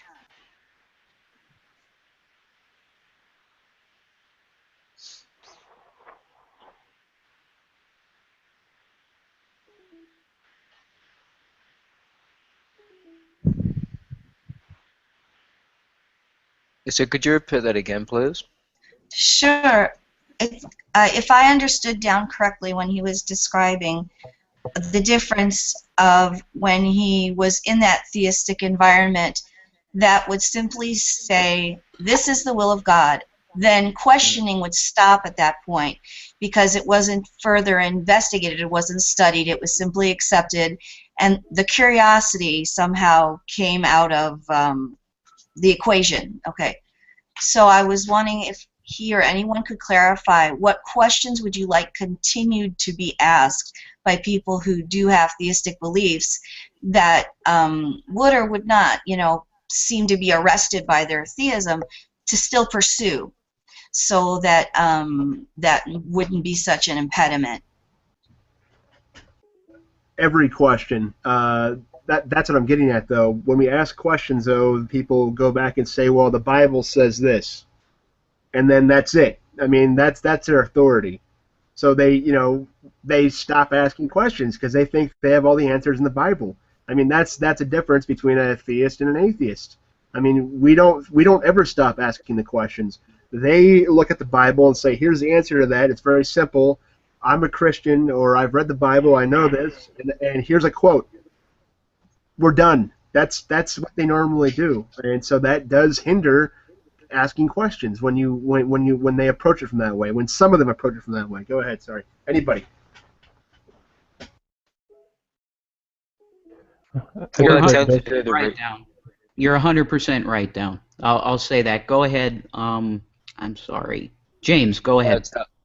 Oh, I was going to say, like, on a larger scale, religion does that, or even Christianity, where you'll get a bunch of people get together in a council and say, here's what the Bible means, and here's what you're supposed to think, and not look at the Bible. But me being a Christian hasn't stopped me from being like, whoa, let me make sure that the Bible is truth. Like, I think some people think that we're just. Like, but it doesn't I've admitted that the Bible is truth. It's not that, like, I'm like, you know what I mean? It's just a conclusion where I'm like, I can't escape it. It's truth. So yeah, that's the thing. For some people, it's full stop. It's the Bible. whereas others it would be, I'm going to research into it, but I'm going to be biased and I'm only going to stick to the sources of like Christian.com, creation.com. But that's what I've done. Yeah, exactly. That would be a problem. To do honest research, you would have to go without bias, and to go to other. Well, That's what depending I on the did. topic, obviously. But that's what I've done, and I believe a lot of Christians have done that as well. Like people, not just people who were raised in church and never questioned it at all, but I'm saying there are people who, you know, you sit down and you're like, wait, what if the atheists are right? What if the Muslims are right? What if nobody's right? What if, and I came to the evolution versus creation subject as an evolutionist, and that was about There is no 5 years ago. evolutionist. That There's was no 5 such years thing ago. as an evolutionist. And when someone told me that evolution wasn't true, I called them a lunatic. And then I studied it, and I bought books about Where it. did you study from? What books and I've what read websites? dozens of books about it. I've got all kinds of books on it. Did you go to any scientific journals on the topic at hand? I can Gotta debate press you you on down evolution right now, and I'm pretty confident that I probably know more about it than you do. But all I'm saying is that I came to it as an evolutionist and left as a creationist. Based on the evidence, not based on the Bible, based on the evidence. I've got to press you on this one. Sorry, guys, but what was okay? So you said that you were a quote unquote an evolutionist. What was the thing that? What was the nail in the coffin for you? The nail, the final nail in the coffin is probably DNA. All right, sweet. So genetics. I love this. All right. And so what within DNA? Just the highly specified information with language properties. So hold on. So language properties, the coding of the DNA. Okay. So you understand with DNA that they don't actually have letters in it. That's something we've given. No, it has language properties, syntax, punctuation, grammar. You know. So what you're saying? MMA. Can you explain to us DNA? Double helix structure. It's coded. We've prescribed letters, to specific molecules, and that's how you get the coding. It's such a complex thing. What do you want to know about it? Exactly, brother. Exactly. What do you want to know? How did it happen in the first place? That's the question. How did what happen in the first place? The coding of the DNA. Go ahead, James. We gave. Yeah, what I was going to say is, okay, I'll jump in and give a little explanation of DNA. Not to say that you don't know MMA, but for anybody in the room who's not familiar, what my Christian friend was referring to is the complex sequence-specific arrangement of the bases in the DNA molecule. So the bases are those letters that he was just saying. There's 4 of them, and there's a 5th one in RNA or whatever. But A, G, T, and C, A, G, T, and C, and the arrangement of those bases, and that stands for adenine, guanine, thymine, cytosine, or whatever it is. Yeah. And the arrangement of those 4 little molecules, which is like letters, will determine what amino acid is made, and then the arrangement of amino acids is going to determine how the amino acid chain folds, and the folding of an amino acid chain determines a protein. Design.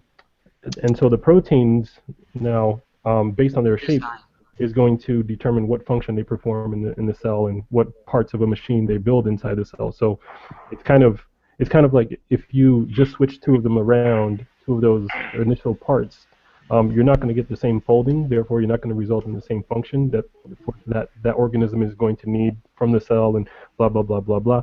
So the complex sequence arrangement or complex sequence-specific arrangement of the bases is the same as the letters in a book. So it's like if you have a Shakespeare, whatever, Hamlet or whatever, and you want to say that, yeah, we're going to just jumble letters around, and then eventually you will have words that begin forming. So you're not just having words, but you're having spaces between the words, and you're having periods, and you're having not just sentences, but paragraphs and pages and chapters. That's a very basic form of what's happening in DNA. And what's crazy about what I've just explained is that DNA is not even the whole. That's not even where all the information in organisms is stored. It's just a lot of it is in DNA, but that's not where all of it is. So just having DNA isn't going to get you a full-fledged organism just from what's happening in DNA. There's stuff that's happening outside of DNA, epigenetics and all this other stuff. And the environment is affecting animals or organisms, and it's making them develop and change and mutate. But you have to, by changing the genetics, yeah. So you'd have to have, or where Christians or intelligent design proponents, what we're inferring is that the only known cause of this information, or any kind of information, whether it's writing on a wall or code in a computer or whatever it is, you don't have complex arrangements of anything to communicate outside of coming from a mind. Like, we don't find that just happening on its own. So what we're saying is that we can't say that the God of the Bible wrote the original DNA sequence. We can't say that it was Allah or some aliens. We're not saying that. We're just saying that it had to be someone. It couldn't have happened on its own. Wow, exactly, James. Praise God for you, bro. He just gave it all right there.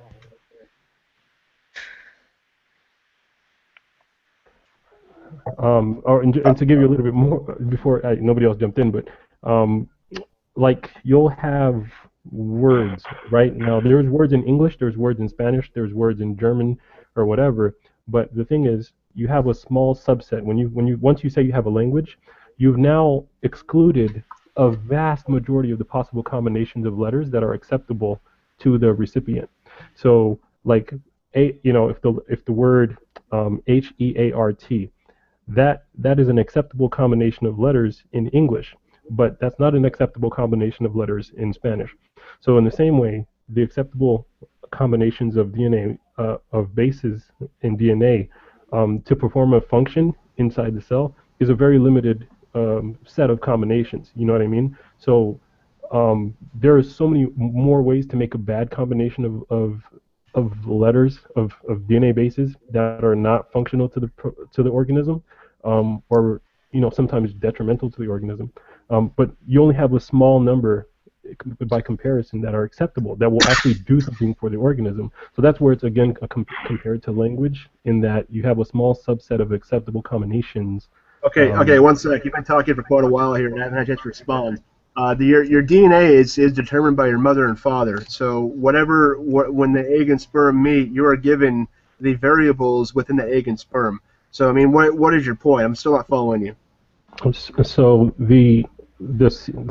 that's fine. That's true. When nobody's arguing that, it's about where the original code of those bases comes from, and It doesn't how matter they would about have the been. original code. We're talking about the code right now today. I'm not talking about DNA from millions of years ago. I mean, we can't study it. We don't have it. So again, what's your point? No, that's absolutely the question.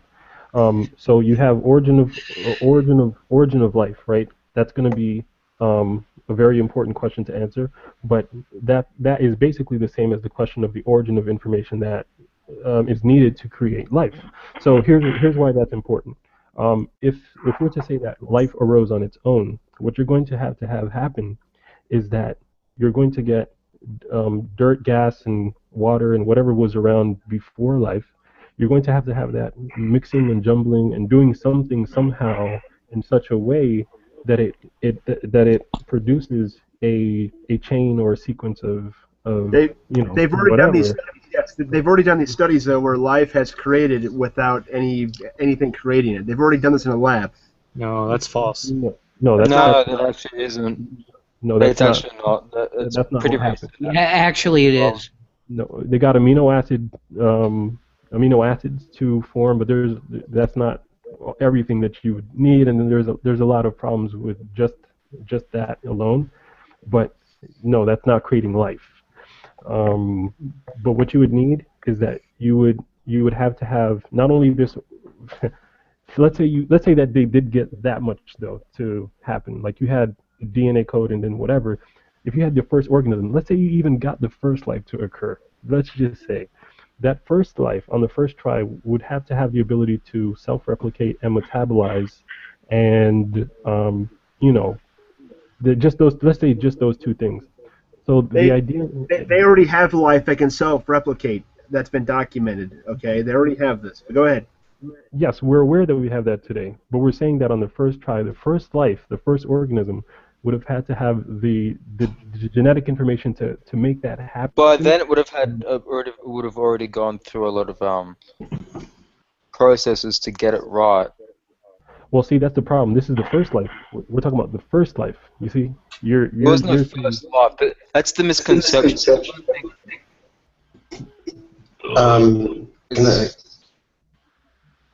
Okay.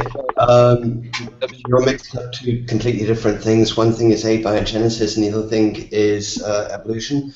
The argument about abiogenesis, that's kind of one in the theist or the creationist favor, because we simply don't understand how it happened. There are various kind of models, but none of them even close to satisfy any kind of a realistic scenario. That doesn't mean that we won't know in 10 or 15 years, or maybe 100 years, or maybe never. We just don't know how it happened. Evolution is a completely different story. Abiogenesis is the one thing. Evolution is another thing altogether. Evolution. Even the creationists have more or less admitted that some kind of an evolution in the form of microevolution exists. Once they did that, they lost the game, because they have to set an arbitrary boundary between macro and macro. Crushed it. No, I'll put this. No, that's incorrect. But somebody's talking in the background. But no, as far as evolution, that's not a problem. That is a separate conversation. You are correct. But when you say Christians gave up or lost the battle when they accepted microevolution, that's not what it is. What we're saying is that what you're calling evolution, from seeing that there's variation in species, when you extrapolate that and try to say that, okay, one animal changing to the next is the same thing, that's where that's false. So there's what you have is so for example. Go ahead. I have to get back to that, because what you describe as a kind, what we describe as a species or a phylum or a subspecies or whatever, that's arbitrary. That is a product, that's taxonomy, and that's something that developed before humans even discovered, before Mendel even discovered genetics. That's purely arbitrary. You have taxonomic or anomalies in taxonomy that we know are wrong, such as in foxes, the phyla are wrong. That is arbitrary. It's based on all kinds of stuff. It's inaccurate. When you talk about kinds, you're talking about a completely. You're talking about a snapshot. You're talking about an arbitrary distinction between species or groups of organisms that have grown or evolved over a significant period of time, independent of each other. You've already admitted. In fact, I don't know of any modern creationist that does not admit that there is some form of adaptation. And that is, I'm sorry, that's where you lost. Because once you admitted that there is adaptation, then you had to say, oh, well, there's a kind somewhere, and you have to put a barrier here. Sorry, it doesn't work that way. I'll jump in there. So here's what you're saying.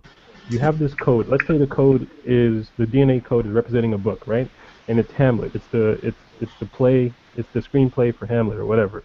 Now, what you're saying is this code is going to improve after people. It doesn't always improve. No, there will always be mistakes made in the copying process.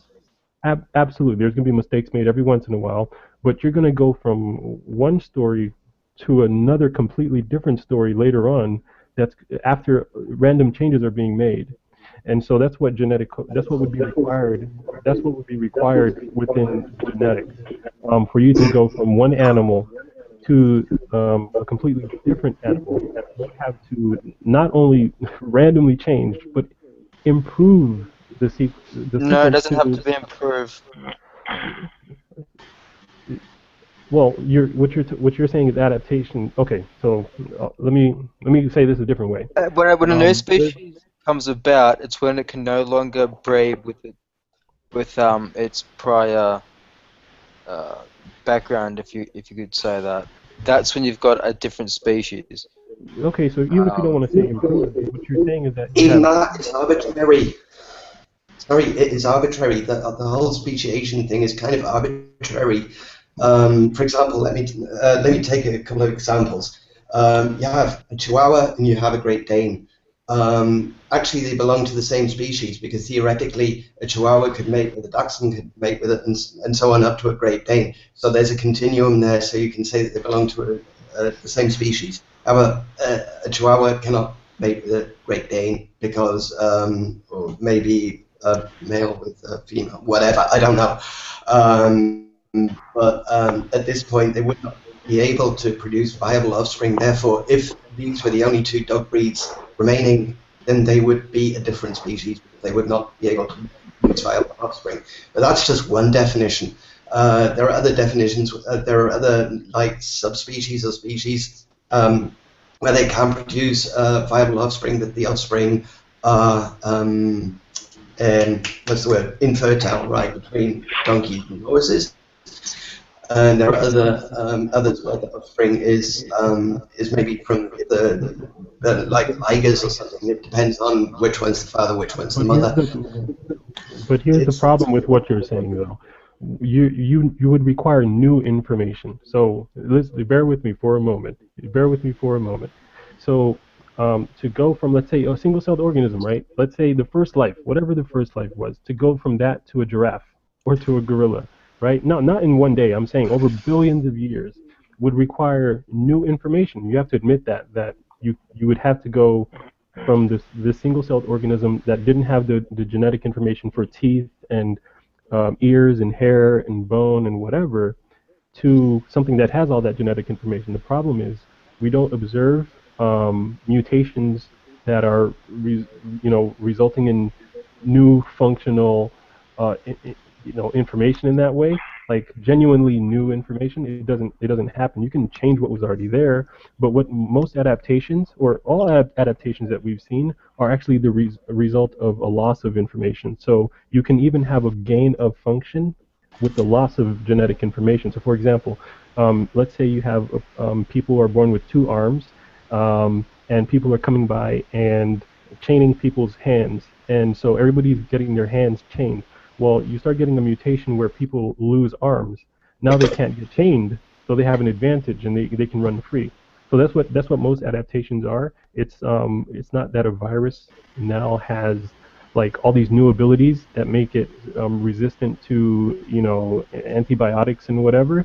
It's that it's lost something, and because it's lost that thing, it now can persist and can keep going. But that's a loss of genetic information, and that's all the mutations that we ever see is either it's usually that. Like if a bird's beak is getting longer and longer from mutations, it's probably because it lost the genetic information that said stop growing your beak at this You length. don't lose genetic information. Yeah, That's James, you're absolutely right about that. Don't lose the gain information. Phenotypes are active or inactive. What? Yeah, there's no known process to add genetic information to a genome. Yeah, there is. No, there's not. There is ERV insertions. Yeah. No. And there's. Look it up. You can. You're talking about duplicating existing information or scrambling information or deleting information, but you can't add new useful information to the genome. There's no process. There's no known process that does that. Yes, there is. It is ERV. Look it up. So what he's saying is insertion. He's saying insertion, like a virus can insert its own DNA into an organism's DNA. He's saying insertion, but again, that insertion is from a pre-existing, already formed DNA structure or whatever. What we're saying is that by the process of evolution, that process of copying and mutation, whatever, that's not going to produce what's necessary for new forms of life, new body plans, and things like that. It's the limitations. In itself, nobody claims it does. No, information that codes for new anatomical features is what we're looking for. No. Okay, let me try and put it this way. Okay, let's say a meteor just strikes the Earth and it takes half the air away with it. Then all of a sudden, like half of the humans will kind of die because their lungs are a bit small and everything. They can't take this lack of air, and there will be an advantage for humans with larger lungs. And so at the end of the day, you'll get people with massive lungs and maybe even more lobes of lungs and so on and so forth. I mean, like, it would be graduation. No, that's it fine. Would be But selection only selects for already existing creatures. It does. It only selects survivability. No mechanism. It does, but where do you pin the boundary between this is a kind and this is a kind? There is none. It's a continuum. All of this kinds that you talk about, like a new creature, whatever, that's just completely arbitrary. No, generally they can't reproduce with each other. No, you're talking about General, speciation that has gone for generations. But it's kind of obvious that a dog is one kind and an elephant is another kind. Yeah, it doesn't matter what is kind of obvious. It doesn't matter what is kind of obvious. It is kind of obvious. But nobody's ever not said that. So, for example, Christians have always been aware that there are different races of people on the planet. So, for example, if we believe that Adam and Eve were one race, right? There were just two people, and now we see like 7 or 8 or 100, whatever races on the planet. So, from the beginning of time, Christians have been aware, or believers have been aware, that there are different types of humans. There must have been a speciation, a variation occurring. So with dogs, we're, if we see a bunch of different types of dogs and we believe that they came from one dog, that's not a problem for us. What you're trying to say... Microevolution, if you were to put it that way, leads to macroevolution, if you want to give it those terms. It's like baby steps to walk a mile. It's got to happen that way. It's not That's like where you make the leap right out of science, just right into imaginary belief. Wait, what? No, it's not imaginary. You're just putting a barrier. It's arbitrary. You're just sticking a barrier and saying, okay, this is one kind, this is another kind. The other kinds, the different kinds. Okay, we have fossil records for them, but we'll just conveniently forget them. We'll just claim that. What do you call it when someone believes frogs turn into princes? What? No, that's not. What? That has nothing to do with anything. No one says I'm gonna if I have a wife, she's gonna pop out some fucking other animal. That's not how evolution works. You've got to have small adaptations, and then eventually you're gonna have over time you're gonna see a change in the lineage. But again, I use the analogy. You've got to have steps to get to a bloody mile. Well, let me put it. It happens within limitations, and we all know this. What limitations? What limitations? Farmers have been breeding cows and pigs for a long time, but you can't breed a pig the size of a house because there's certain limitations and boundaries to the variations. Well, you could breed them to a big size, but obviously not to a. Like we know that extremes. No kidding. Human beings are born with brown hair, blonde hair, red hair, but just because someone's born with red hair, it doesn't mean they're turning into a carrot. No kidding. What? You're not making. What is that even? Wow. Yeah, I wouldn't. Yeah, I mean, what I'm more focused on. Baby steps to walk a mile. Yeah, I mean, what's the most important is about this gain of information or new information. So speciation What do you mean or variation. If I'm gonna have. So again, if you're gonna say that the first life on the planet was some single-celled organism somewhere. No, there was no. That's I was gonna jump on that before. Right. So if you're saying that there was, hold on, who's got the back feed? I can't talk with the back feed. Sorry. All right. Yeah, a lot of people think with biogenesis it's a single-celled organism. It was this one cell out of the whole planet. It was this one cell that started it off. No, that's not the case. I'm just gonna make that very clear. It wasn't one cell or one bit of DNA. That's a total misrepresentation of biogenesis. Nothing from something. Nothing from something. How does that happen to me? What was I going to do anything? But that's not even the point of what I was saying though. So whatever it is, whatever the first life or first couple of lives or whatever, they were very simple and basic. Is the whole point. Yep. Obviously. And, yep. Okay. So now what you're gonna need is you're gonna have mutations that are resulting in new features, over time. So over millions in billions of years, fine. That's not the issue.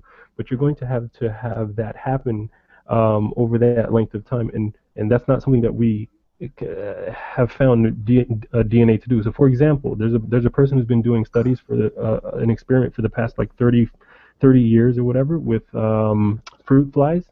E. coli bacteria or whatever. And what he's doing is, I'm aware of that one. Right. So what he's doing is, because they have such a short lifespan, and they have, what you can do is you can see over generations that equal like 1,000 or 100,000 years in human years within these small organisms. What he's doing is he's taking the bacteria, he's putting them in different situations, and year after year after year watching, and so he has up to like 50,000 generations at this point, right? And he's noticed evolution taking place. Now, what kind of evolution is he noticing taking place? He's seeing that he was able to get them to be able to, digest a certain type of liquid that the originals were not able to digest. Culture on, Now, what the problem is they didn't do that by gaining some type of information. It's because they lost part of their genetic. They turned off any genetic material. It's like a part of it was turned off. You know what I mean? It's like it got shut. Yes, part of it was shut down. Yes. And so that allowed it to be able to still not die in that liquid. But it was able to now be better in it. But but all the examples that he has is something turning off or a loss of information, not some new information that's giving a gain of function. It's a loss of information that's resulting in a gain of function.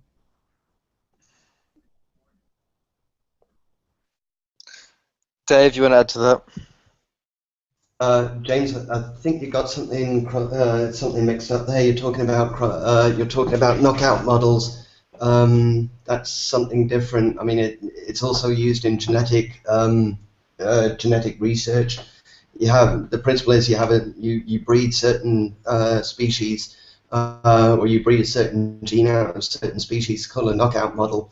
For example, Wistar rats and so on are used in. I don't agree with it, but it's the way it is. They're used in medical research in order to test certain chemicals and drugs and so on.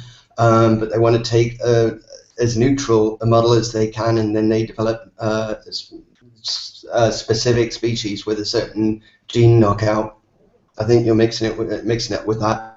No, I'm not mixing a lot of information. I'm not mixing it up with that. That's not what I'm mixing it up with. What's happening is you kept talking about adaptation. Adaptation is fine. That's not a problem. Even if it's a new ability, that doesn't mean that it's adaptation is evolution. Absolutely. Adaptation is evolution, but it's not a new animal with more in itself, you know what I mean, than the previous. It's not a question of these are. It's exactly less. James, you're using very valued judgments here. You're saying more, less, more information, less information. It isn't that. In a biological setting, we're not talking about more information, less information. All right, it could be if it's a longer genome than a short genome, and then a rice genome would have more information than we do. Little rice grain. But that's not the thing, see, because you're saying that adaptation exists, but evolution doesn't, and so on, so on and so forth. You're setting arbitrary limits. You're saying the adaptation goes this far, but no further. That's what the evidence shows. No, it doesn't. Bullshit. Oh, sure. We've been doing experiments on this for 100 years now, and that's what all you can get is adaptation. You know the Galapagos finch? Yes, isn't enough. Someone did a study on Darwin's finch. Galapagos finch. Listen to this. A guy and his wife, and they were studying the finches out there in the Galapagos, and they noticed, they had various different beak sizes, and when they were there was a drought. And it killed a whole, like 85% of the finches, and so the ones that were left all had bigger beaks on them. And then they said, okay, so this is showing, the evolutionary process or whatever. But then when it rained the next year, the beak size just went right back down to normal. See, things it will oscillate Due to the demand of the environment. That's evolution. Yeah, in that one environment, yes, it can happen that way. But most evolution doesn't even happen that way. All right. We've been talking about adaptation, but most evolution is completely random, because most mutations are all random and they don't actually affect anything that's like important or life preserving. I mean, it's like big ears and small ears, or adaptation, but it's not really adaptation at all, because it's not adapting to anything. What you get is you might get species, and then there's bifurcation somehow, because there's a river that forms or something. You have two species developing differently. That can be random in the sense that it's not to do with any kind of adaptation or anything. It doesn't make any specific sense or any bottom up. Hey, It doesn't make. Dave, I perceive you as a brilliant man. Brilliant. How do you? Yes, you're absolutely brilliant, brother. Okay, I want to ask you. How did the beginning start? How do you perceive it? How do I perceive it? That's a whole different question from how do I think it happened. Okay, all right. Well, okay, all right, Yes, all right. both. Explain both. I don't know. It's. You don't know. Neither do I. I don't have the means to know. It's like asking me, what color would flowers be on Mars? I don't know. I don't have enough information. I can't even make a guess. Exactly. Same here, brother. Same here.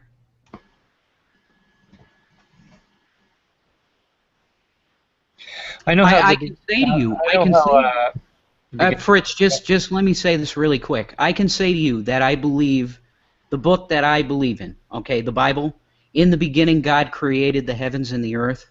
I believe that. That's how I believe it started. So, can you explain to me in science terms how you believe things started? No, I can't. Bless you. Bless you.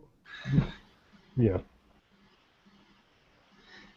Go ahead, James. Yeah. No. I have nothing to add. Dave, would that be to you? Would that be before the Big Bang model or after it for you? I'm trying to explain it. Because often it's come across as people wanting to know the very cause of the Big Bang. That obviously we don't know, but for you, it's just T equals 1 and after. No. What do I believe? Okay, what's my kind of model of how everything happened? That might be wrong. The thing is, I don't really have a model. Well, it's not your model, of course, but I mean, like, what's your thought on the Big Bang, I think is what he was getting at. I have to answer this. It's like it's a prisoner problem. I'll illustrate it this way. Let's say you have a whole bunch of people that are born in a prison, and all they have is grey walls around them. They have a few holes, and they can look through the walls, and they can see things that they think they understand. They see the nearest hills, maybe trees, and they see that it's very, very different. They don't understand what it is. They make all kinds of legends and ideas and theories as to what this could be. But what they cannot imagine is that there's a whole world outside these prison walls. We have the same problem. It's called the Big Bang. The Big Bang is a brick wall. We just can't imagine what is behind it, if anything. It's just beyond our ken. We just don't know. But the Big Can I Bang say model amen? for you is still Can I there. say amen? Go ahead, MMA. Go ahead. No, I was just saying, yeah, I agree in the sense of before the Big Bang, but for you, you still got the Big Bang model of how the universe happened after the Big Bang. So not before the Big Bang, but All right, after that MMA. event. Can I ask you a question, brother? Can I ask you? Oh, sorry. No, I'm sorry, Dave. You answering my question, so go for it. Can I ask you a question? How do you think it started? The Big Bang. How do you think the spark? How the Big Bang started? I do not know. We have a few hypotheses. We have the metaverse, which has some credence to it. There was some patterns with the cosmic microwave background radiation that shows to be what looks like bruises, if you could call it that, which could possibly suggest that there's other universes in at one point it collided or something like that. It's just still hypothesis, obviously. But after that, you've got inflation, which recently has had a bit of a setback. I'm not sure if all you guys are up to date with that research. But yeah, essentially have inflation, the Big Bang, expansion, and as it expands, it cools down, and this things are able to settle down. So eventually, you're going to get the nuclei of atoms, and then you're going to have electrons and all that kind of stuff, and eventually you're going to have light. As it continues to expand, you're going to have eventually you're going to have the three elements: helium, hydrogen, and oxygen, flowing throughout the universe in massive gas clouds. Obviously, I'm skipping through a lot of processes here, so keep that in mind. Where did you get hydrogen? So, like I'm saying, so you're going to have first you're going to have nuclei start to form and whatnot, because energy and matter can go in and out between each other at extremely high temperatures and pressures. And then eventually, as it starts to cool down and expands, you're not going to have that so much. So eventually, things are going to be able to settle down. And then eventually, you're going to have nucleuses forming, and then eventually, you're going to have electrons getting attached to those, and all that kind of processes that I'm skipping out as well. And then eventually, you're going to have gas clouds. And Might help if then you you're going to have knew more about it. So, just to get this straight, so hydrogen, which is a colorless, odorless gas, if given enough time, turns into people. No, that's what? No. It's gonna. Okay. Do you even know how we have elements? This is gonna help out a lot. Do you know how we? Do you know how we have the periodic table? Yeah, I sort of have a rudimentary knowledge of it. Okay, so do you know how what stars and their processes and how that helps us get a lot of elements? Yeah, I'm just wondering, maybe you can tell me, how do we get hydrogen? How does that form? Like I was vaguely explaining, it's a long time since I touched on it. But essentially, you're going to have a cooling down that, process. Bro. You got a big gold star. Well, okay, well then I'll just. I'll go to it then. Jeez. Yeah, it's just a long time since I touched up on it. Maybe Nadia is more well versed in it because she's probably touched on it sooner than I have. So please do elaborate on that. But yeah, I'll just Google it. Yeah, I'm not that This much is more Nadia's well-versed on it. hangout. This is Nadia's hangout. Go for it. Go for it. I am not that much well-versed on it. I could not describe it in detail. How, I guess, nucleic bonding, etc., between everything formed. Well, the point that Fritz was making, okay, is that even the periodic table, okay, there was something is creating that outside of us, okay. We can't create hydrogen, oxygen. We can't just make it happen. Okay. Yep. I'm just saying that the basic elements we can't create them. I mean, MMA. We can right now in front of you, say create iron. Is it going to happen? Well, No. I'd have to have a giant star right next to me to do it. Okay. But this is the thing, though, that this is the problem. I don't know if I understand this correctly, but someone correct me if I'm wrong. But you need stars to form hydrogen. No. But where do you get the stars from when you're trying to start with hydrogen? Okay. So you got a massive gas cloud reaching of a distance of a few million light years, right?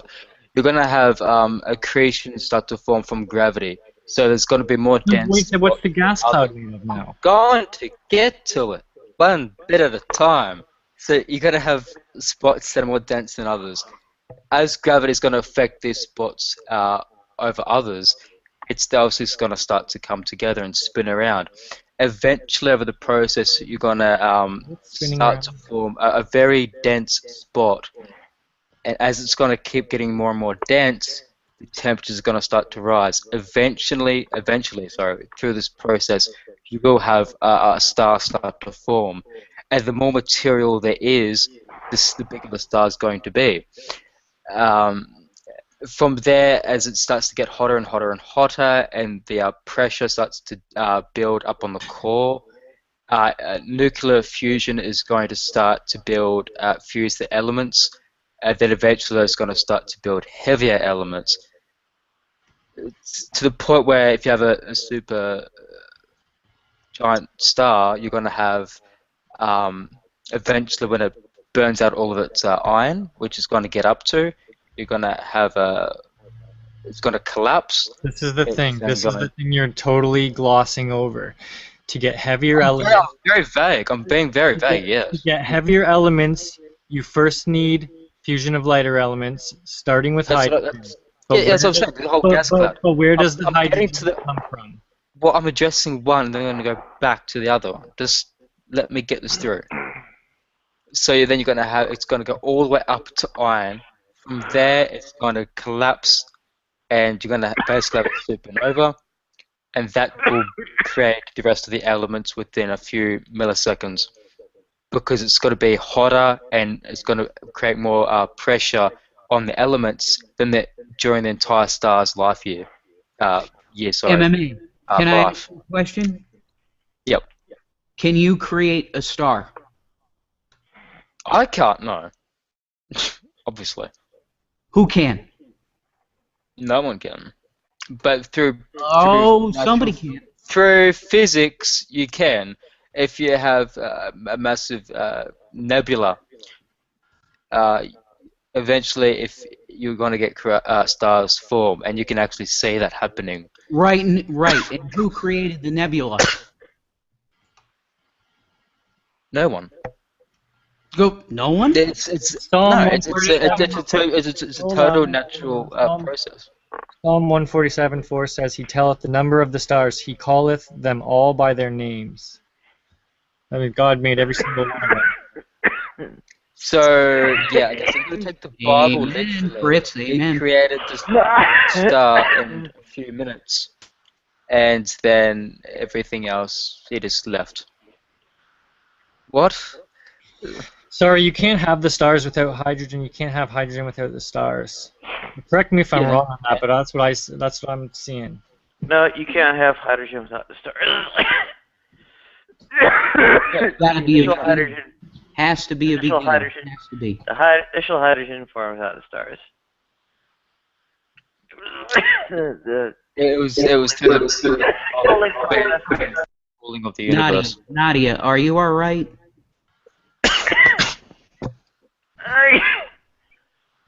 Bless you. I'm a bit under the weather. Sorry. God bless you. So anyway, I guess the way the cosmological theory goes, it says that the initial hydrogen formed and stars formed after the stars, or stars formed after the hydrogen from the hydrogen. Hydrogen being the result of the cooling of all the particles to the point where they could actually bond with electrons and such, or if not bond with electrons, at least form protons. So, go ahead. I'm gonna. You do realize that hydrogen consists of protons and electrons, right? You have your hydrogen protons. Proton is consists of two quarks. Yeah, two quarks. And these are the weak quarks. There were also, I mean, theoretically, there are also medium and strong quarks. These all coalesced within a few within 100,000 years. I'm not even sure, 10,000 years after the Big Bang. I'm not quite sure about that. Recombination was about 300,000 years, which is when hydrogen as a gas actually formed. Before that was plasma. It was just a mess of protons and neutrons and electrons that were just buzzing. Right, Dave, bless you, Dave, bless you. And where did the electrons and protons come from? They're subatomic particles, and they form spontaneously. How? And where did the subatomic particles come from? Well, that's just going to get back to the whole vacuum energy. That's going into particle physics, and I don't know. Sorry. That's not beginning. The general answer is vacuum energy. And the vacuum energy seems to have been there with the universe at its creation, or whatever. Well, creation, so to speak. You said that the inflation of went on. The vacuum energy was there prior to the inflation. Ask an Atheist has been here the whole time, and he hasn't said anything. I would love to hear what he has to say.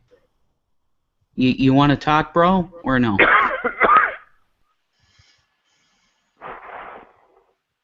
No? All right. Well, that's cool. I have a book, you know? I got a book that says... Is it a scientific book? That well, it's the Bible. MMA, it's the Bible. You know, it says. My question to you would be, why wouldn't, instead of, like, you obviously got your Bible and whatnot, why would you not? So, like, I provided one of the citations below that I have a paper on my computer. Why would you not go to a cosmology journal? Okay. Do you have a journal? Do you have a journal, MMA, to disprove the Bible? Well, we got pretty much everything within biology and cosmology in terms of Genesis. No, I'm saying. Do you have a paper, okay, that you're talking about, to say the Bible is a lie, and there's no word of truth? It wouldn't be addressing the Bible, no, but it would be addressing, say, inflation, the Big Bang, like the one I provided below, or you've got Oxford journals, anything from Nature. Right, and I said, bro, I said you can't explain the creation from the creation. You can't. In the Bible here it says, in Psalm 19:6, it says, talking about why would you go from the Bible and not from the Bible and not to a... Why did you interrupt him, bro? Let Fritz talk. Yeah, just let me. I'll make a quick point. It says here, Psalm 19:6, talking about the sun. His going forth is from the end of heaven, and his circuit under the ends of it, and there is nothing hid from the heat thereof. So this is talking about the sun, and now we know with our modern science that the sun is moving around a center in the Milky Way galaxy in a gigantic orbit at 600,000 miles per hour. In a massive circuit around the heavens, which the Bible said, for thousands. If you're gonna use that as proof that the Bible is scientific, it's pretty poor because it's very vague and it's not addressing any specifics. If it was to address something specific, like a creation, for example, then you would have some credence. But it's no, it's got nothing in it that's actually Here's the hydrologic cycle here. It says, unto the place from whence the rivers come, thither they return again. That's the water cycle. That could be about the tide going in and out. Have a good night, Dave. Night, Dave. So I don't see a whole lot about inflation or virtual particle-antiparticle pairs or fusion of elements in the stars or heavy elements in supernovas and so on and so forth. Nadia, it doesn't line up entirely. Nadia, it's about having eyes to see and ears to hear. And I pray to the God that I know that you're hearing Fritz and people like me, that there is something else going on here. Okay? Consciousness. All right? There's something very big going on here. All right? I don't know what else to say to you, hon. I don't. You don't have the consciousness you think you do. The other thing, I don't know if you guys want to still stay on this, but we could talk about irreducible complexity in biological systems. Yep, love to. Okay.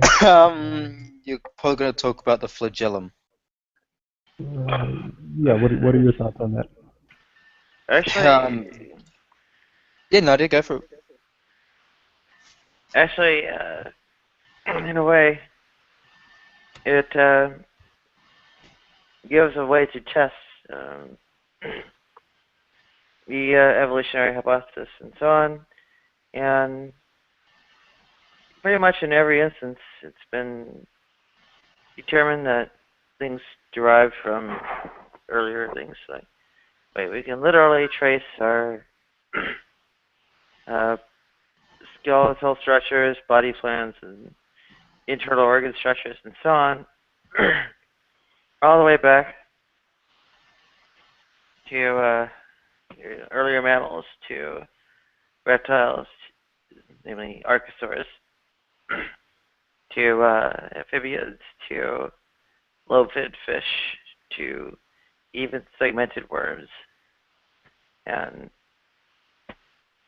at every point, we can see the derivation, the connection to the life that came before us and such. And it gives sort of, I don't know, kinship or connection to, well, at least all animal life on Earth, if not all life on Earth in general. And, in that way, it is somewhat of a, I don't know, reaffirming conclusion. But even so,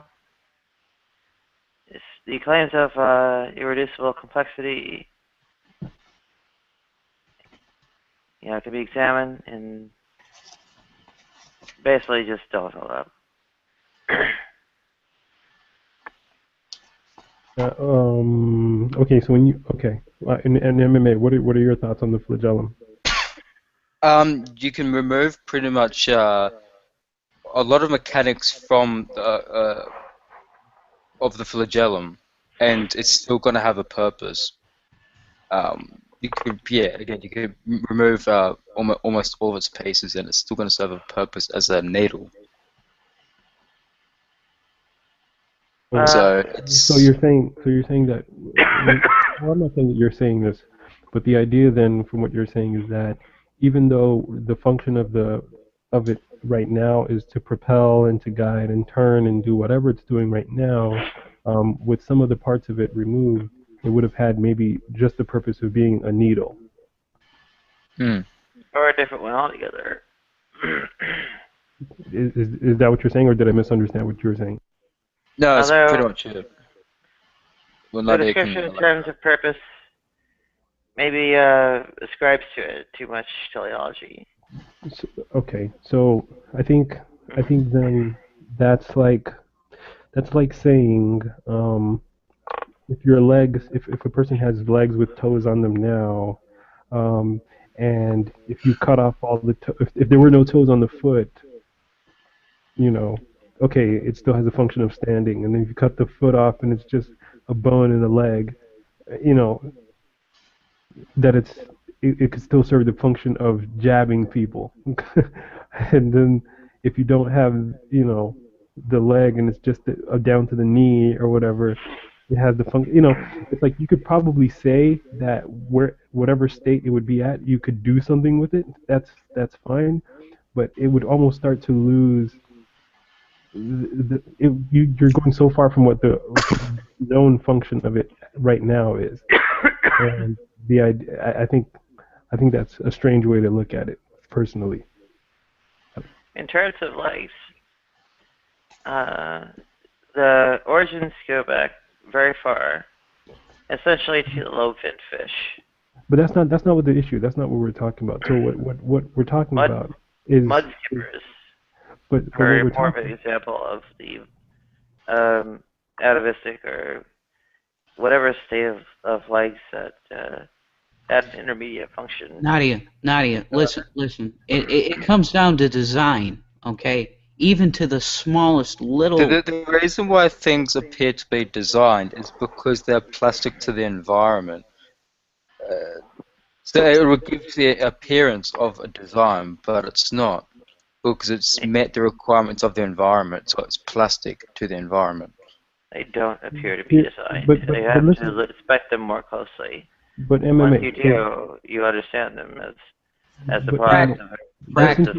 Nadia, fractals in nature. But before we get to fractals in nature, before we do that, let's just think about a car for a second, as far as irreducible complexity. So let's say the car has no tires on it.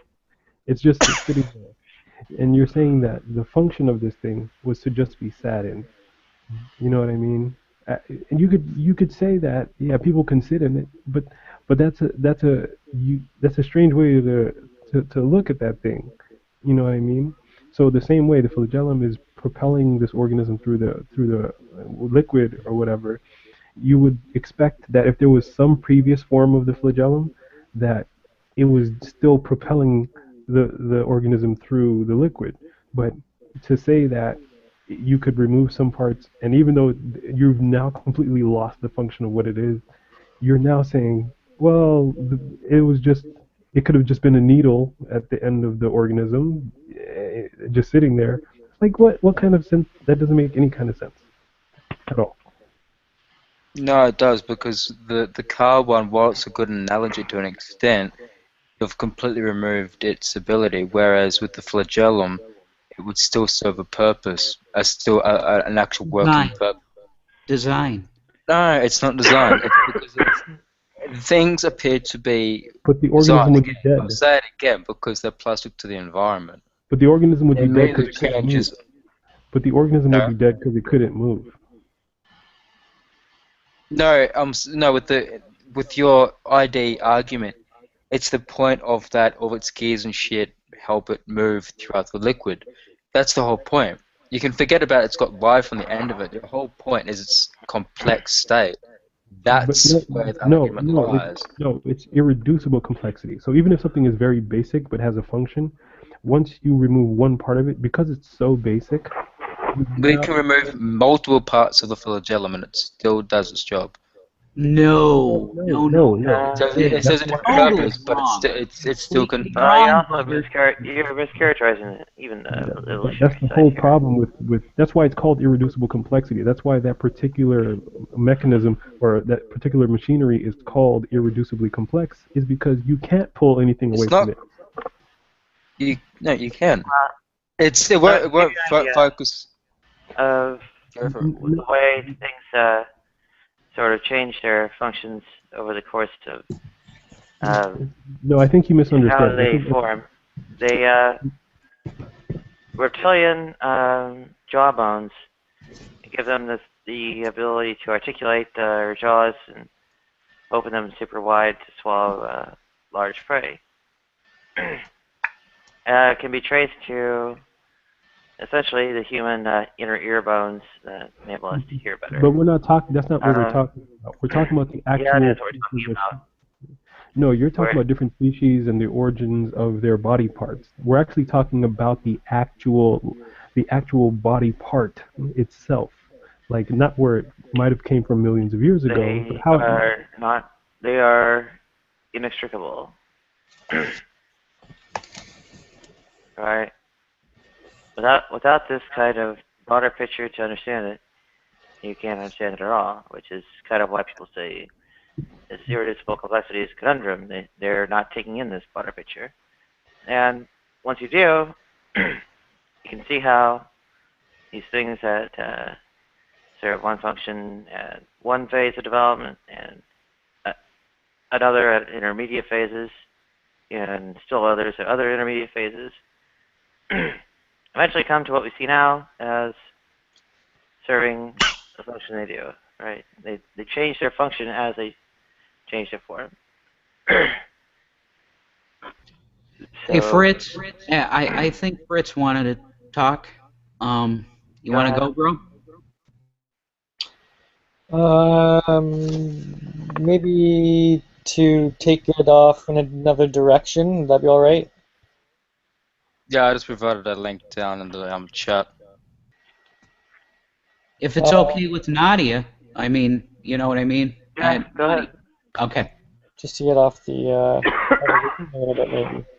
I just want to read something from a book I have here, just a quick short paragraph from a book I have called Science in the Bible. And it's talking about the nature of persons. It says, note that each individual is a person with a body that can be physically heard, seen, and touched. But inside that body is the person's nature, which is unseen and yet is the source of all that he embodies. On the other hand, the person is known to others only through his personality, which is unseen and intangible, yet is the means by which he and his nature exert influence on others. Human life thus consists of three entities: nature, person, and personality. Anybody want to comment on that? That's what I see in Nadia. Well, sorry, what was that again? So just bring up the arguments from that. Just bring up the points. That inside the body is the person's nature, which is unseen, and yet is the source of all that he embodies.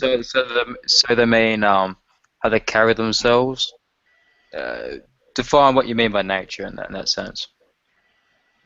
Unseen. You could say their nature and how they carry themselves is also their personality. Are they kind and caring to other people and all that? Well, I think the person. So on the other hand, the personality would be also unseen and intangible. Yet it's the means by which he and his nature exert influence on others. You know, Could you so not you would just wrap have it all up a into sort one? of a true nature, and then there's another personality is sort of how you're known to others by. So yeah, you'd have. Well, you could say that the person has a split personality. One could be one personality would be their true self, and the other one could be how they act around others. So just call it a split personality, just for the ease of for argument's sake. Well, I would say all of us would have a true nature, but then how we're known to others is sort of different than our It's true. yeah, it's a split personality. The full true nature could never be known, right, or conveyed. So, with that, you can look into the person's ability to be rational, the decision making. You can look at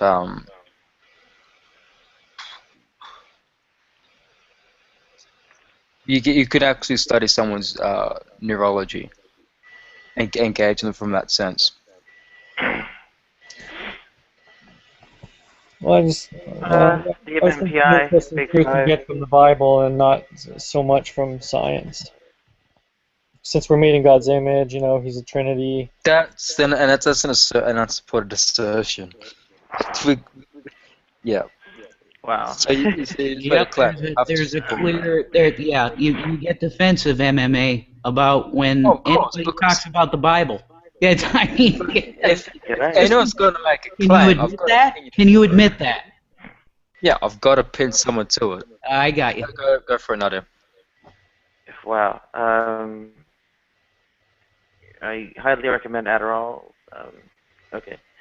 The personality is characterizable nowadays in terms of, say, the MMPI, most reliably, although not necessarily relevantly, given that it's trying to measure abnormal conditions.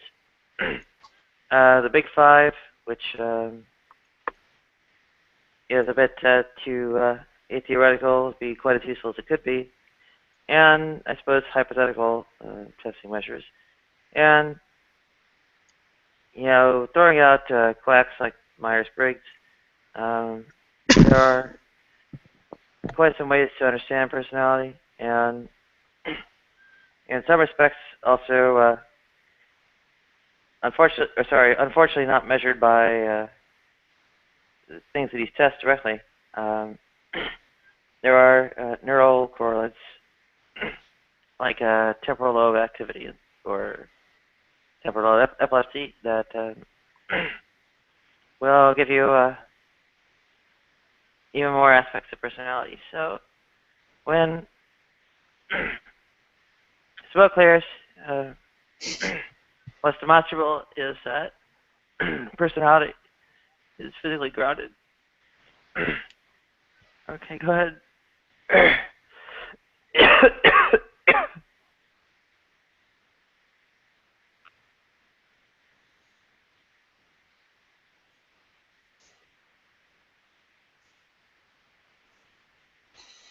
The whole of the law is love.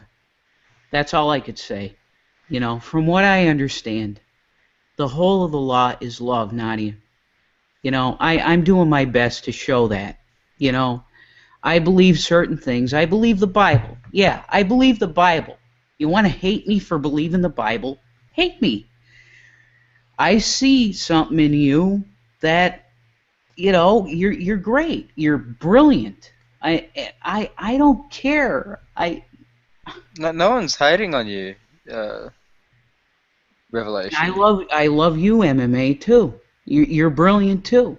I see the best in people. That's what my Lord, that I call my Lord, Jesus Christ, has,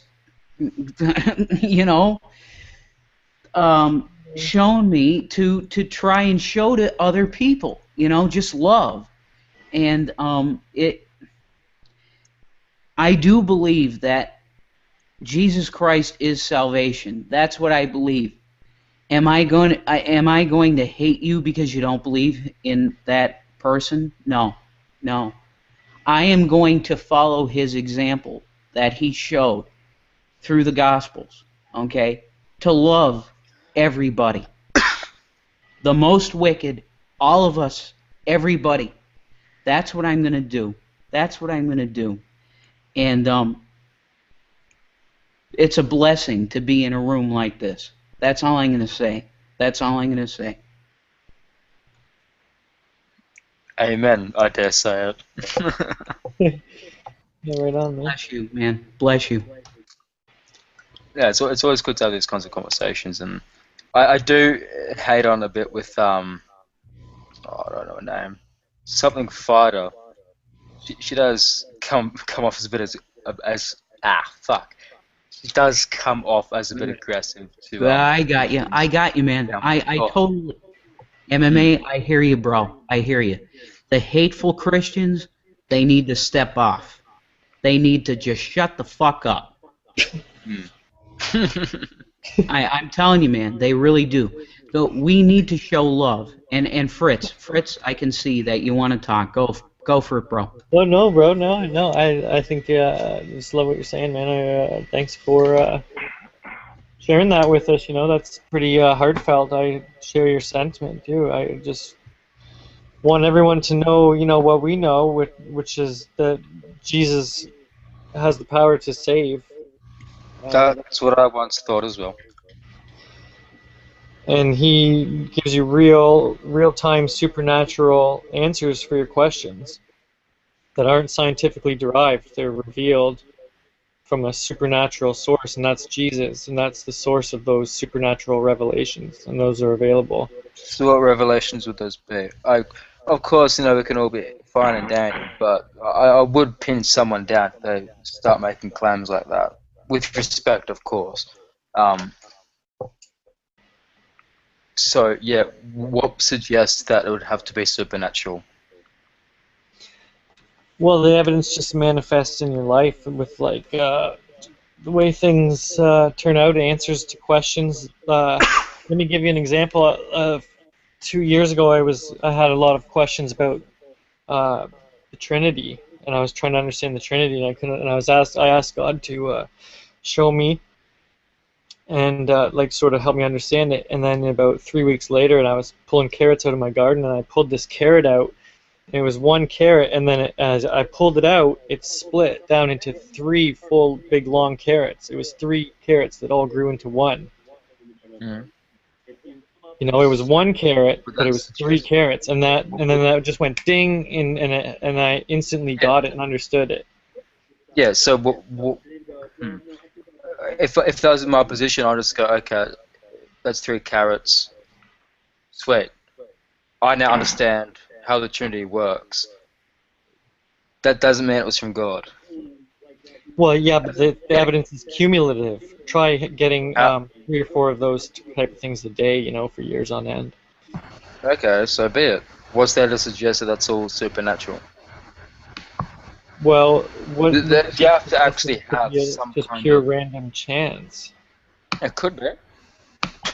Yeah, but By all the means, random chance doesn't ascribe meaning to you know, immaterial questions in the mind to appear in a physical, you know, it's just beyond chance. How was it beyond chance? I'm sure you've had things like this in your life, right? What? Everyone? Nope. No, really. Sound cut out for me for a minute. What's Nothing you beyond ever chance? thought there was a little beyond coincidence. No. Hmm. Everything's just fell in place. If it hasn't, it hasn't. If it has, it has. Yeah, there's nothing really that's... I would say it would be such a, oh my god, it can't be a coincidence. Well, not I like... guess that is a coincidence. Okay. Yeah. Coincidence. Yep. Yeah, it's... Yeah, you know what I mean. It's just... Everything can be random. Nothing... You can't just say, oh, it's beyond being random. That's totally... Yeah. It's...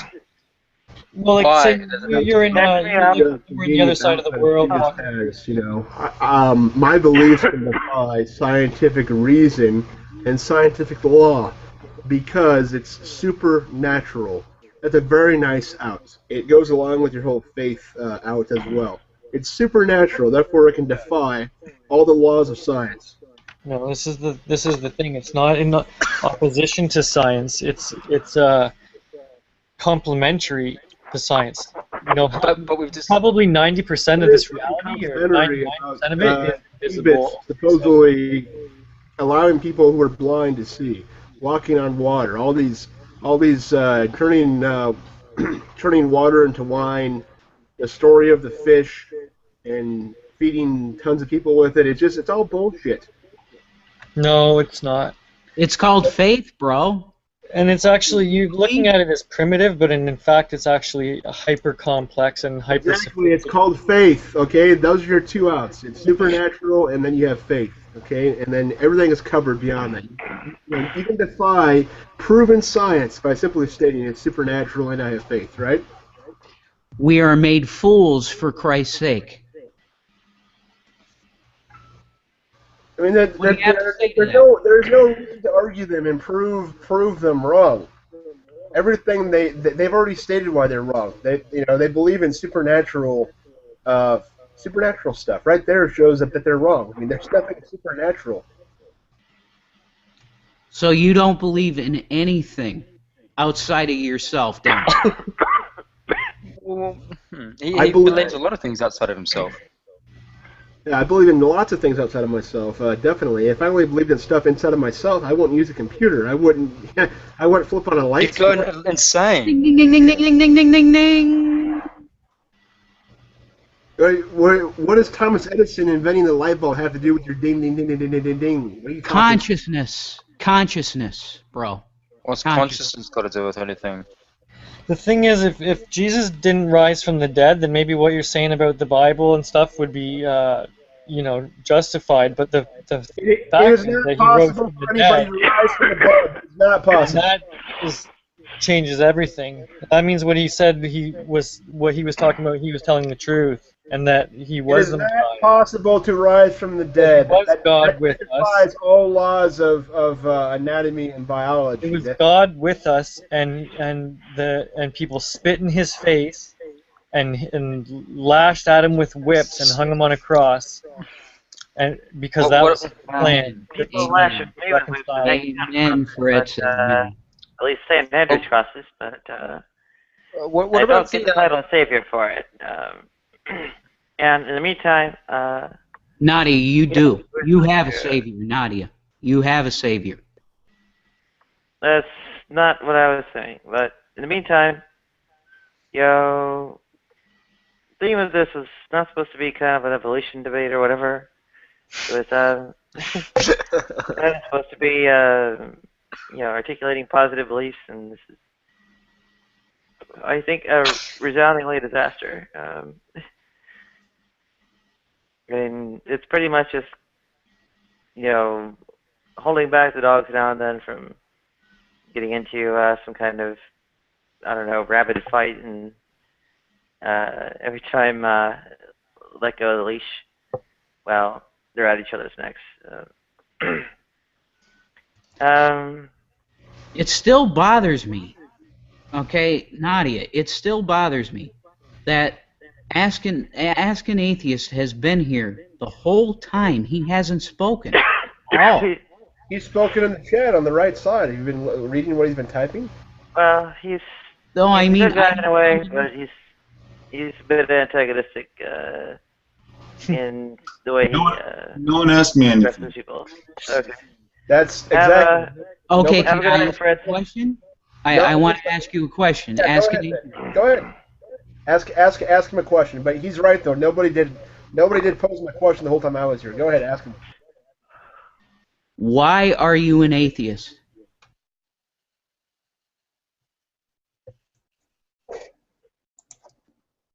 Are you serious? Is that a serious question? Seriously? Yes, it is. Because there is no creator. And can you prove that? Yes. Show it to us. Well, the Big Bang proves it. How did the Big Bang happen? Well, there was a point. There was a singularity, which is a point from which all matter in this universe came from. Right, and how did that point happen? You do agree that there was a point, though? Absolutely. Okay. Now, can you also agree that a point is not nothing? It's a point. It's something. Yes. Okay. Yes. There you go. Does that answer your Creator. question? There was a creator. Because the creator, or at least the creationists, say that there was nothing, then the creator came and made something. But that is obviously not true, as you've just agreed to. If Fritz, I can comment. Go ahead, Fritz. Oh, go Fritz. Yeah, you're going to. So go ahead first, then I'll go. I was about to go into a bit of an involved point, so since you've got a time pressure, go ahead. I'll try to make it really quick. Okay. If the cause for the universe existed in the point, okay. Just a quick question: do you think the point was eternal or what? Ask an atheist. I think yes. I think the naturalistic part of matter is eternal. Yes. Okay, so if if that point of matter contained like the necessary conditions to create the Big Bang, then it eternally it eternally had those necessary conditions in it, and so therefore it couldn't have just came into existence at one point. It would have been eternal itself, like the Big Bang would have been eternal. Well, the point appeared in its form. It was caused by whatever natural cause, brought it into a point. No, what created the point? The point being that it was a natural cause. The thing is, a lot of people don't understand is that the Big Bang well, is what it is. The Big Bang doesn't attempt to explain what happened before itself. Here's what the Bible says. You can't use the Bible to... Hold on. It says that time, right in the first sentence, time, space, and matter all came into existence at the same moment. That's what it says right on the first line. know that's not true because we're talking about a point, and a point is not again. Well, matter did not come into existence. Matter was always in existence.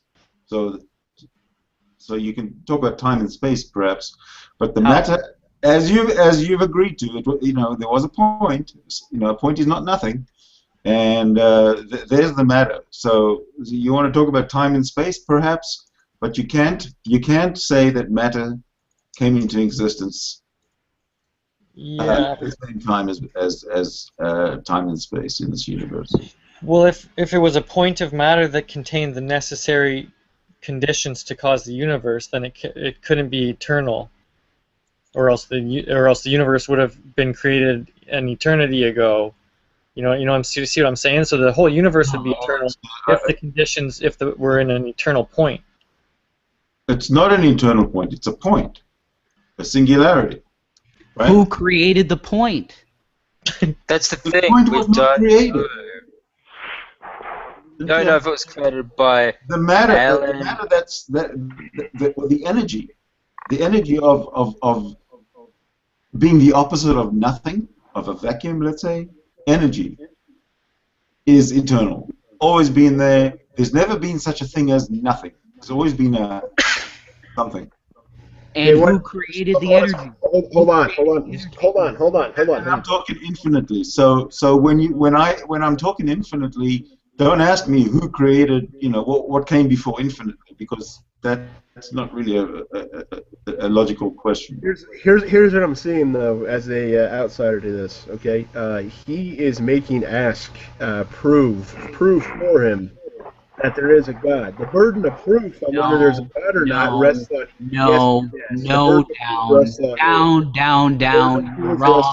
Wrong, down, you're wrong. What can be asserted without evidence can be dismissed without evidence. He does not down, I already told you, I don't give a fly. Listen, hey, down, aside from citing little quotes from your fairy tale book. Down.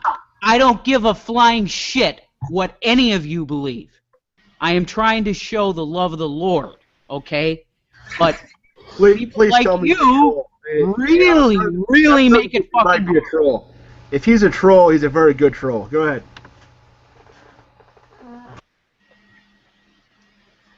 That was good. That was good, bro. We love you, man. That was great.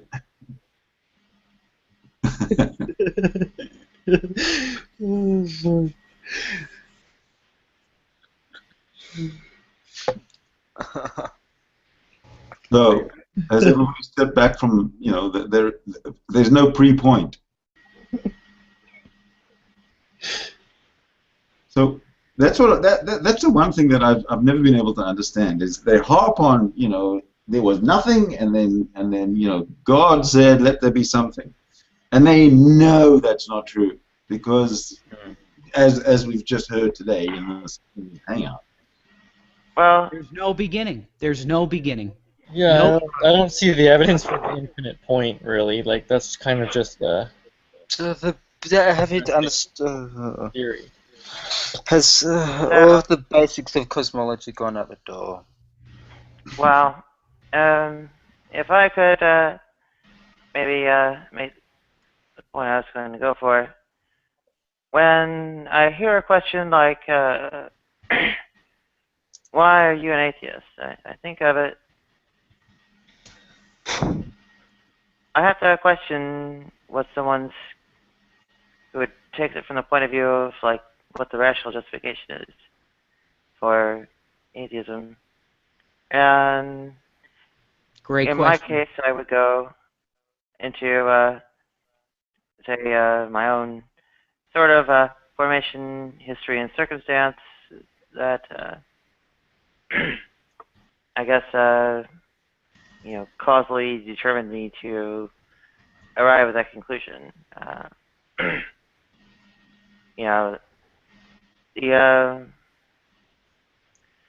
The question of why am I an atheist sounds like something different to me from say why is atheism a true or valid stance. So go ahead. Ask an atheist. Tell her why it's the right view. Well, no. I think he was going into that to begin with, and instead of, I guess from my perspective, what that question means to me is kind of what the external influences were on me to basically make me an atheist. So go ahead. Well, he asked me why I am an atheist, and I gave him the short answer, which is that there is no creator, God. There's nothing, no supernatural, no. There is no woo-woo. Can you prove that to me? We did. You did. Okay. We all agreed that the Big Bang theory is that the universe started from singularity, and the singularity is a point. No, I don't agree with that. No. Who created the singularity? There had to be a beginning. I have serious questions about the Big Bang also, about how even the background radiation is, like the way it's distributed, and also with the red shifts. There's a binary thing to the red shifts, like the nature of the red shifts. Sorry, do you even know what the red shift is? The matter couldn't have stuck together at the size, when the dust particles or whatever were bumping into each other in space. Hold on a second. They would bounce off of each other. They wouldn't stick together. That's just physics. Some of the planets are rotating the wrong way, upside down, backwards.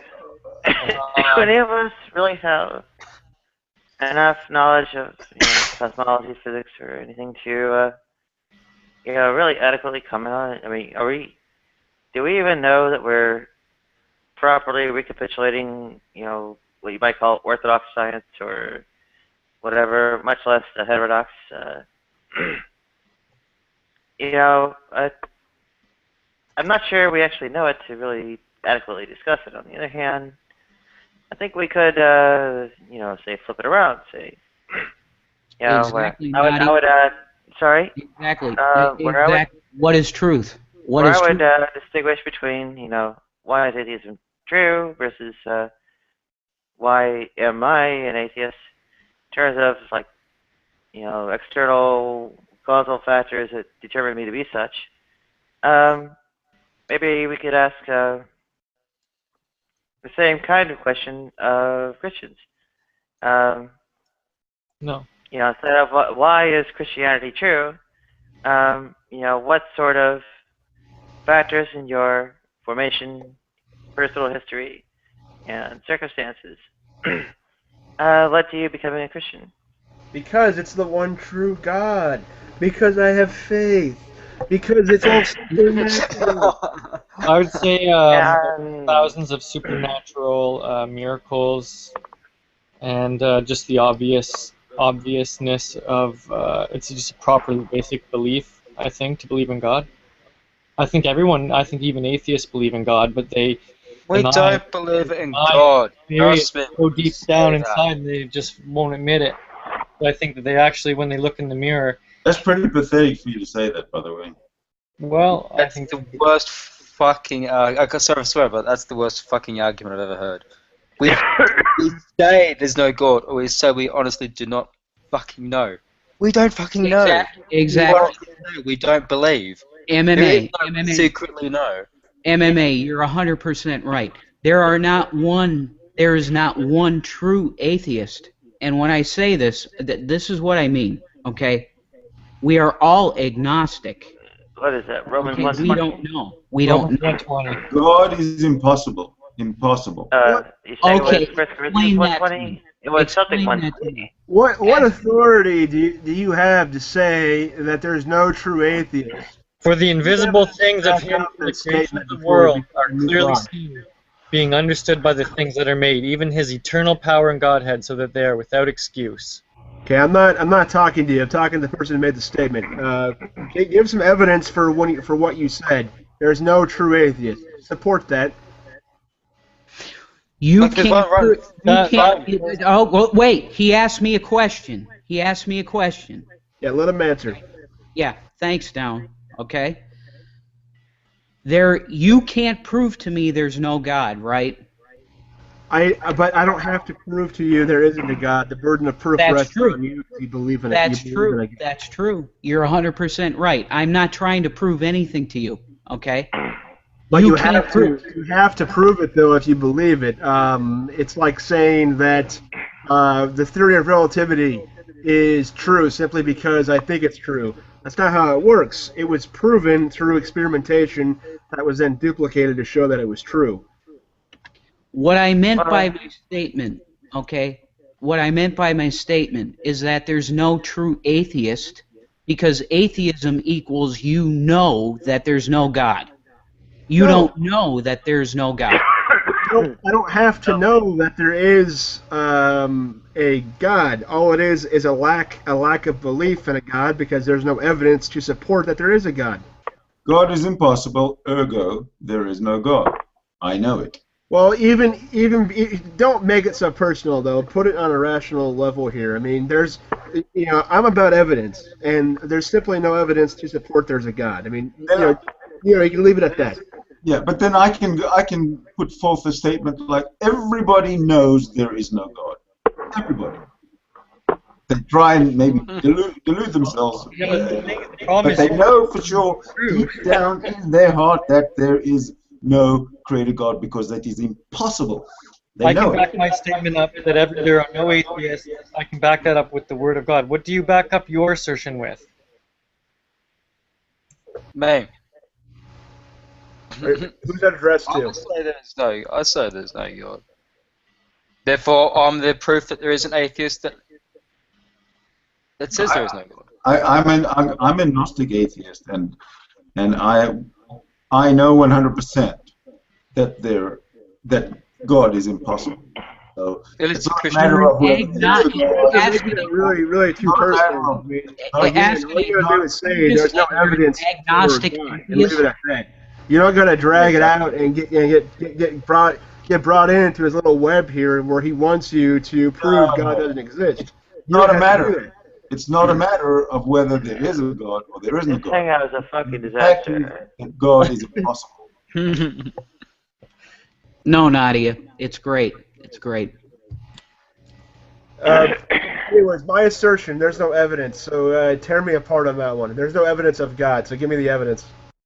Of course, there's evidence, and the trick is There we is no don't evidence. consider it neither compelling or valid, right? So- and as we evaluate it, we go through it all, and we say that's not compelling, that's not valid, right? That there is evidence, and that's how we deal with it. You don't just go and say there's no evidence.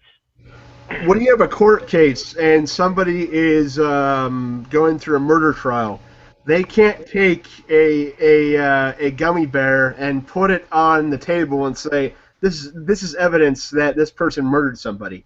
That's there's no evidence of in the same context. There's no evidence of a God. Not a single thing in the Bible is evidence. There's no evidence. There's an admission process in courts that acts as a filter to what's actually presented. Many things can be submitted as evidence that are not accepted by the court. And the same process is ultimately in play with, against atheism and such, where, the reviewer of the evidence refuses to admit it. And, Okay. No, and refusal on what I believe are solid grounds. Yet, you don't just say there's none. Yeah, I'm following your logic, but back to that gummy bear, though. So I bring that in there and I say this is evidence that so-and-so committed murder. The judge says, I'm not going to submit that exhibit as evidence, therefore it doesn't become evidence. That's how it works. So it's along your same line of thought there. That's what I meant when I said there's no evidence, though. Nothing they have can be submitted to rationally uphold any of these personal convictions they have that there is a God and that supernatural shit happened and this happened and that happened. I mean, none of it gets submitted as evidence. The judge said, sorry, this is not evidence. It will not be submitted as evidence. So, you're right. It is evaluated, but it's still not evidence. Just because it's evaluated doesn't make it evidence, though. It doesn't become evidence until it supports something. Can I kind of blow all of our minds right now? I don't think there's anything in our conscious mind called deism or theism or atheism or any of it. How can we know anything? Putting all those terms aside, though, there is something called the scientific method, and you got to have evidence to support claims you make. I have evidence to support that the combustion engine is a real thing, and it runs a certain way, and this is how you make it, and this is how it works. You don't have any evidence to support that there is a God. So I don't have, I can dismiss it. I can dismiss your assertions without evidence. You're right. We're trying to tell you, what we're trying to share with you is the fact that you can have a personal relationship with the creator of the universe if you don't just outright reject him out of hand. Well, what about someone who I never said that I reject anything. I simply stated that there is no evidence. There's all kinds of evidence, but it's not about the evidence. Give me one is. piece of evidence. Give me one piece of evidence. Okay, the fine-tuning of the universe. Fine-tuning of thousands of invisible laws that govern the universe, that allow for life to exist. Fritz, your picture proves it. Nadia wants to comment on this. Nadia, I saw you wanting to comment. Go ahead. Oh, boy. This is a disaster. Basically, near zero, if not entirely zero. Atheists went along with the whole articulating what we believe. Well, okay, sorry. Floyd and Benna, basically. And Benna wasn't even on the mic. So, geez, guys. Did you read the description?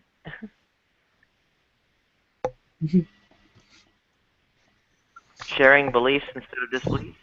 you actually believe instead of what you don't believe in. Well, it's also knowledge. I mean, we all know, knowledge-wise, that the singularity is a point, from which the Big Bang started our universe. We all agree on that. Oh I no, we don't don't. No, we don't, and I don't agree on that because there's many holes in the whole Big Bang. I mean that was popular in the 80s and 90s, and there are many holes into the suppositions about how all that happened, and they're learning more through CERN, etc. I mean, there's a lot of developments that have happened since the 70s when that was kind of accepted across the board. Well, yeah, they're trying to figure out how it happens, but there's no disputing that the singularity, that's as far back as we can go, and the singularity is a point as far back as we can go. And that point is a point, very dense, but it's a point. It's not nothing. No, I can take that, but I'm just saying that a lot of the stuff they were examining earlier, you were lending yourself to be critiqued on that when you kind of blanketly said that the Big Bang did this and that, and then they were going into specifics of where there are problems with the Big Bang theory, and it does have a few problems though. I know. I was just I'm copying and pasting got from. What such problems though? Hold on a sec. There's an article here that's in Popular Science. It was just published, I don't know, I'm not sure, very recently, and it's all about how, according to for the Bang, in fact, the universe may not have come from Big Bang at all. The Big Bang theory, there's a lot of problems with it. This is in Popular Science. This is a recent article. We haven't really had any better ideas, so we've stuck with it as a plausible explanation for the beginning of the universe. And this Fritz, is I'm quoting Fritz. Yeah, Fritz. Fritz. Some respect. Fritz. The trouble is, none of them are experimentally verifiable. Yeah, but going back to my combustion engine example, though, okay, the combustion engine when it was first developed, it sucked. Like it was a complete failure. It would not start up for more than 5 or 10 minutes. It would, degrade. All kinds of issues. They reworked that combustion engine to get it where it is today. It's the same thing with the Big Bang Theory. So just because the Big Bang Theory has holes in it does not make it unprovable. They're still working on how to directly prove it and give direct evidence. They already have some official evidence to prove certain components of the Big Bang. They're not able to prove every single element of it because it's still under study at CERN and what have you. With the Bible, though, there's not even one element that you can prove that there's a God. Aside from continuing to state that, well, this in science, you're piggybacking on science, okay, and you really shouldn't do that. Science and religion have nothing to do with one another. You're trying to figure out how God did it. That's what you want to know through science. You use the tools of science, reason and logic, and the scientific process. You're trying to figure out how God did it. It doesn't exclude. We're not figuring out how God did anything, because you haven't even proved there's a God yet. So once you prove that, then we can make that next step and prove how God did this and that. First, prove there is a God, and then we can make the next step. You're wasting time on that point because I can never prove it to you. He can prove it to you, but I can't. So why don't you just wait? Just I want you to skip right over that mental block and just go with the premise for a little bit. Okay, if you're trying to figure out how God did it, the Bible says that He spoke it into existence. Let's go with that for a minute. Let's go with the premise. Let's start sacrificing virgins when my crops don't grow. Let's start doing blood rituals when plagues break out. Let's start doing all kinds of interesting things. Just go with it. It's like right. You just want to tear down people's belief, bro. You want to tear down people's belief. Just admit it. Belief systems are subjective to criticism, always. It's not to try and defend the person, it's to critique their views and such. Everyone's belief is subjected to criticism.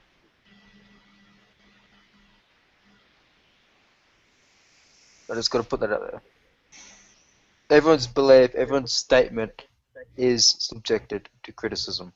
And this discussion can already stop though. He already came around and said he cannot prove that there's a God. So like I said again, going back to what I said originally, anything that can be asserted without evidence can be dismissed without evidence, and that's the end of it. This is no. This is what you're not understanding is that there's all kinds of evidence. I have bookshelves of evidence. Presented one. Okay, I've got millions of people's testimony as evidence. Testimony is anecdotal evidence, doesn't hold any You've got ground. eyewitness evidence, archaeological evidence. Evidence goes on and on. Archaeological evidence. But whether you whether that proves to you anything is something that is internal to you. It's whether you're willing to accept the evidence. No, it's not about accepting the evidence. When there's data and there's real evidence to support that the combustion engine, it's been tested again and again and again. It works. It does this. This is how it functions. Complete bullshit. That is evidence. I think it is. It's I think it is about. It's I think it is about accepting the evidence. premise because it's been validated.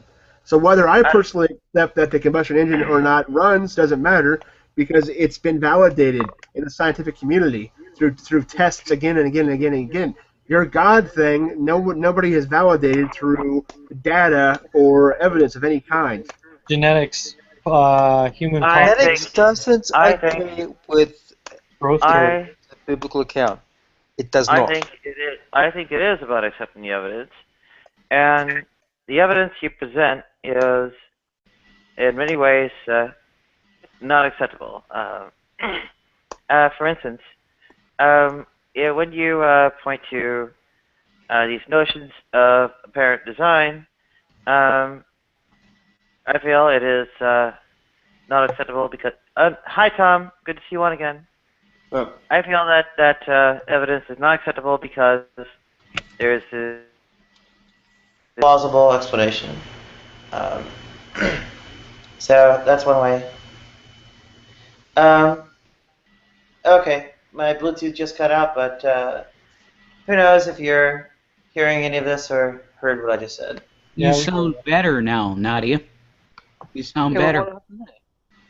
Listen to this. It says, "A wicked and adulterous generation seeketh after a sign, and there shall no sign be given unto it but the sign of the prophet Jonas." Okay. Amen. Amen. When I got cut off. Amen. Amen. When my audio cut out, what was the last thing you heard? I know, you sound very different, that's for sure. You sound good, Nadia. You were not sure we could hear you. When my audio cut out, what was the last thing you heard? It didn't cut out. Okay. You just sounded different and clearer when you were saying it. Are you guys still hearing me? Yeah, that's right. Yeah, I hear you. What should we compare this generation? It is like children sitting in the marketplaces who call out to other children and say, "We played the flute for you and you did not dance, and we sang a dirge and you did not mourn." It's talking about how people are saying, "Oh, like why doesn't God do a little dancey jig for us and prove that He exists?" It's child. Preach it, bro. Fritz, preach it, preach it.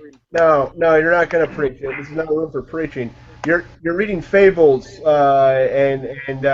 fables and mythology stuff. Can you prove to us, Down, that what we believe is a fable? I can definitely prove that. That's very easy. Go for it. Do it. Do it. Do it. Do it. Do it. Do it. It's already been done. There are many lines and fables in the Bible that were already done by the Sumerians, by other civilizations. I mean, it's a fable. It's been passed down. It is not an original story. Therefore, it's a fable. So originality is required in order for something to be true? Wouldn't that be the fallacy of novelty, or? Hey, Down. Tom just asked you a question. How about you try and answer it? You claim that your Bible was written by God, so your God is so omnipotent and so smart and intelligent that he has to recycle stories. Why would somebody who's the most intelligent thing in the universe have to recycle stories? You're misinterpreting Well, hold on, God hold on. again. That's an assumption that it's something recycled, and even if something that was preceding it was expressing a side of truth, then why would that not be repeated by God, who is all-knowing? How can your flood have happened according to the chronology in your Bible when it supposedly happened when the Sumerians were around thousands of years prior to that? The Sumerians invented glue around the time Adam and Eve were around. They if you have take they the have Bible much literally. they have much evidence from I don't know stories. what your evidence for that is. They have many evidence and stories of civilizations that existed more than 6,000 years ago. Well, I'd also briefly What's your mention point, again then? that this was What's not your a point? counter-apologetics hangout. It was supposed What's to your be something point, about Down? What's your point? positive beliefs. Not to mention the fact that there are differing opinions about the actual age of the Earth. Hold on. There are many Christians who will talk about genealogy gaps because the genealogies may have only mentioned certain more important, prominent people, and therefore the age of the Earth might be, upwards of 20,000 years ago. But none of that matters. I mean, none of that matters at all. You know why? Because science has already proven Hold on. with data analysis, an estimate of the Earth being billions of years old. So you're way off. Really? You got proof of that? The most basic proof is sedimentary layers. You want to debate carbon dating up and down? Do that till your face is blue. You cannot debate sedimentary layers. All right. What if the Bible supported the possibility of billions of years old? Would that make you feel any bit better about it, or you just want to pick one bone after the next? I don't need to pick any bone. It's your burden to prove that the Bible's real and God's real. I don't need to disprove it. It's your burden to prove it's real. Actually, if the Christian were wise about following the Bible, they would not even attempt to try and explain anything to people who are antagonistic. In fact, the Bible would command us not to. Doesn't the Bible say that a Christian must answer the questions of those who doubt? No, in fact, if you're speaking of the Peter passage, that's in reference to being ready. And first of all, being ready doesn't mean you always give the answer. It just means be ready. None of these passages. Go ahead. Hold on, Sorry. I wasn't done yet. It's also in reference to being ready to give an answer to civil magistrates who bring you before them and ask, basically in times of persecution for This is turning into a debate over the rules of Dungeons and Dragons. Like we are debating the rules. I have a book, and my book has these rules in it. Let's debate these rules and how they're applied to the game. You're doing the same thing. There's no validity to anything that you're stating. There's no evidence. The rules aren't just in the book, though. They're in your Bible. I'm confused. Who are you talking to? And what are you talking about specifically? Before you got here, Fritz already said that he cannot prove that there's a God. I mean, that ended the discussion right there. Okay, then I guess you're done. Well, we're done with the apologetic stuff and the preaching and all this. I mean, your side's already admitted they can't prove there's a God. Well, down. How about you preach the gospel of atheism? Go for it. There is no gospel of atheism. Atheism is not organized like religion is, like Christianity is. Well, also there's a difference between. I said to you, bro, I have no religion. I don't have a religion. I have a personal relationship with Jesus Christ. Yeah, I want to ask what you're saying is a non sequitur. Yeah, it's a fucking straw man.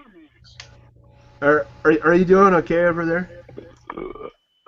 I'm doing just fine.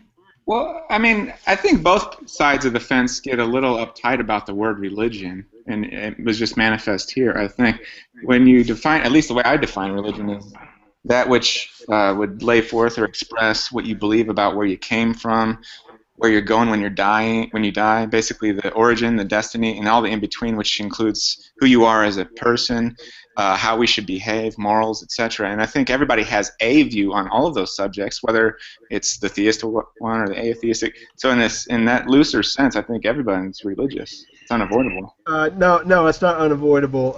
Morals have nothing to do with the Bible or religion. Morals existed long before the Bible or religion. You dismissed what you just didn't even understand what I said, dude. I totally understood what you said. And then You don't explain understand what I'm saying. The fact that then that means religion existed before the Bible. That's all that's saying.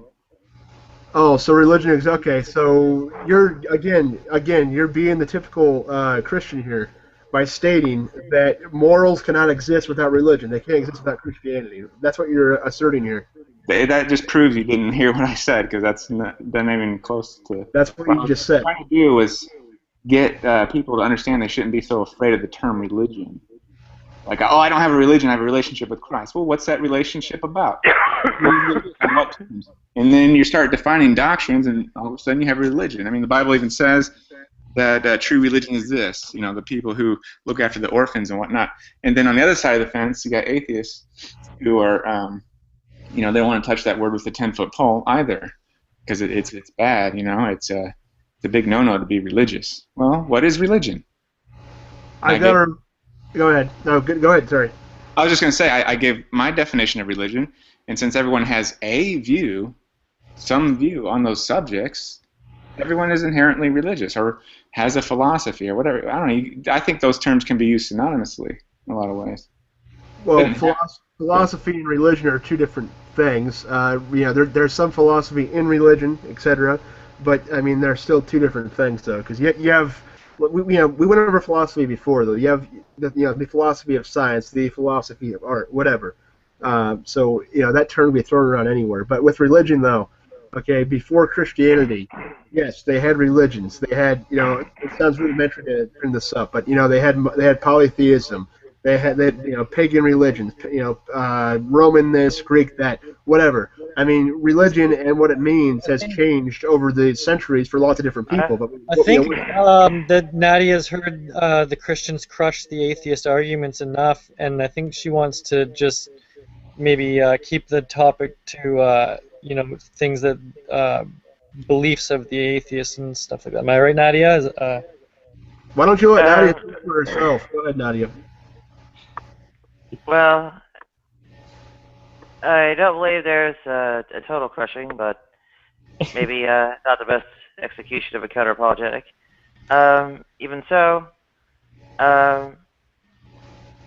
let's welcome James back, and also try to maybe delve into, I guess, if we have these ideas that might fit into what Tom is regarding as part of religion, explore what they are. I should also point out that there are some religions that don't rely on the idea of a deity. I think Taoism, Buddhism and such, or some of the Eastern ones are like that.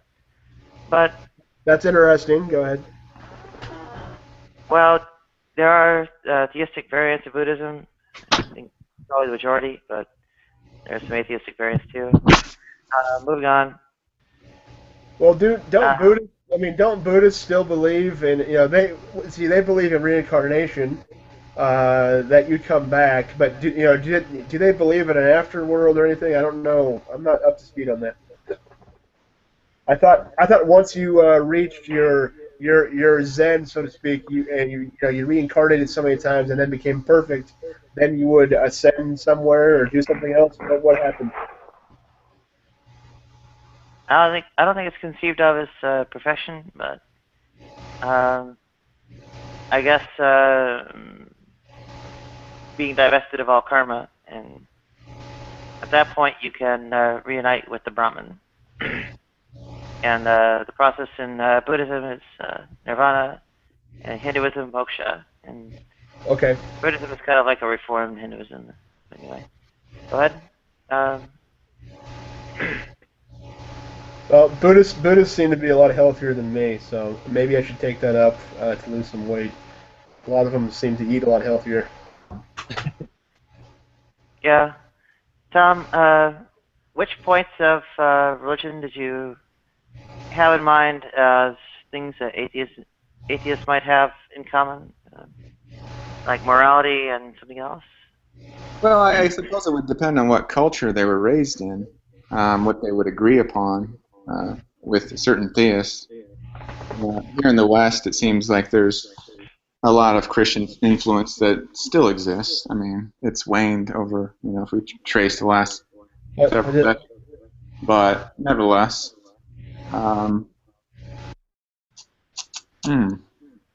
But she's asking you to get up something though, and just and explain what you meant by religion. It's because you wanted to separate religion from Christianity. So she's giving you a chance to do that now. I mean, explain it is what she was saying. At least I don't know. Christianity is a religion. There's no separation. What are you You're laughing? backtracking on what you already said. You're just retarded, dude. I'm sorry. You're not. Or you're not. Maybe retarded is the wrong word. You're just not listening. That's not what I said at all.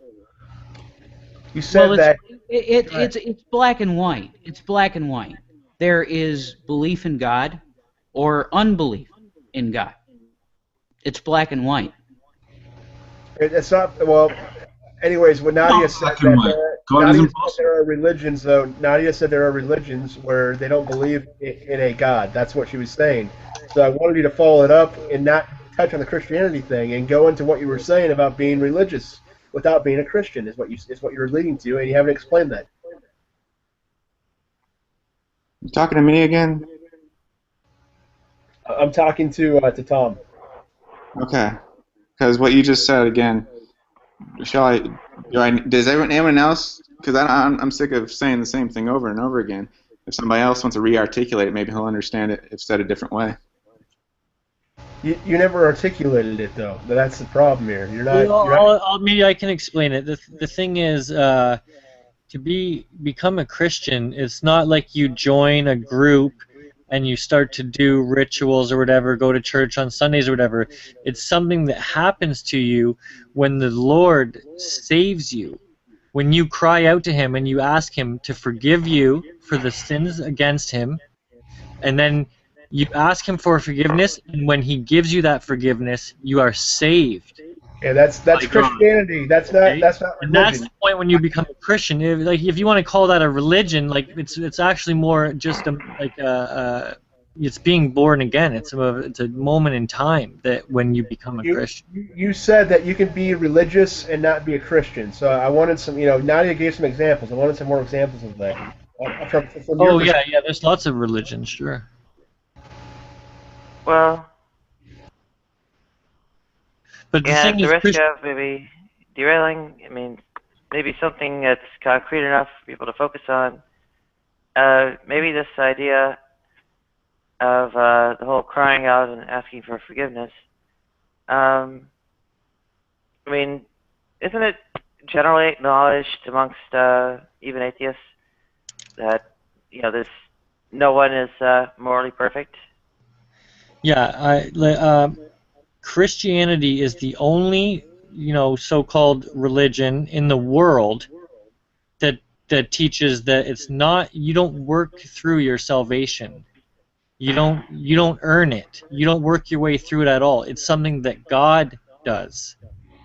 And you only get that. Can we stop with the preaching here? You're not supposed to be preaching. I wanted a discussion on religion. Whoa, down. Obviously, you have a problem with the gospel. This is not a gospel revival room. This is the problem we're having with this stuff. Well, maybe you need to soften your heart a little bit and let it be. It's not a counter-apologetic for me there. Amen. I've not been an apologetic. I discuss science when counter-apologetics. I discuss science when I came in here for the in the first 30 seconds. Yeah. So, but isn't it generally? Hold on a second. Let me get one more thing in. Here's what I've observed. you have made Christianity and religion synonymous, so you've proven my point. Okay, moving on. Yeah.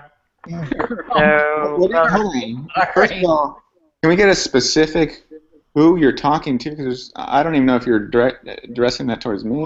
All four of you. I mean, you've already proven that Christianity and religion are synonymous, one and of themselves. That's your agenda. So moving on to something to a different topic here. I don't want to beat a dead horse. Well, Christianity is a religion, yeah.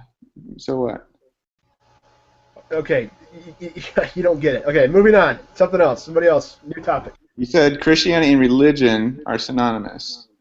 Well, Christianity is a religion. I mean, but I don't understand what follows from that or what's so significant. Somebody could be religious and not be Christian, and you've proven that, from your vantage point, you've proven that to be religious you have to be Christian. It's going back and forth here. This is This is why you need to drop the word religion, and you need to start using the word worldview. Okay, everybody has a worldview. Sure. I mean, we could do that too. Are you guys prepared for the possibility that when you die and you go to heaven and you meet your God, that the God you meet is not the God you think you're going to meet? It's a different God, maybe one of the other religions' God. That could happen. No. They can't be prepared for that because there's one true God. Their God's the one true God.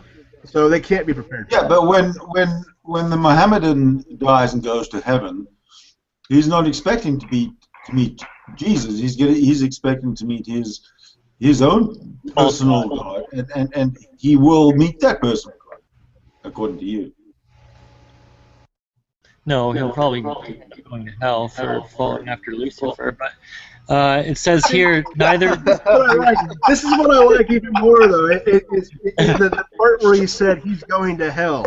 I mean, you rationalize all your beliefs, have a personal relationship, and you guys that don't, you can all fuck off. You all burn in hell. It must feel good to be able to say that to other people. That shows your true humanity right there. I mean, I love everybody. I'm such a good Christian. But if you don't believe in my true God, fuck off, man. You're going to heaven. That speaks The reason why those- Really, thank you for saying that. Trying to show you the way to not go there, actually. You're going there no matter what we say. I'm trying to show you the way to not go there. Wait, where's hell? Well, basically, I'm an nihilist. I think the God eventually annihilates your soul after you've rejected him. What's the soul? What is it and where is it?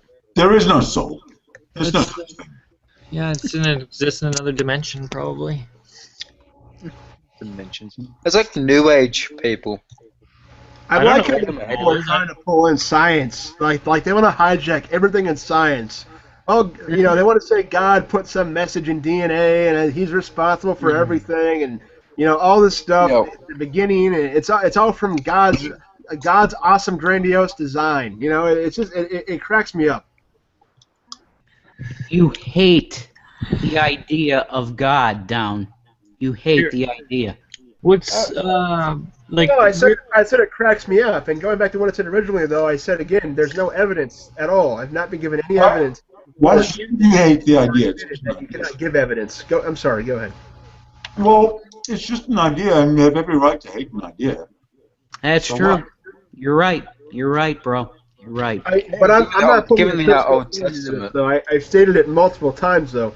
There is no evidence for a God. You have said yourself you cannot provide evidence to prove there is a Fine-tuning God. of the universe, Because under your religion, value, you have faith, explanation for and then the. you have the belief of your true God, and then you have the belief of this supernatural mumbo jumbo. So you're off the hook on everything on those three things alone. Down. I've told you, I have a book that I believe in, okay? In Genesis 1:1, it says God created the heaven and the earth. I believe that. You explain to me, minus what I believe, okay? How did it all start? Okay, that's all I'm saying. You don't need to prove how it all started. You need to prove that God created the heaven and the earth. The burden of proof rests on you. You're Revelation. I just want to know your God created these things based off of your book. Show me the evidence. It's that simple. Again, going back to what I said, anything that can be asserted without evidence can be dismissed without evidence. Revelation, I want to know your thoughts on I can't prove it trees to and any. such. I cannot prove creation to any of you. I can't. Then I would love the discussion is done, though. I mean, it goes back to what I said. You've all admitted. And you can't prove no creation. I don't have to No prove no spark creation event. because I'm not. I don't have to prove it. I don't have to prove there is no creation. I'll tell you how he did it. He spoke it into existence. How can When- he speak? When you're on trial for murder, okay, the other side has to have the burden of proof that you committed the murder. They provide evidence to say you committed this murder because we found this thing, the knife, whatever, the fingerprints, whatever God, it is. You can't give me that knife, the fingerprints, anything. Okay, go read the case Therefore, it can be provided by Lee dismissed. Strobel. Case dismissed. This thing out is a disaster. Oh. No, it's not, Nadia. Nadia, it's not. It's not. This is great. This is great. Somewhat of a cluster, but I mean, compared to at least how the conversation was earlier before I went to the park and picked up a movie, it was going much better. However, if we want to talk about evidence, I mean, it's going to be, I mean, both sides believe they have evidence, and both sides can present things as evidence for their position. Doesn't necessarily mean it's going to persuade the opposite side, but it also doesn't mean that the person hasn't put forth some evidence. It might just be bad evidence or better evidence. It depends on what it is we're talking about. You know, and even like earlier, me and Nadia were talking about maybe a couple of weeks ago anecdotal evidence, and one of the I don't know if it was the guy with the negative picture with the Bible or the other Christian guy was talking about testimony. Well, that does count. That does weigh quite heavily, especially for that subject, that person who's experiencing it. I don't see why anecdotal evidence is kind of snubbed as inferior. Because to me, it can't be correctly evaluated. How do you Welcome back, James. Well, and when these people are supposedly correctly evaluating something, aren't they still going through the filter of them, which is anecdotal? No. Let me. It seems like, in a sense, everything is anecdotal. Let me hurt him even worse. In a number of fields of medical science, as Dave was noting, various conditions are too rare or otherwise not readily reproducible in any kind of laboratory setting that force those subfields of medical science to rely on case studies, which are effectively anecdotes.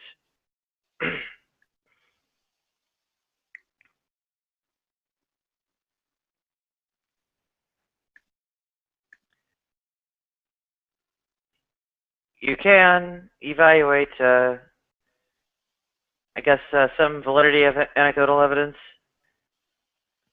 and perhaps give it a different sort of weighting from what you would statistical, but it's not entirely inadmissible just on the basis of being anecdotal. No, for sure. But I would say that science is just frail that way, and no matter how many, and again, by whoever is building the machines to do the gauge reading, or and then who's interpreting that, it's in some sense still inescapable because we are those finite, frail human beings. Even if we repeat something, it doesn't. It has to go through the peer review process, anonymous peer review process, and then after something's been published, it is then open to, in a sense, a global criticism of whoever opens it and reads through the paper, who's knowledgeable in that field can write a letter to the journal and to the authors to request a retraction for X and X reason, or point out some flaws and ask for a correction. That's how science works. It is right. what it is. That's oversimplification of how science works. But okay. Well, of course, but that is, in a sense, the process of which evidence is going through. Well, I mean, this is the way we work with our lives and our own personal experience. We kind of break apart things and maybe in a less sophisticated way are, coming to conclusions based off of repeatability, and even verifying with other people, the peer review. Like he said, there's millions of Christians who can testify to the same experience. Now, it could be written off as some other phenomenon, but it still doesn't erase it as being, something worth consideration. There were millions of Nazis that could testify to you that Jews were inferior. What the hell are you talking about? That doesn't matter. That's. It's the argument of numbers, and that's. Give me a fucking break. That's a Christian Nazi. That is anecdotal evidence. Really down. Well, nobody's arguing that people make false conclusions, anecdotally, scientifically, whatever. I mean, all of scientific advances have come about through trial and error. So basically, most scientific conclusions have all been wrong if you trace them back. So it doesn't mean that the process was not useful for the time.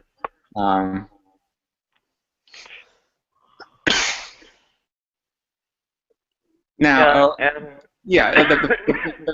mean, there's even in medicine, for instance, there's different branches of medicine. Some would say you're wrong and I'm right, and different people experience different results with different branches, from Eastern to osteopathic, allopathic, homeopathic. Doesn't matter. Science will oftentimes contradict itself today. And this is because it's people who contradict one another. It's not. There's no science as if it is a thing. It's people engaging in a process of analyzing things in the world around us. And yeah, we're going to find contradictions. We're going to find people who do things like kill Jews and think that's the right way. But science evolves and corrects itself. Okay. What if you have a perfect representation? It doesn't need correction. Well, evolution stands pretty upright. Well, I guess what I'm saying is if we actually do have a revelation from God, it's not going to need correction, otherwise it's not from God. Right?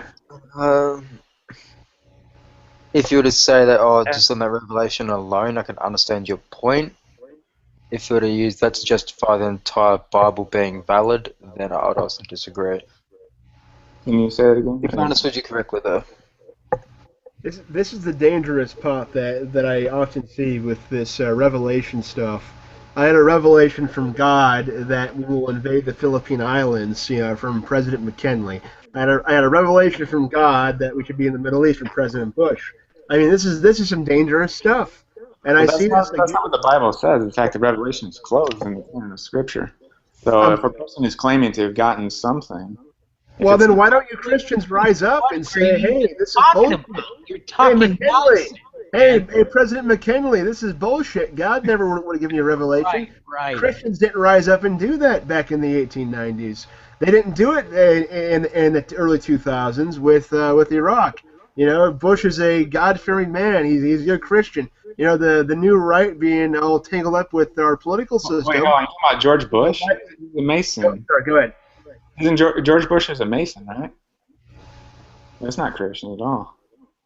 No, Christian was Christian. I mean, if I knew, I don't know a lot of things that are going on in the world. So, but if I heard something and had access to this person, yeah, I would point out the way.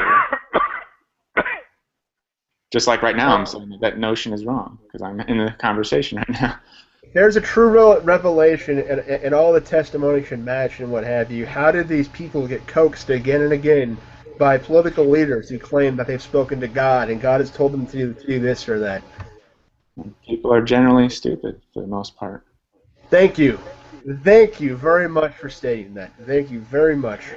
But anecdotal evidence. People are very stupid across the board. Thank you. Yeah, well, I mean, don't you experience that too? Isn't that a part of your anecdotal line of thought that you experience and come to that same conclusion? My At the risk of conclusions are always based off of data. What is That is data. observable? Wait, anecdotal data is not data? Of course it is. Sorry? Define anecdotal for me. I don't need to define anecdotal for you. I'm not going to play the Webster Dictionary game with you. I thought it was all about clear communication, because, I mean, as far as I'm concerned, if we're going to have a conversation, we should be clear in our communication. Anecdotal. I don't consider it a game. In fact, I find it to be a game. Hold on a second. I'm going to answer your question. Let me answer the question. Anecdotal means that you had a personal experience somehow, and you're gonna testify to it.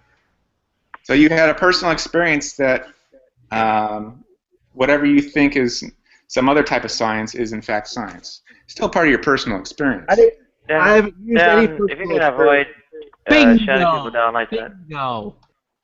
Dan, if you can avoid shutting people down like that, it would be nice. And at the risk of sounding contrarian, I would point to the Flynn effect, which shows that well, IQs have been rising over time.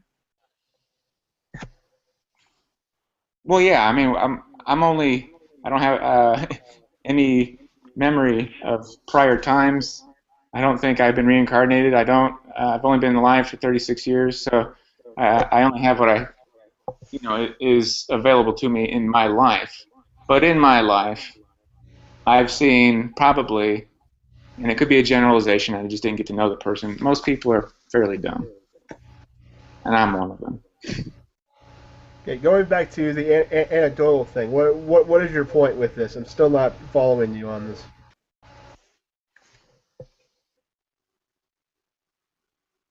Well, I forgot the last thing you said. I was just kind of going off of that. I stated that people have these personal experiences and they come forward and say, "Hey, I experienced this. This is real." That's what I was saying was anecdotal evidence. So go ahead. Right. I mean, depending on what it is that we've experienced, I guess would determine whether or not the person thinks it's actually so. But you can't take away the experience part of every person's life. The person thinks it's actually so. Okay, so therefore that's the anecdotal part. The person thinks it's actually so. The way science works is it doesn't care what the person thinks. Science has to be able to take the so-called have it demonstrated in a lab and then repeat it again and again and again to ensure that it's valid. Well, a person believes something is so for a reason, is my point. So what is the reason they believe it? So, wait. You're saying that if it's not reproducible in a lab, there's plenty of observational science, ranging from astronomy to, I guess, geology to case study-based medical science.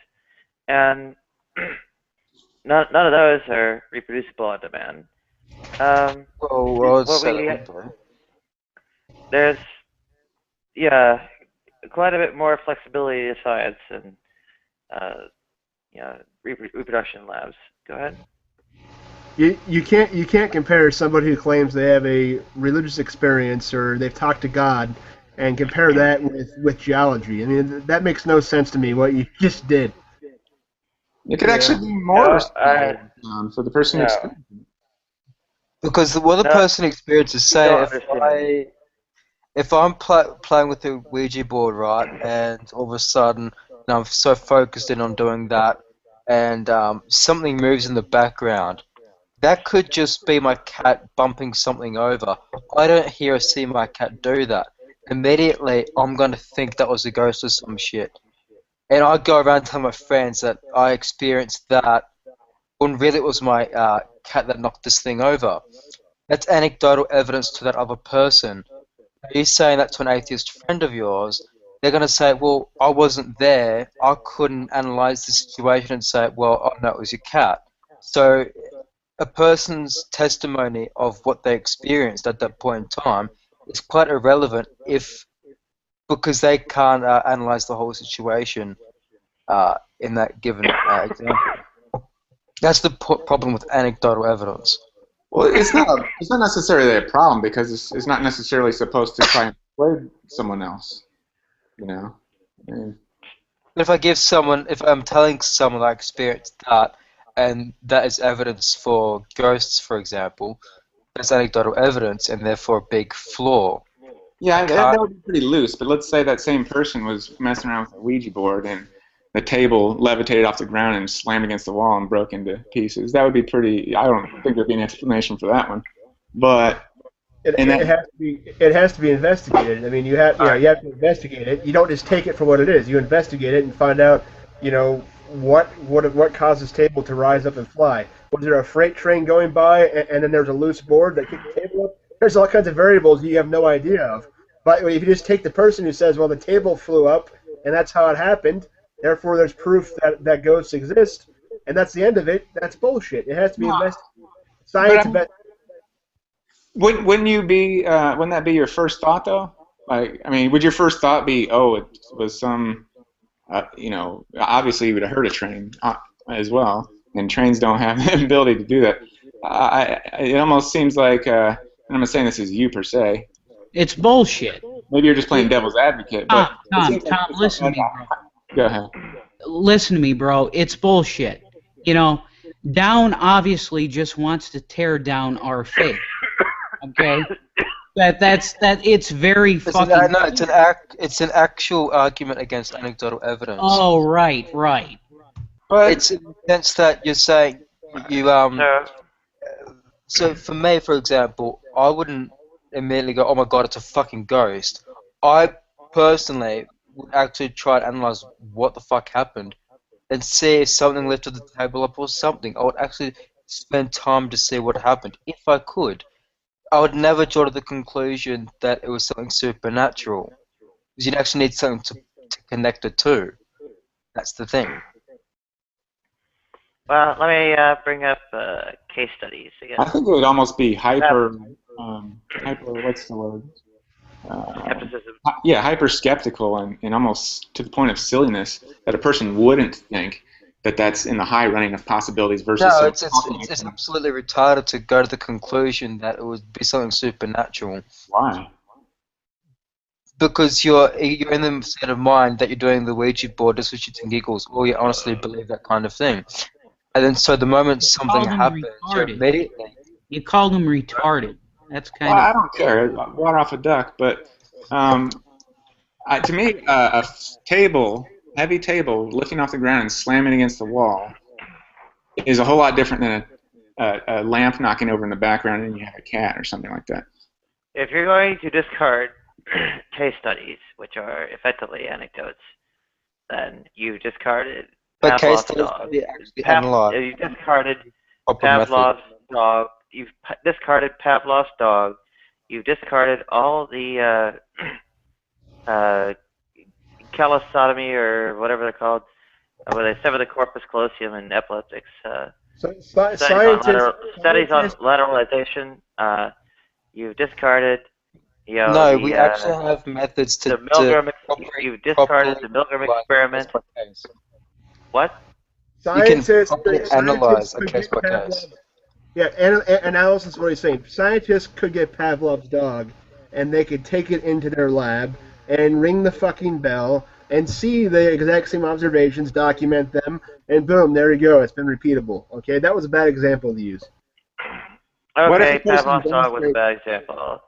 The brain lateralization studies are probably a better one. You've got maybe a grand total of 36 patients.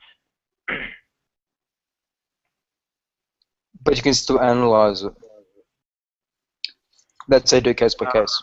Of course you analyze it, and that's what the so it's no longer argument. That's what the argument has to be. Science it is science. It is still a case study. It is still effectively anecdotal, right? If it's analyzed, it's not anecdotal. Well, doesn't a person analyze when something happens? If the table is smashed against the wall, I'd be analyzing that a little bit. I'd be scared while I'm doing it. Those case studies, though, follow the scientific method, and they apply the scientific method to investigate the case studies. You're not doing this with these supposed encounters with the angels and demons and whatever the fuck else you want to put on the table.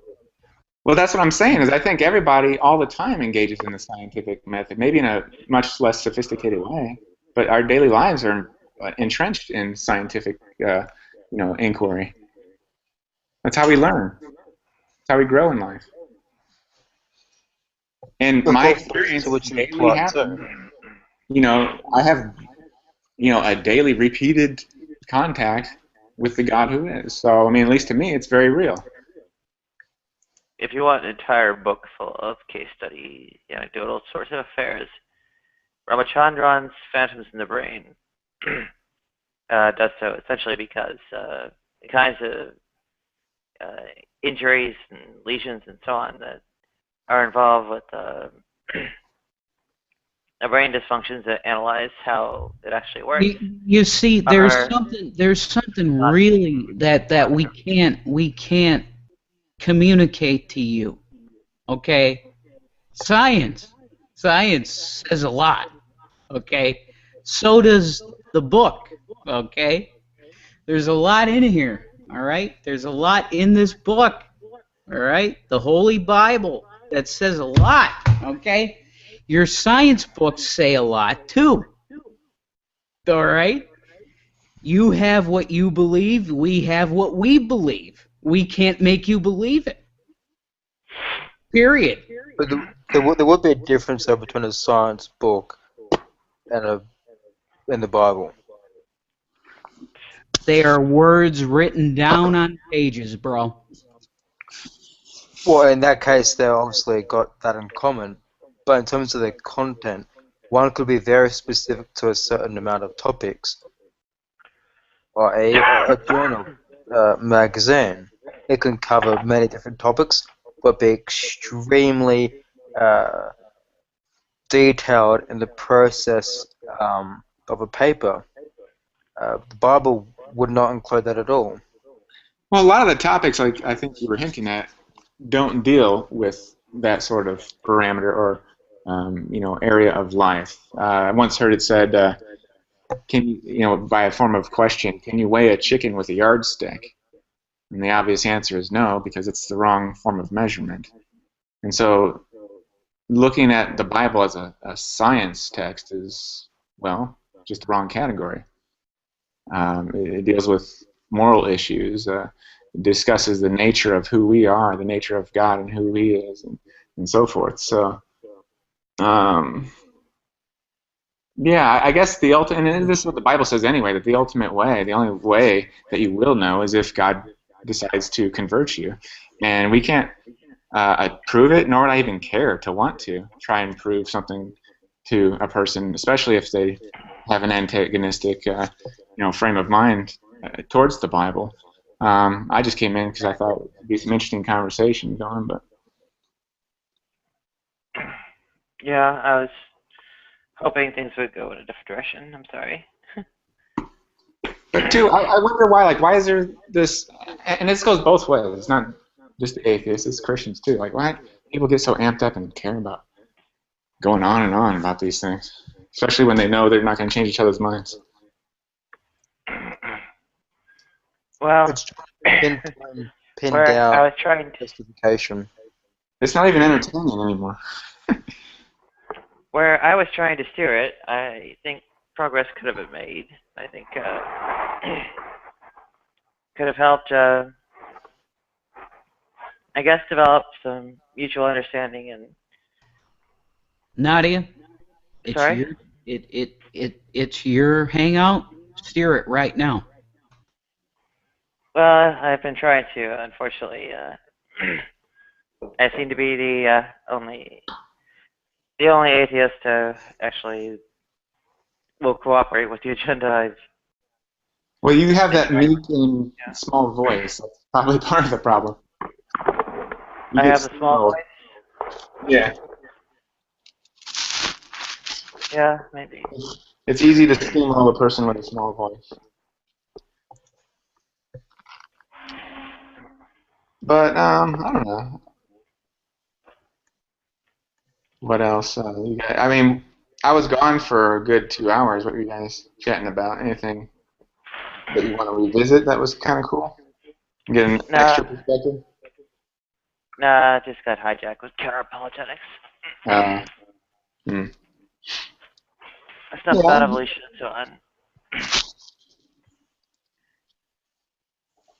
Yeah, I find that one to be kind of boring, too. Evolution. It's like people get so crazy about it.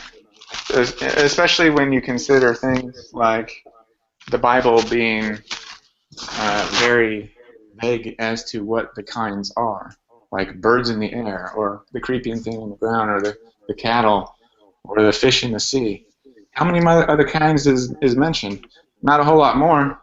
And so to say, oh, this is the cat or the mouse kind, it's like, well, maybe there was some evolution, but it's within the kind.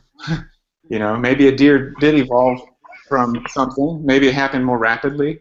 If people want to get on the age of the Earth not being that long, how do they know? If you're going to go strictly from the Bible, I'd like to hear an explanation for why it's like like just thousands and thousands and thousands of creatures that we have now have to only produce exactly that, simply because that's what we observe today, when there could have been some morphing. Granted, not what the atheists go to with their... It's not atheists, it is scientific community. Say again? It don't always say it's just atheists. I'm sorry, I didn't hear that. Don't always just say it's atheists. Well, it's okay. But scientific literacy. I don't mean to sound condescending with that, but that is the case. Well, I don't care who it is. I'm just saying there's people who believe this other position, and whether it's a majority of the scientists, okay, fine.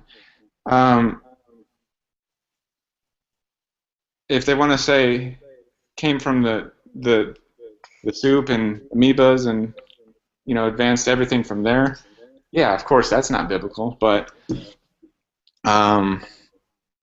it seems like on the other side some people are so very rigid in accepting any sort of evolution, and I'm like, I don't know if they can argue that from the scripture per se. You get where I'm going with this? Yeah, you lost me at the last part there. There is no atheism. There's no such thing as atheism. Okay. Yes, there is. No, there's not. No, there's not. What am I? Yeah, there. Agnosticism. Okay, agnostic. I'm not an agnostic. I'm an atheist. No, you're not. No, you're not. You don't know. I think what you mean to say, Revelation. I know there's no biblical God. I know there's no human creation of a God that exists. In terms of if there was some supernatural being out there beyond our realm, possibly, what I'm highly saying, unlikely. All right. MMA, can I speak 1 second? You cannot prove to me that there's no God, right? It's not about proving there is no God. Okay. Let me just say this. Okay, you can't prove to me there's no God. You're not an atheist. You're an agnostic. Okay, I can't prove to you that there is a God. I'm a theist. Okay, I believe there is a God. I can't prove it to you, but I call myself a Christian. Okay. Let me try to help out here, Revelation, and I don't want to put words in your mouth, but would you say that it would be more fair to say that you don't think there are intellectually honest atheists, but philosophically speaking, that category exists because people say, I don't believe in any gods. I might be open for the possibility of somebody presenting new evidence to convince me, but not as of yet have I come across that. So, if you want to split hairs and say they're an atheistic agnostic or agnostic atheist, as we were mentioning earlier, then that's fine.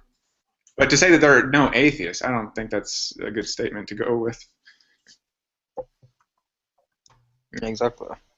Like, I don't if think that God is possible. Therefore, it's not a matter of believing in one or not. There can't be one. So I'd be on that same boat there with ask. But if someone was to present evidence somehow that there was a God, and it was undeniable and it was repeatable, etc., then obviously we'd all have to conform to it with evidence. So far, there has been no evidence that's suggested such. So far, it seems very impossible as such. And of the gods that we know of throughout history that have been demonstrated to be non-existent, to be created, etc., we would know that Christianity falls among those. So to put a supernatural being outside of the universe, yet possibly, highly unlikely. But with the gods that we know of that have existed, the deities that we know throughout human history, those we can deny. Ask an atheist. Prove to us there's no God.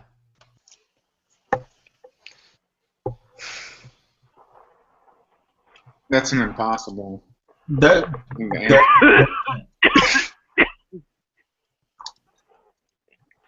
we Prove want to go into to me there's counter-apologetic? no undiscovered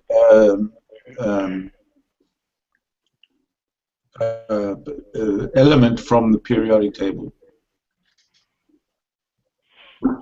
Right, because it hasn't discovered. How can you go about proving it?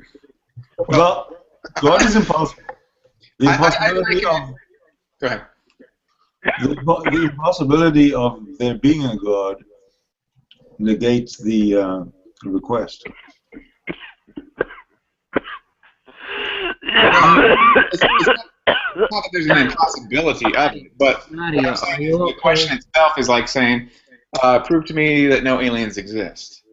Well, in order to do so, you kind of would have to be possible. It's possible for aliens to exist. It's not possible for a creator God to exist. Well, that's a different thing. You can't make that claim. But let me finish the first point, which is I don't think that question that Revelation was asking can really be answered. That can you prove that no God exists? It would like saying prove that no aliens exist. In order for you to do it, you kind of have to be God. You have to be in all places at all times. Yeah. You could go to Neptune and there's no aliens, if you could even get there, which you can't. But I'm just saying, if you could, well, what about when you leave? They could show up when you're gone. So, yeah, it's basically universal in logic. It's all about the creation, or your creation of the universe from nothing. That's what your whole. That's the focus of your whole belief. Is that from nothing came something, and we have. No, that's what you believe. There was no situation where from nothing came something. The situation is that from something came something. So there is no disputing that. None of us have disputed that. So when you refer to from nothing came something, are you talking about something in a different realm? Are you talking about something that's external to reality? The Christians are not saying that something came from nothing. Okay? Something came from God. Go ahead. Something came from God. God's not nothing. Bingo. Bingo. So that the point, that the singularity, the point, singularity point, that is your God. Where did the singularity point come from, bro? Where did God come from? Very good question, MMA. There is no God. See, God is just a singularity with a consciousness or with intelligence, which is ridiculous. How is that ridiculous? We could just say, turn the tables and say what you believe is ridiculous. Because matter, you know very well that there's no matter in this universe that has intelligence. All right. Aren't you one of them? Ask an atheist. I want to ask you this question, brother. Okay? Where did the singularity come from? It came from like I said, there's many hypotheses that we have, But they're just hypotheses. No, There's no. real I evidence didn't for ask them. you. It came from I whatever didn't ask you. natural. It came from whatever natural process caused it. And where did the natural process come from? Well, to go back, infinitely, it was all. It always came from a natural process, infinitely. It just sounds like you're speaking from a biased prejudice that just has an aversion to the notion of God, no matter what. Like you're not even willing to say, God, maybe, that makes sense. I don't hear any statements like that. The notion of God implies intelligence and consciousness, and that is inherently a fantastic way of looking at infinity. The alternative is not fantastic. Unreal. It's unreal. I think either way you slice it, everybody's worldview seems a little unreal and fantastic. It's because we're humans. We can't wrap our mind around reality entirely. Nor can you, your interpretation of the world and existence and the origins. And the world that we live in, we can both interpret the same. But we're talking about where stuff came from. Well, even if we look at now, things are crazy. When you talk about the Big Bang singularity, and Christians do talk about the Big Bang singularity, a singularity by definition is a point. No one can argue that. And where did the point talk about come the Big Bang from? singularity. You're not talking about the Big Bang nothing. You're talking about the Big Bang something. I don't understand your point. You're saying that there's no such thing as nothing. There can't be nothingness. That's what I'm saying. Infinitely somethingness. How do you know that? You think you're that wise? That's with the scientists of the day are that wise to know that for 100%? Human beings? You don't have to be wise to know that 100%. That seems pretty pompous to make such a bold claim. Like you just know, there's no other possibility. Or that the laws of the universe, and I put that in quotation marks for various reasons, but the laws of the universe weren't different long ago, far away. How do you know? You know it's true. You just refuse to. You're making claims. You don't know. What? We don't know what happened before the Big Bang. I'll put that out there. But we know the Big Bang happened, and there's evidence to back that up. And what created it? Like I said, like I'm trying to say, Revelation. Later, Naya, and the rest of y'all. All right. Have a good night, Tom. You too. Like I'm saying, Revelation, is that the Big Bang, it doesn't address that question of where it came from. That's the thing. Exactly. That's right.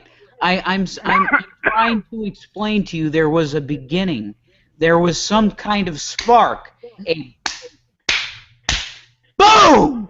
Yes, but not from nothing. Somebody had to make it happen, okay? An intelligent being had to make it happen. Why does it have to be intelligent, though? That's what I'm getting at. Why does it have to be intelligent? Why can't it just happen? Like, we know that, for example, to keep on the train of thought of the singularity, that it's almost going on to the Planck scale into the quantum world.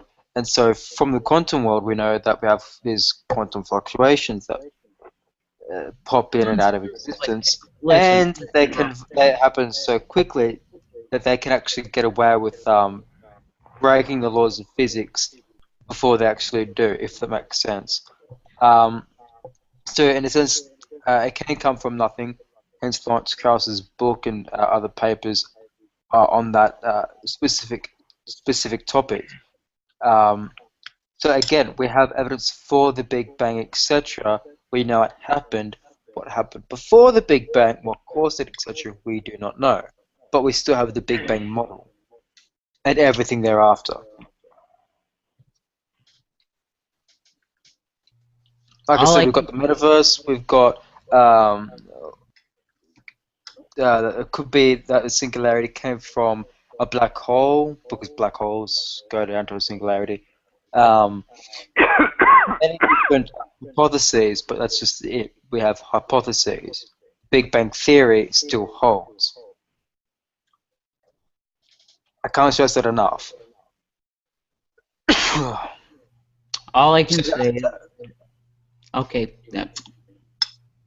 So to answer your question, it's nonsensical. You can't, because if you say, well, what was before the Big Bang, that's nonsensical, and what caused it, that's nonsensical, because we simply don't know, but we know it happened. In the Whether beginning, that was in the beginning, God created the heavens and the earth. That's what I believe.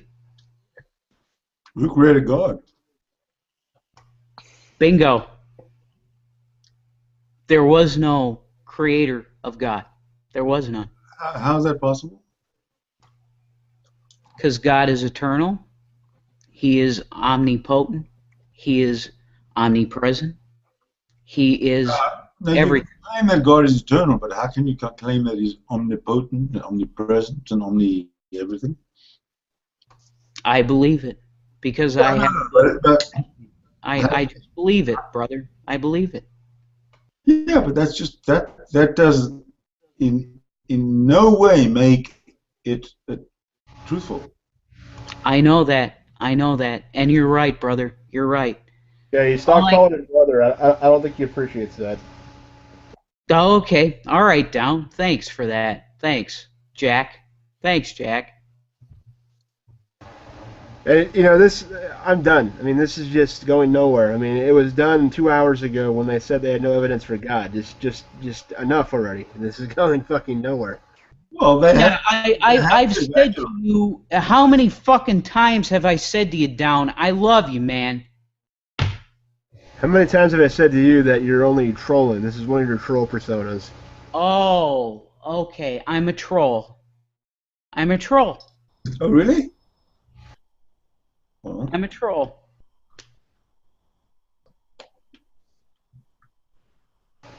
Oh, thanks for finally coming clean again. You're a Yeah, thank you. I'm a troll. I'm a troll. I'm a drinking, smoking, motherfucking idiot Christian sinner. You see what I'm saying? I am trying to fucking show Down. I got a question for you. What was your last sin?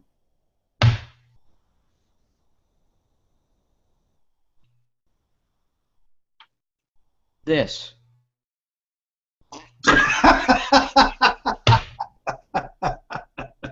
Come on, really?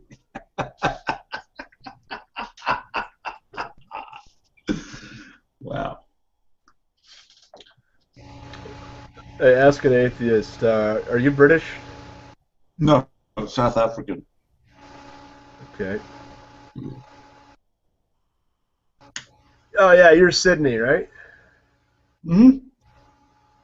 Okay. See, when the names change, I don't always click on the cameras. I just click on yours though. So yeah, because when the names change, I don't keep up very well. Oh, I got two accounts. I just have a. This is like the business account of the. Yeah, no, I'm looking. Yeah, I like this. See, I like the advantage of Google being able to check out your surroundings there. You know, you got a very nice place. Thank you.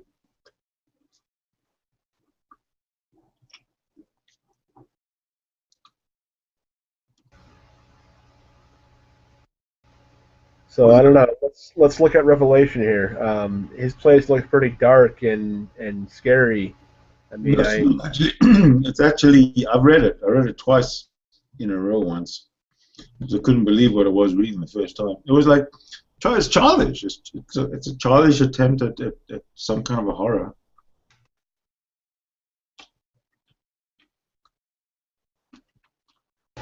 Yeah, I like when you say you're South African and people are like, "Oh, you're still in South Africa?" That always cracks me up.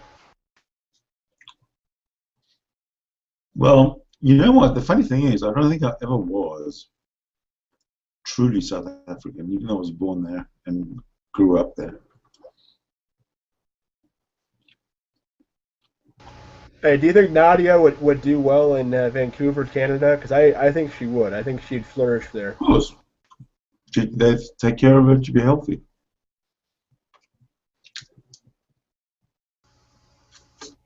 And Nadia, you've been in California for quite a while.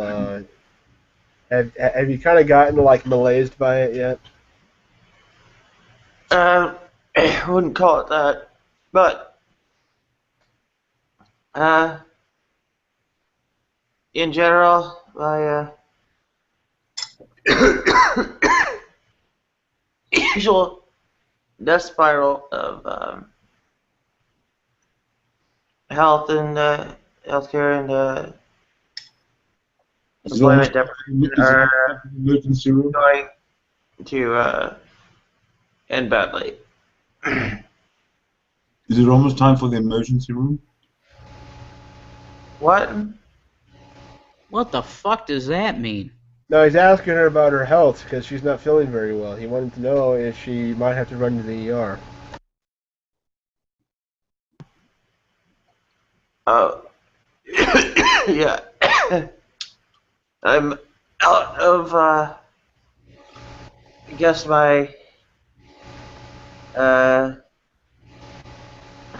second vial, third pill, or something like that, or Do you need third us vial, and, do you need us to know, call stupid pills, and any one of them would have been enough to break me, but, Do you need us to call emergency service?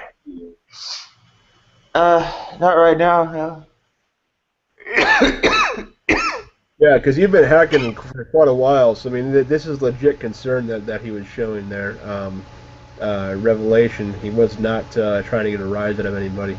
No, I got it. Nadia, maybe you should stop smoking the Deja Rums. Maybe you should smoke, Pall Malls, something else, I only smoke the jars. I don't smoke any illicit substances. No, I'm just saying Deja Rum. Deja Rums are rough. Oh, you try to take the jar? Okay, sorry. What, Nadia? The jar.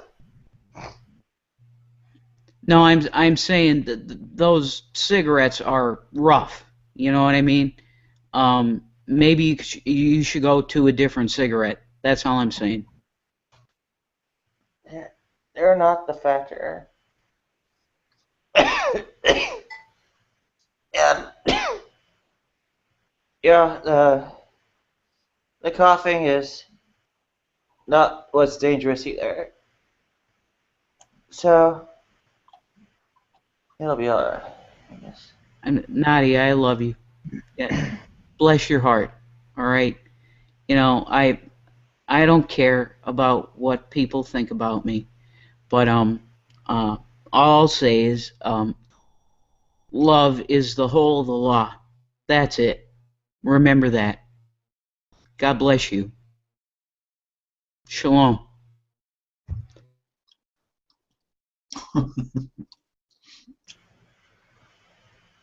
I look and sound like a man.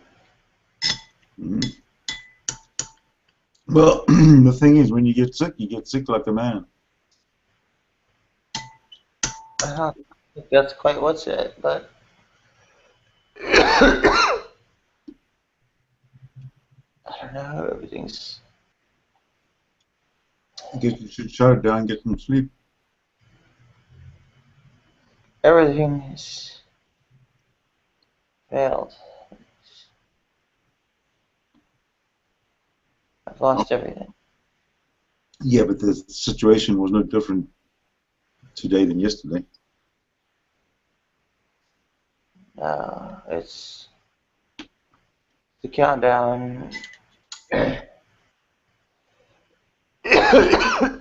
countdown toward much sooner, and most people are in for it. Anyway. I suppose a more painful one too. Hi, Green. Hi, how you doing? This hangout was a total disaster. Why? Well, instead of getting a group of atheists to share things they do believe in, instead of disbelief and so on.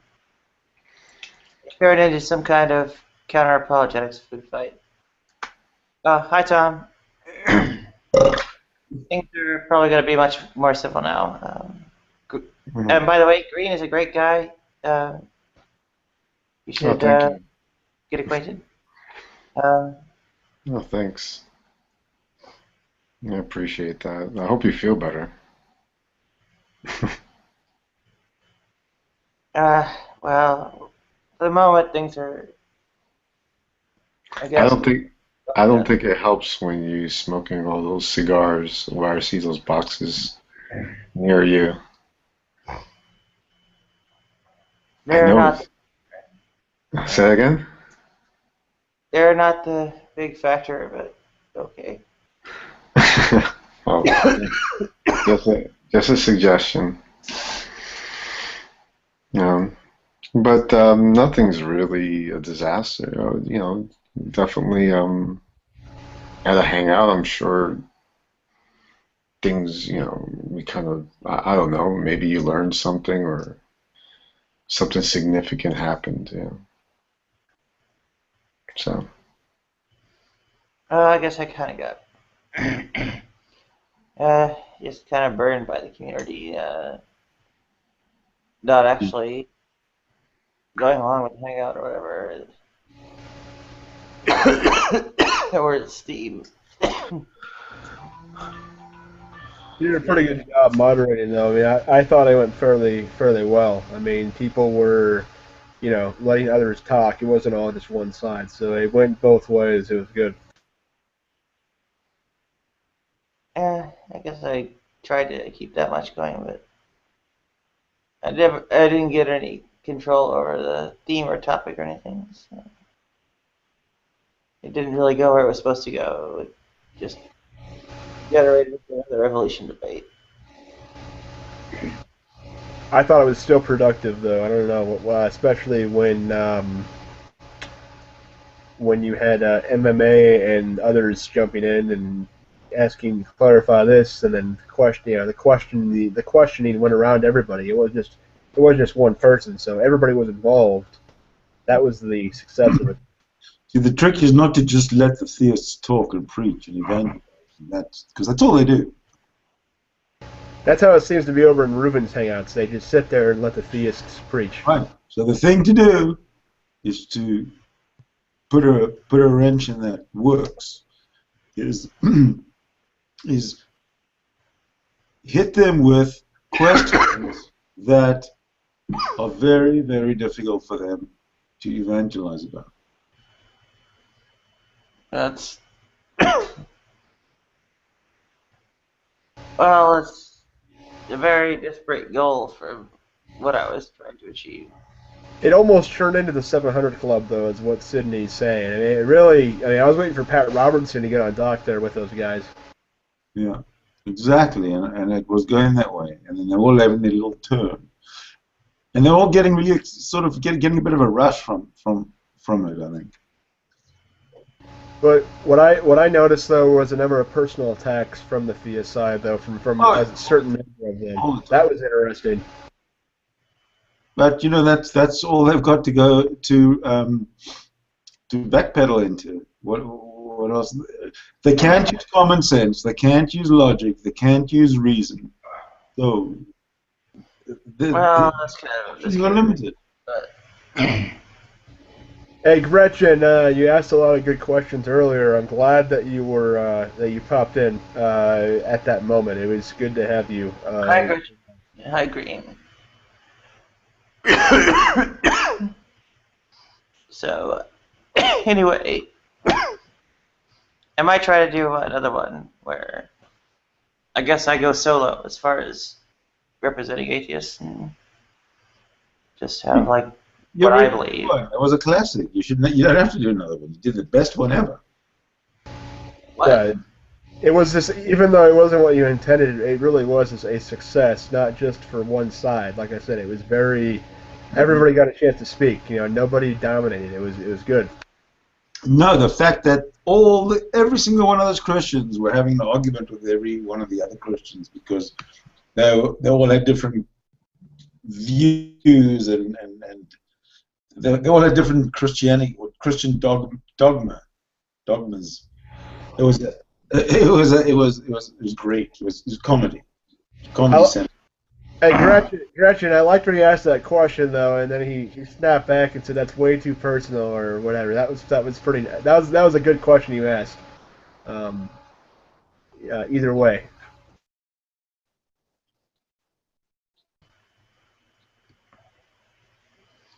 Well, anyway, yeah, follow up to try to attempt to do it over again, and I'll be out there. And next time, I'll like go solo as the only atheist or something. No, that's not fair because you don't represent all atheists. You don't represent me as an atheist. Well, that's why I tried to play the first time. But no, that was the thing that got me though, was how the one fellow said nobody's a true atheist. Like he would know what my what I am. Like he'd have some inside knowledge. No one's a true atheist. You're all agnostics. Like that was really just very ignorant. Well, ignorance is their common denominator. Welcome back, Richard. I don't know. I got into this whole like, I don't know, just like dogging on people kind of thing. I mean, I can recognize other people's flaws, but I don't really feel the need to like belabor them. I tried to keep it as non-personal as possible. I was looking at everything through a lens of the scientific method. That's what I started out saying when he asked me that question, and I kind of stuck to that as much as possible. I didn't go into personal rants and saying "F you," like they were. I mean, some of them were saying "F you," They get into whatever. They go into this flash anger mode. It's actually quite funny. Sleep, like sleep or something. No, they when they get frustrated because they really don't understand what it is that they're talking about, because they know that there is nothing after life is finite. They know it, but they're trying to fool themselves, and they get very very angry when people don't buy. Well, either they can't quite put into a rational sentence what they want to. I think there's two counterexamples to that in this room. Look what? Like both Green and Gretchen are, pretty even keel about all this thing, and pretty reasonable about all these things, and yeah. I guess doesn't apply to them. I think I'm the most reasonable one of them all.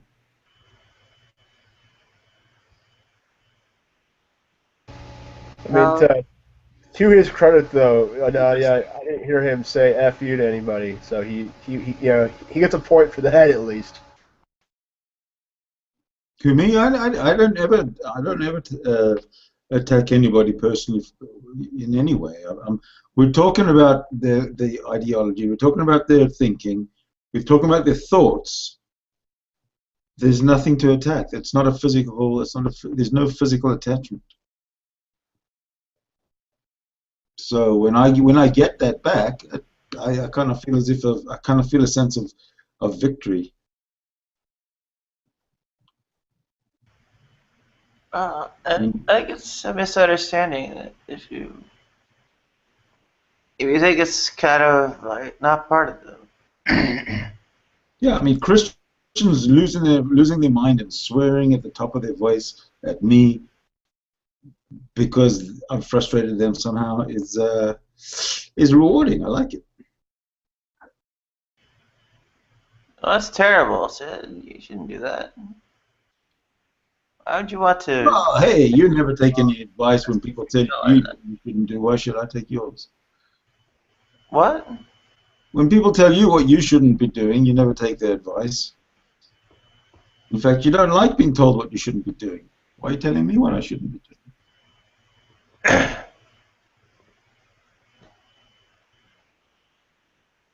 Well, in general, I don't really try to go around and cause people emotional distress or whatever. So, anyway. I didn't hear that whole sentence. Didn't get it. I said I don't try to go around causing people emotional distress. So. You don't go around causing people emotional distress? Well, who does?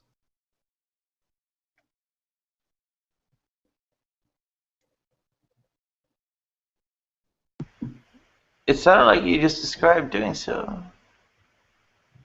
I subscribe to doing so? Causing people emotional distress?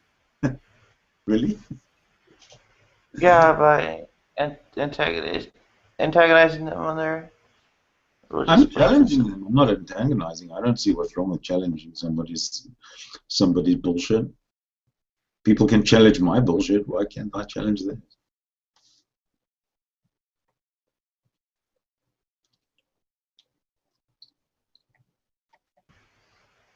Well, hopefully we can bring Gretchen and Green into things. Yes, imagine Gretchen. Some kind of. Yeah, I'm sorry, I have to be quiet because my kids are asleep, so I'm just waiting for them to go zzz. No trouble. Frank, I just want to know what's behind the curtain. That's all I want to know.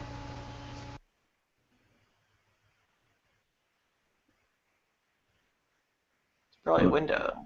I'm scared. Where do you put curtains besides windows? Well, it's a huge curtain though. I mean, it looks enormous from over here. But yes, it is a window. That's good. Behind that is the torture chamber. Yes.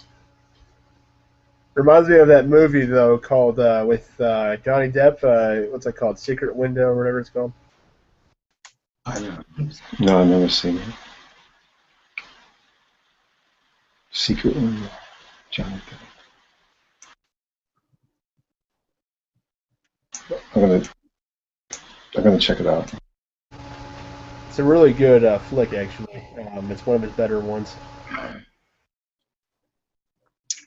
So, Gretchen, you wanted to talk?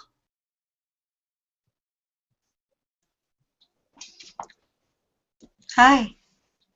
Hi. Did you hear my comments earlier, Gretchen, or did you lag out? I was giving you some praise earlier. Oh, thank you. No, I'm sorry. I missed it. But thank you anyways. He wants to give you praise too, I guess. But I was just commenting on the fact that the questions you asked were very provocative and good questions earlier. Thank you. I was kind of nervous when I asked that one individual. It was too personal. I felt kind of badly. Well, I guess you can share that with me a little bit because, you didn't intend to ask it that way, and my question to you, but that we discussed last night, was kind of the same. I didn't intend that one either, but you and I... Oh, sure. Yeah. That makes sense. Aren't all questions on religion just really personal anyway? Well, yeah, but she kind of asked something on his personal experience, though, right? Was that how it was? Something like that? Yeah, I had asked along in his timeline when he was a child and had his experiences in a theist environment. That it seemed that there was... Oh, no, wait, that was the question I asked you about questions. Gosh, what was the other one? What was with him? Oh, that there was something about... that's right. That there was something inherent about what he was being taught that seemed somehow very wrong. And I didn't know if that was wrong against other people he saw negative effects from. It was just too vague. So I was trying to figure out, what had struck him that he knew that was incorrect. Sometimes being taught to appreciate one group of people and have a lot of judgment against another group of people. There's all sorts of things that can get mixed up. and I didn't know exactly what those kinds of things were, and I didn't really intend to be asking it as a personal thing. I was hoping more that it would even sort of be described topically, so that other people might be able to relate their own experiences to it the same way. Where was the stopping point? Like if someone told you that you had to be hateful towards someone, or I don't know, whatever it was that would strike you, even as a child, that you knew it was wrong.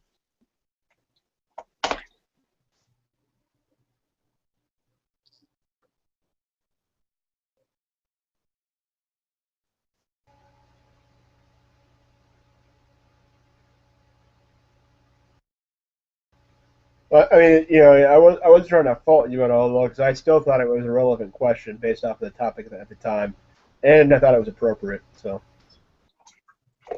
Thank you. No, I didn't think you were saying anything faulty, because I was like, oh, pardon, you know, I apologize as quick as I could. But yeah, some people even, I don't know. But I guess you're right, Ask an Atheist, as that these all do become quite personal. Did I lose out audio? Oh, gosh. No, we still hear you. Your cam froze, but we still hear you. I can hear you. Oh, okay. But you just somehow talking without moving your mouth. Oh, there you go. She's moving again, though. It's fine. Yeah, for a second there we thought you were a ventriloquist dummy, though, but yeah, it's all good. Yeah, I probably am. We can't be assured unless I show you my chair.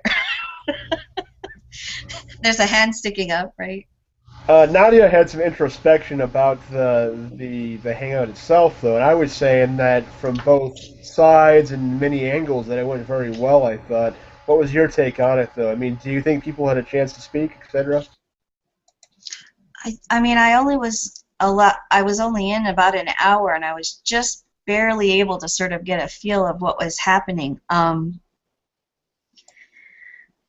I never heard people cutting one another off or anything. If that's what you're asking, if everyone had a chance to speak, it did sound like that. There was some, I think, that was maybe talking past one another, or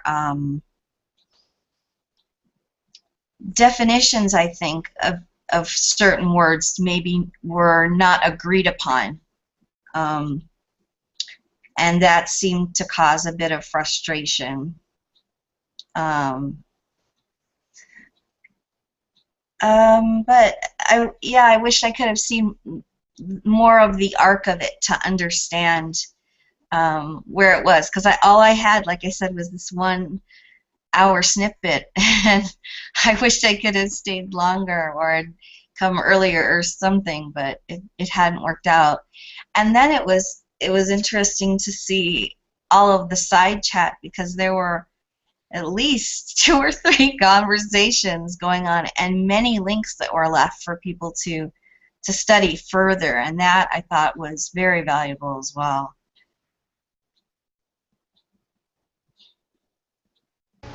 Yeah, Nadia didn't really want it to be a bashing between theists and atheists, and I didn't get the feeling that it was. I thought it was more of a mutual conversational pieces thing between each group. I didn't think anybody was overly bashing. We had a few people get kind of emotional, though. A few of them got emotional, I noticed, but yeah, I had that sense of that was definitely what she was wanting to. Sorry to talk about you as if you're in absentia, but that was her goal in speaking about similarities rather than the differences, just finding common ground, things like that. Because just as humans having a human experience, we certainly have a lot more in common than we do, regardless of what we believe or how we choose to act because of those beliefs, or not act or interact, or whatever way sometimes those can come across.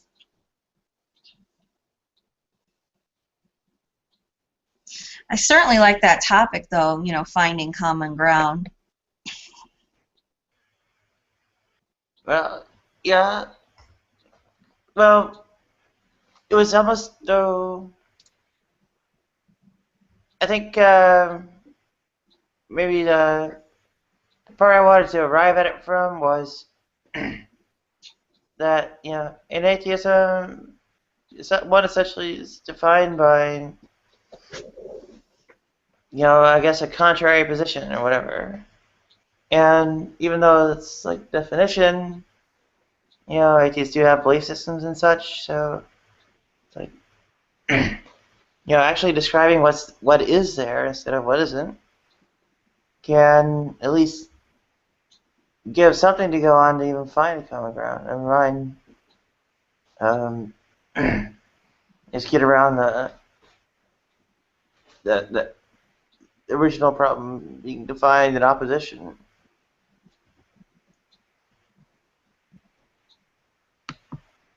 Oh, I don't know if Don will come back, but I hope he does. Ask an Atheist and I were kind of trying to talk through some definitions in the side chat before. Actually, I was just trying to get an example. The example will give me the definition. And that's the thing where I keep getting confused, because I'm under the impression I am giving you an example of how that action takes place, and so I'm getting confused how to better describe it. I'm asking for an example of sin, of a sin. Like, what is sin? I don't, and what is there to be scared of? And what is fear about it? I'm not sure why you mentioned that. You said you're missing the mark, typing an L instead of an M, that's sin. But that doesn't imply guilt. They imply that there should be any guilt about it. No, there shouldn't be. And sin is all about guilt. Oh, no, that's not my understanding of it at all. Oh, what's your understanding of sin? That's the thing, is that's why I kept trying to say that's why you can always try again. Then yes, you can have a poor choice to begin with, yes, and then you realize what you've done, and you hopefully you can have another chance to try to. Right, but that's just life. Yes, exactly. So it's all a matter of choices. I don't believe that there's really such a thing as sin. So I'm trying to understand what it is, other than this, missing the mark thing. That kind of doesn't really answer it for me. Well, when you talk about the concept of guilt, I guess, or fear, or whatever that might be, combining those definitely isn't part of the definition that I understand. Okay, well, let's just stick to sin, the three-letter word sin, and give me an example. What was your last sin? When I asked you that last time, you said it was drinking a beer or it was doing something. I didn't. That wasn't me you were talking with. Oh, I asked somebody what was your last sin. Yeah, I know. He took a sip of his beer and that was it. Yeah, no, that wasn't me. But that's okay. Well, was he being serious? I don't know. I mean, let's see. The last sin that I am aware of, let's see, is how I would answer that. Maybe a bit of impatience, not giving someone a chance in a conversation or something like that. Yes, okay, but that's part of the human nature. Right, yeah. And it's part of human nature, and unless you usually just move on from it or move past it, and it's done. I don't see where theologically it has to have a place. Okay, so you're saying that is separate from your understanding of how you would define sin? No, what I'm saying is that your example was getting agitated with somebody. That's a sin to you. Okay, whatever. Now I get agitated with people too, but I don't lump it into the sin scenario. It's just agitated. It is what it is. Okay. You fix it. You move past it, and that's it.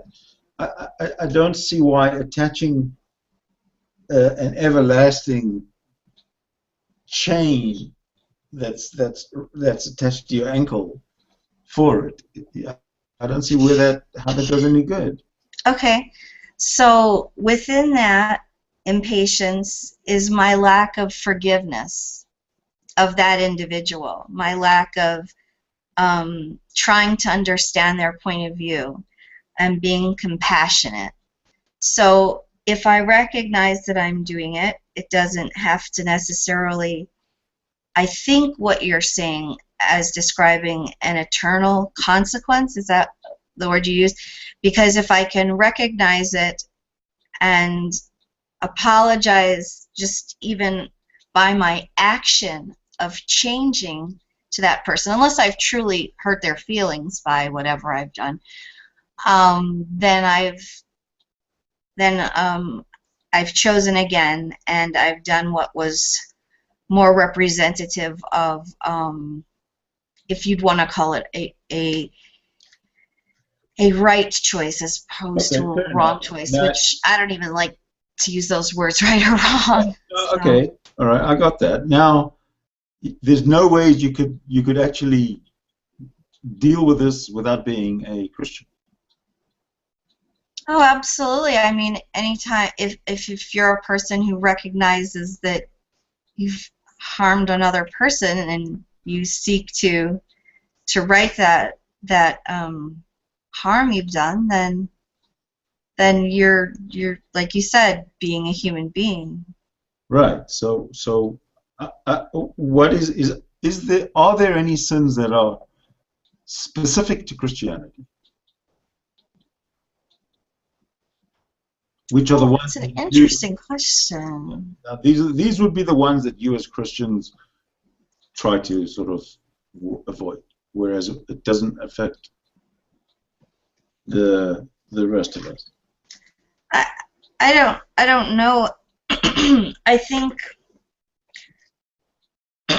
think I have heard some described, but I've never studied it myself exactly enough that I could concretely say what those would be. But I would say that if you have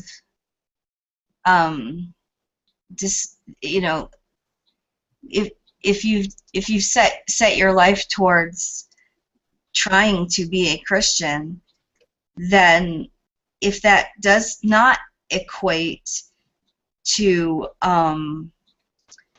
acting in forgiving ways, seeking to help people in whatever way they've asked, just whatever you would think of as maybe altruistic, if that can even be quantified really, or even accepted as a possibility, because some people say altruism isn't even a possibility because it's more of a self-serving, because they would suggest that you're doing this to feel good about yourself rather than for the other person per se. That would possibly be those, but any other human being, if they had not attached themselves to that, you wouldn't. I'm not sure where the line would be drawn, if there could even be one, for someone who doesn't happen to be a Christian, and if they haven't said in their heart that this is the goal that they're trying to achieve. I mean, just taking that from the idea of a a legal standpoint, like if you have a law in your country and you are ignorant of that law, that doesn't mean you're innocent, right? You're still, if I've lived in places where they've had weird laws, like you can't buy certain things on Sunday, okay? So just because you're ignorant of that law doesn't mean that you aren't subject to it, that you're still going to have to, obey the rule or whatever. That there's sort of a, I don't have to believe in or agree with gravity to be subject to it, So I'm trying to figure out if what you're asking is would someone who is not Christian be expected to live by those as well as a person who has, or no? No. When I asked you to give me an example of sin, your example was one where you became maybe angry or upset, or you lost it a bit, which anybody could say that. Any religion, any atheist, anybody could say that, right? So that was your answer to my example of sin. Mm-hmm. Well, why is that something that needs to be forgiven? If you yourself work through it, you've kind of done the work yourself without any external help. So why did you give me that example? Well, you had asked me what I had thought, what had been my last sin, and so that's why I answered what I think my last sin has been. But I think the way I could answer that, and I hope that it's direct to you because I'm not trying to be evasive. If I were to say, to use that example of if you're, if you're not aware of a law in a certain area, whatever, that I think that we aren't judged by what happens or what, but more what our intention was. Just like a friend will forgive you if you've said something that you didn't intend for it to be hurtful, they'll forgive you. Oh, I understand, no problem. Mm-hmm. Whereas if someone who isn't a friend of yours or doesn't have the peace of mind that one day to take you at your word, and still holds back from you as if you are guilty by your intention, whereas more maybe middle of the road, you are guilty by their intention of finding you guilty of that, because that's the offense that they're seeking. Okay, but this has got there's no connection between that and Christianity specifically. I don't get it. I don't see how they're separate, because the way that I treat other people, the way that I even would be treating myself, of the way that I think of myself, or whatever that would be, I think are complete reflections of those beliefs and understandings. Yeah, but if you were a Muslim woman, you'd be exactly the same. Well, I might look like the same on the outside, that's for sure. I'm not saying, if you were a practicing I'm just teasing you because Green Sufi is my friend over there. If you were a Muslim woman, Mm-hmm. you'd be giving me exactly the same answer. But I should hope so. Jesus wouldn't be involved. And that, of course he would. Muslims believe in Jesus. I mean, just ask him. Well, I would hope Green Sufi. I can move further east if you like, but go where you wish. It's fine. But I mean, as far as geographically, woman, it doesn't really matter. People are compassionate, or they're psychopaths, but it's got nothing to do with humanity. If you are a Christian, then it becomes such. I'm not sure. Could then it's Green not you. Soul? Just Would you be saying similarly? In a bit, he can speak. Yeah. He says, "Of course." yes. Yeah. Well, I'm trying to get the Christian. I'm trying to get an example of a Christian sin or a sin under Christianity.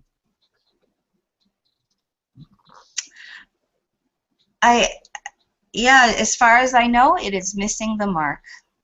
That is what I was taught in the most simplest definition. And But it's most. do you really understand that? Do I really understand that? So to sin to miss the mark, that's pretty harsh. No, have you ever played archery? Do you know what I'm saying when I say a sin? Playing what? Have you ever played in archery? Do you know what I mean when I say a sin? It's an archery term, and it's simply, No. yeah, it simply means, oh, you have missed the mark. Please try again. Right, but what? But yeah, it's like that's we're all it speaking about means. two different subjects here. No, if you've ever Missing the mark, I understand, and all this kind of stuff. But okay. but sin, in my understanding, so far, there's absolutely no connection between sin and missing the mark. I don't. Okay. I still don't get the connection. Okay, how about I sort of add a couple of ideas to it and see if it fleshes it out some more. All right. I get the impression, for some reason, because you mentioned before, in particular, guilt, that maybe how you understand or perceive possibly sin itself or what a sin is might have more of a different quality to it than what I'm mentioning as very simple things that, yes, you can look at it as, these are just things that happen in life. There's a difference, for instance, if I'm trying to, say, for instance, teach my son to ride his bike, and I'm teaching him how to pedal his feet. If I say, keep going, and he falls down, and I said, that's all right, go ahead, keep going. And instead of, let's say, I say, pedal your feet, and then he's fallen, I say, no, don't do that. Those are very different in exchanges. In the first way, I've treated it as a sin. Oh, please try again. In the second way, then I've added shame and guilt and embarrassment and all kinds of things that are unsavory to a learning environment that's going to foster any kind of joy. Then, he has to find that for himself, past me, in spite of me, not with me or because of me. Or, do you see what I'm saying? No. I'm trying to find out from you what sin is. What is a sin, or what does a Christian admit is a sin, which non-Christians are unaware of?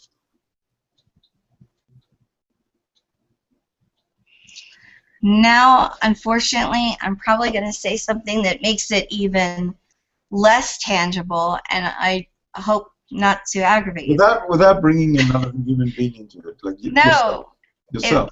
No, I'm serious. I think I'm going to just agitate you with what I think. You can't agitate. My answer.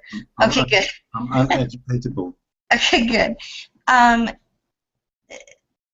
Thinking of it in terms of being loving, respectful, and open. For instance, you simply said to me, I'm not agitatable. You're not looking for offense.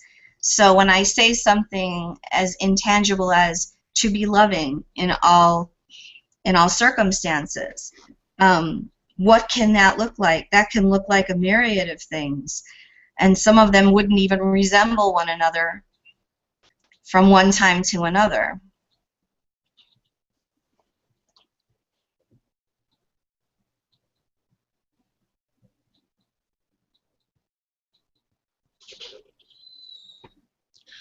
Well, I don't know. Is sin and loving in the same question? I mean, the same in the same sentence.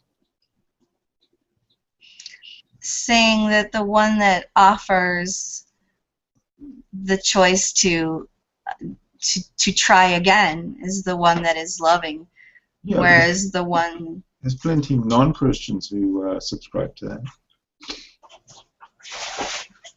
sure, and I'm not necessarily, you know, a person who's perfect at describing things or, you know, I mean, I've barely been a Christian for like 30 seconds, I'm sure. Oh, I was going And to I'm ask you, not, are you I'm really a just joking in a way because if I could even call myself that, I would just always say that I'm struggling to be, you know, not that I am. What? Where are you coming from? Where do I come from? Yeah, I'm from Chicago. Your Christian quest. Where did it start? What My were you Christian before? quest. What was I before? Oh, okay. I was born and raised as a Jew, and then as an adult I became Baha'i. I was Baha'i for 18 years and 9 months, and then I became Christian, and then specifically I was baptized into the Eastern Orthodox Church. So Now, why would you run away from Baha'i? Why would I go away from Baha'i? Yes. Why would I do that? I have an entire channel that explains. There's absolutely no reason. I've been to the Baha'i temple in Haifa. Oh, that's really beautiful, It was isn't the it? most serene place I've ever been to, and I wasn't even inside; I was outside. No, I was inside as well. Yeah, those gardens are magnificent, aren't they? Yeah. They're beautiful, very much so. And there was a guide. A guide. A guide. Yes. Telling us, you know, that. Sure, And sure. she was very, you know, she was just so totally relaxed. Mm-hmm. So I don't understand why that wasn't enough for you. Why that's an interesting way of asking that question. I don't think it was a matter or a manner of that not being enough or it being too little or maybe too much. It was simply not where I knew I could remain. Just like there was nothing wrong with the Judaism that I was raised in. I just knew it was not where I was meant to remain. So you're a Messianic Jew. That's what you No, I'm an Eastern Orthodox. I'm Antiochian. Were you baptized? Is that how it works? Yes, that's what I said. I was baptized and chrismated into the Eastern There you go. Orthodox Church. So you're a Messianic Jew. No. You don't believe in Jesus? Well, the term specifically Messianic Jew in America refers to people who retain a greater portion of their Jewish heritage and practice and attend particular services that are unique to them, whereas Eastern Orthodox are quite different at all. So they're not, one is not like the other at all. I could not go to a Messianic church and have the Antiochian Orthodox service of liturgy.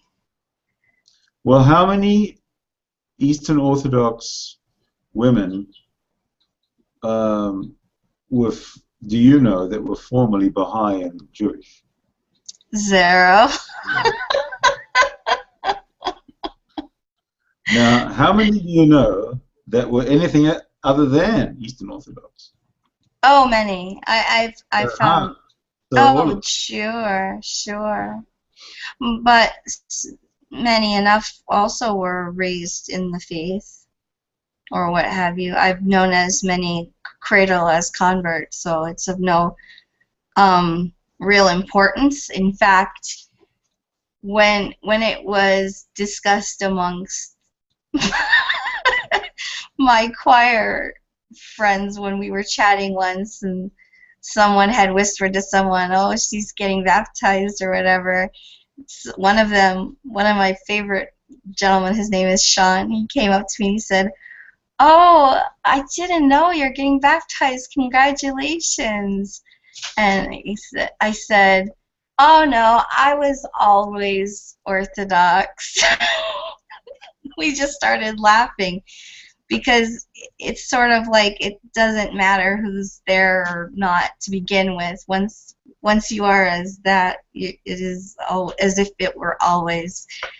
So. Wow, that's beyond me to understand, beyond my understanding. Well, I mean, let's see. Are you wanting me to try to explain that, perhaps? I don't know if I could. Well, no, because I still haven't gotten my answer from the sin thing. Oh gosh, I know.